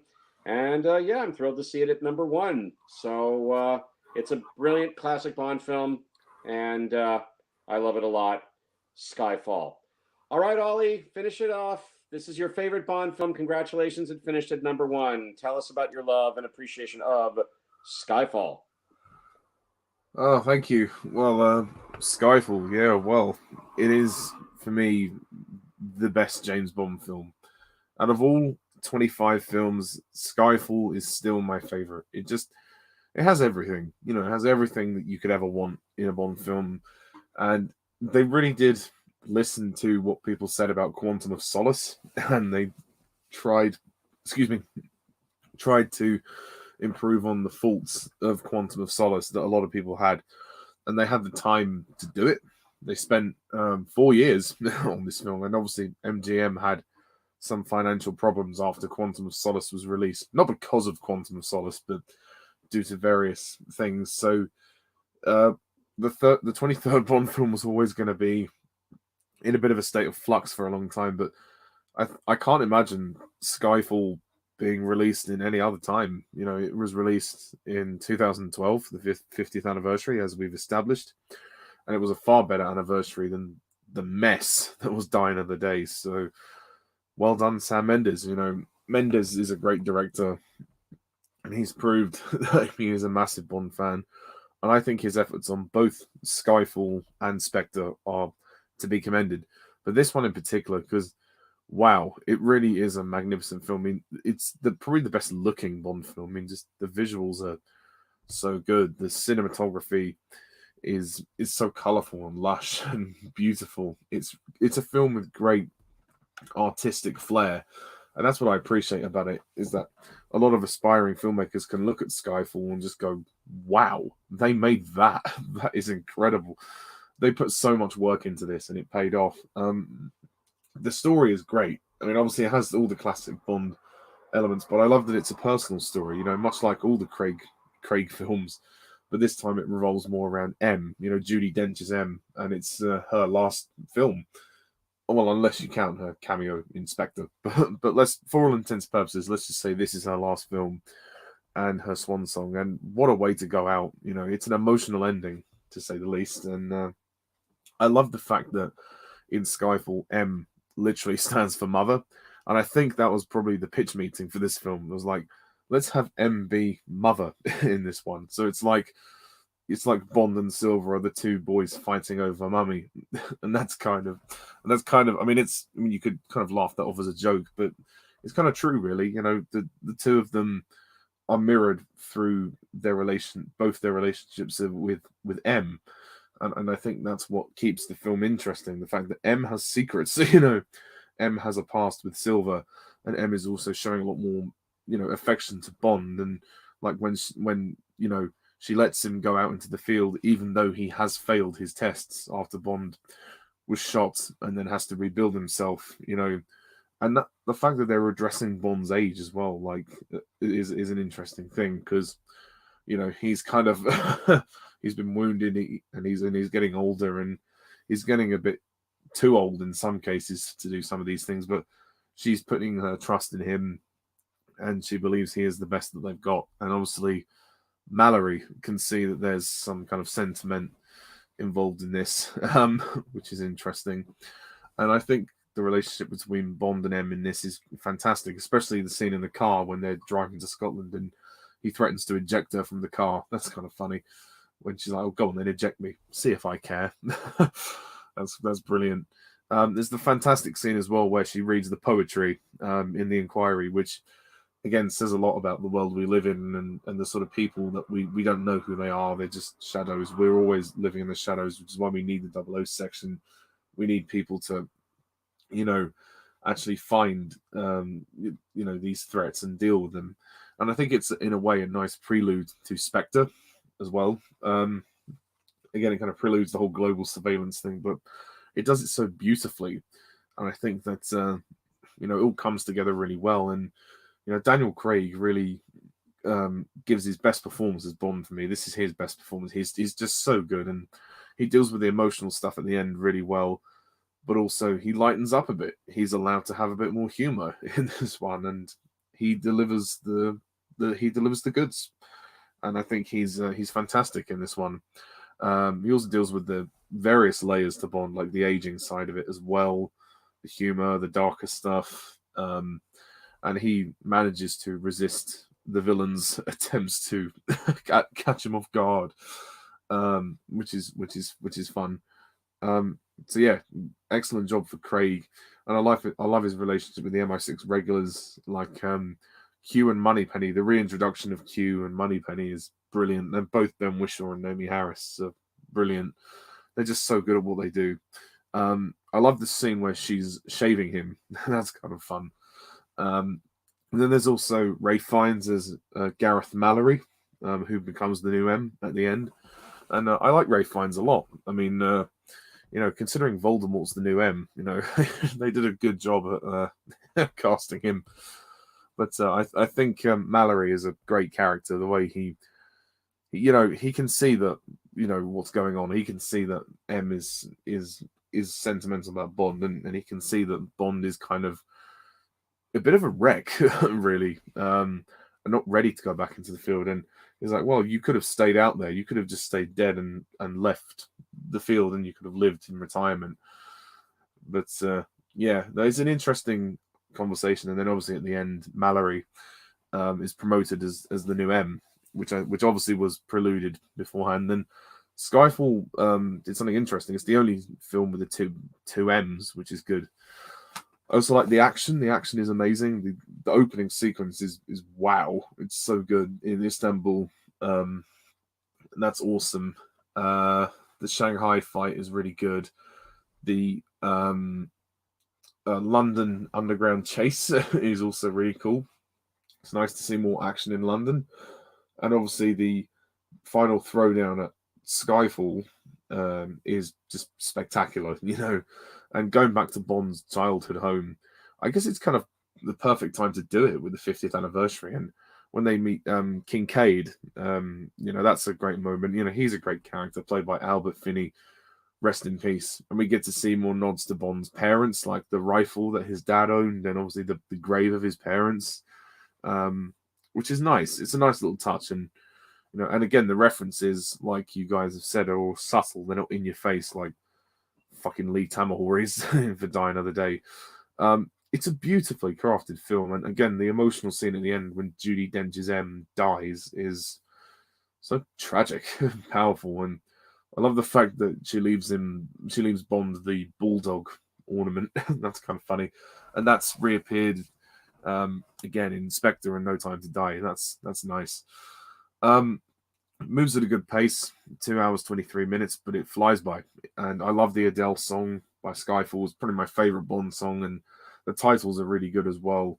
It's again such a stunning sequence to watch. And also Rory Kinnear as Tanner. Shout out to him. He's very good, and the plot is really interesting. It just moves along. I do agree. My tiny nitpick would probably be Severine is a little underused. But she's still a complex and interesting character. And yeah, there is an argument to be made about the shower scene. But to be fair, she does invite him onto the boat. She does invite Bond to join her on the Chimera. And I guess she just didn't expect him to creepily worm his way into the shower. But it's not like she didn't know he was coming.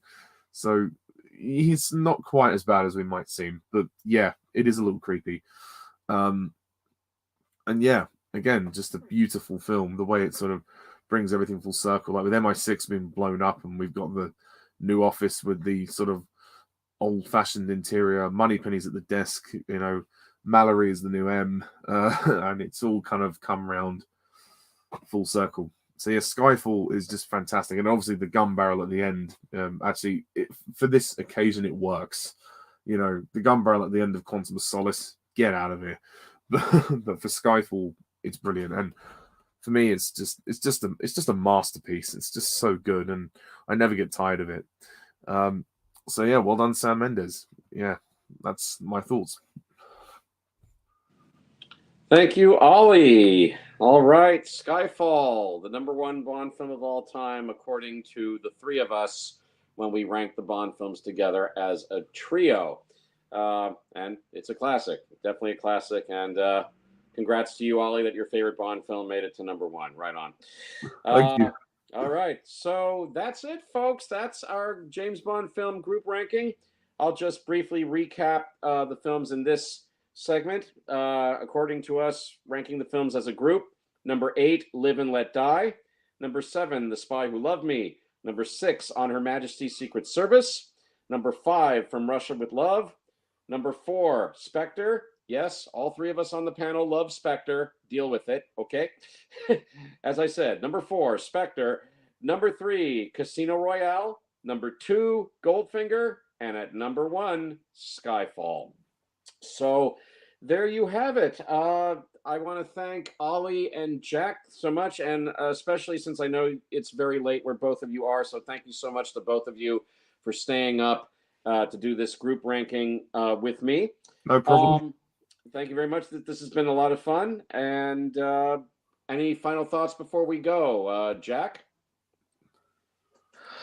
No, just that I enjoyed, doing the 3 parts of this group ranking. You've done a really good job hosting, Alan, and I've enjoyed seeing how we've all ranked the Bond films as a group. And yeah, thanks. Thank you, Jack. Thank you very much. And how about you, Ollie? Yeah, much like what Jack said. You've done a great job hosting for the first time, and thanks for organising all this. It was great fun to do it. I wasn't quite sure how we were going to do it at first, but when you explained it, yeah, it was a great idea. And yeah, thanks, guys, and Jack as well. It's been great to discuss it with you as well. So thanks to both of you. It's been a pleasure. Thank you, Ollie. Yeah, this has been great fun.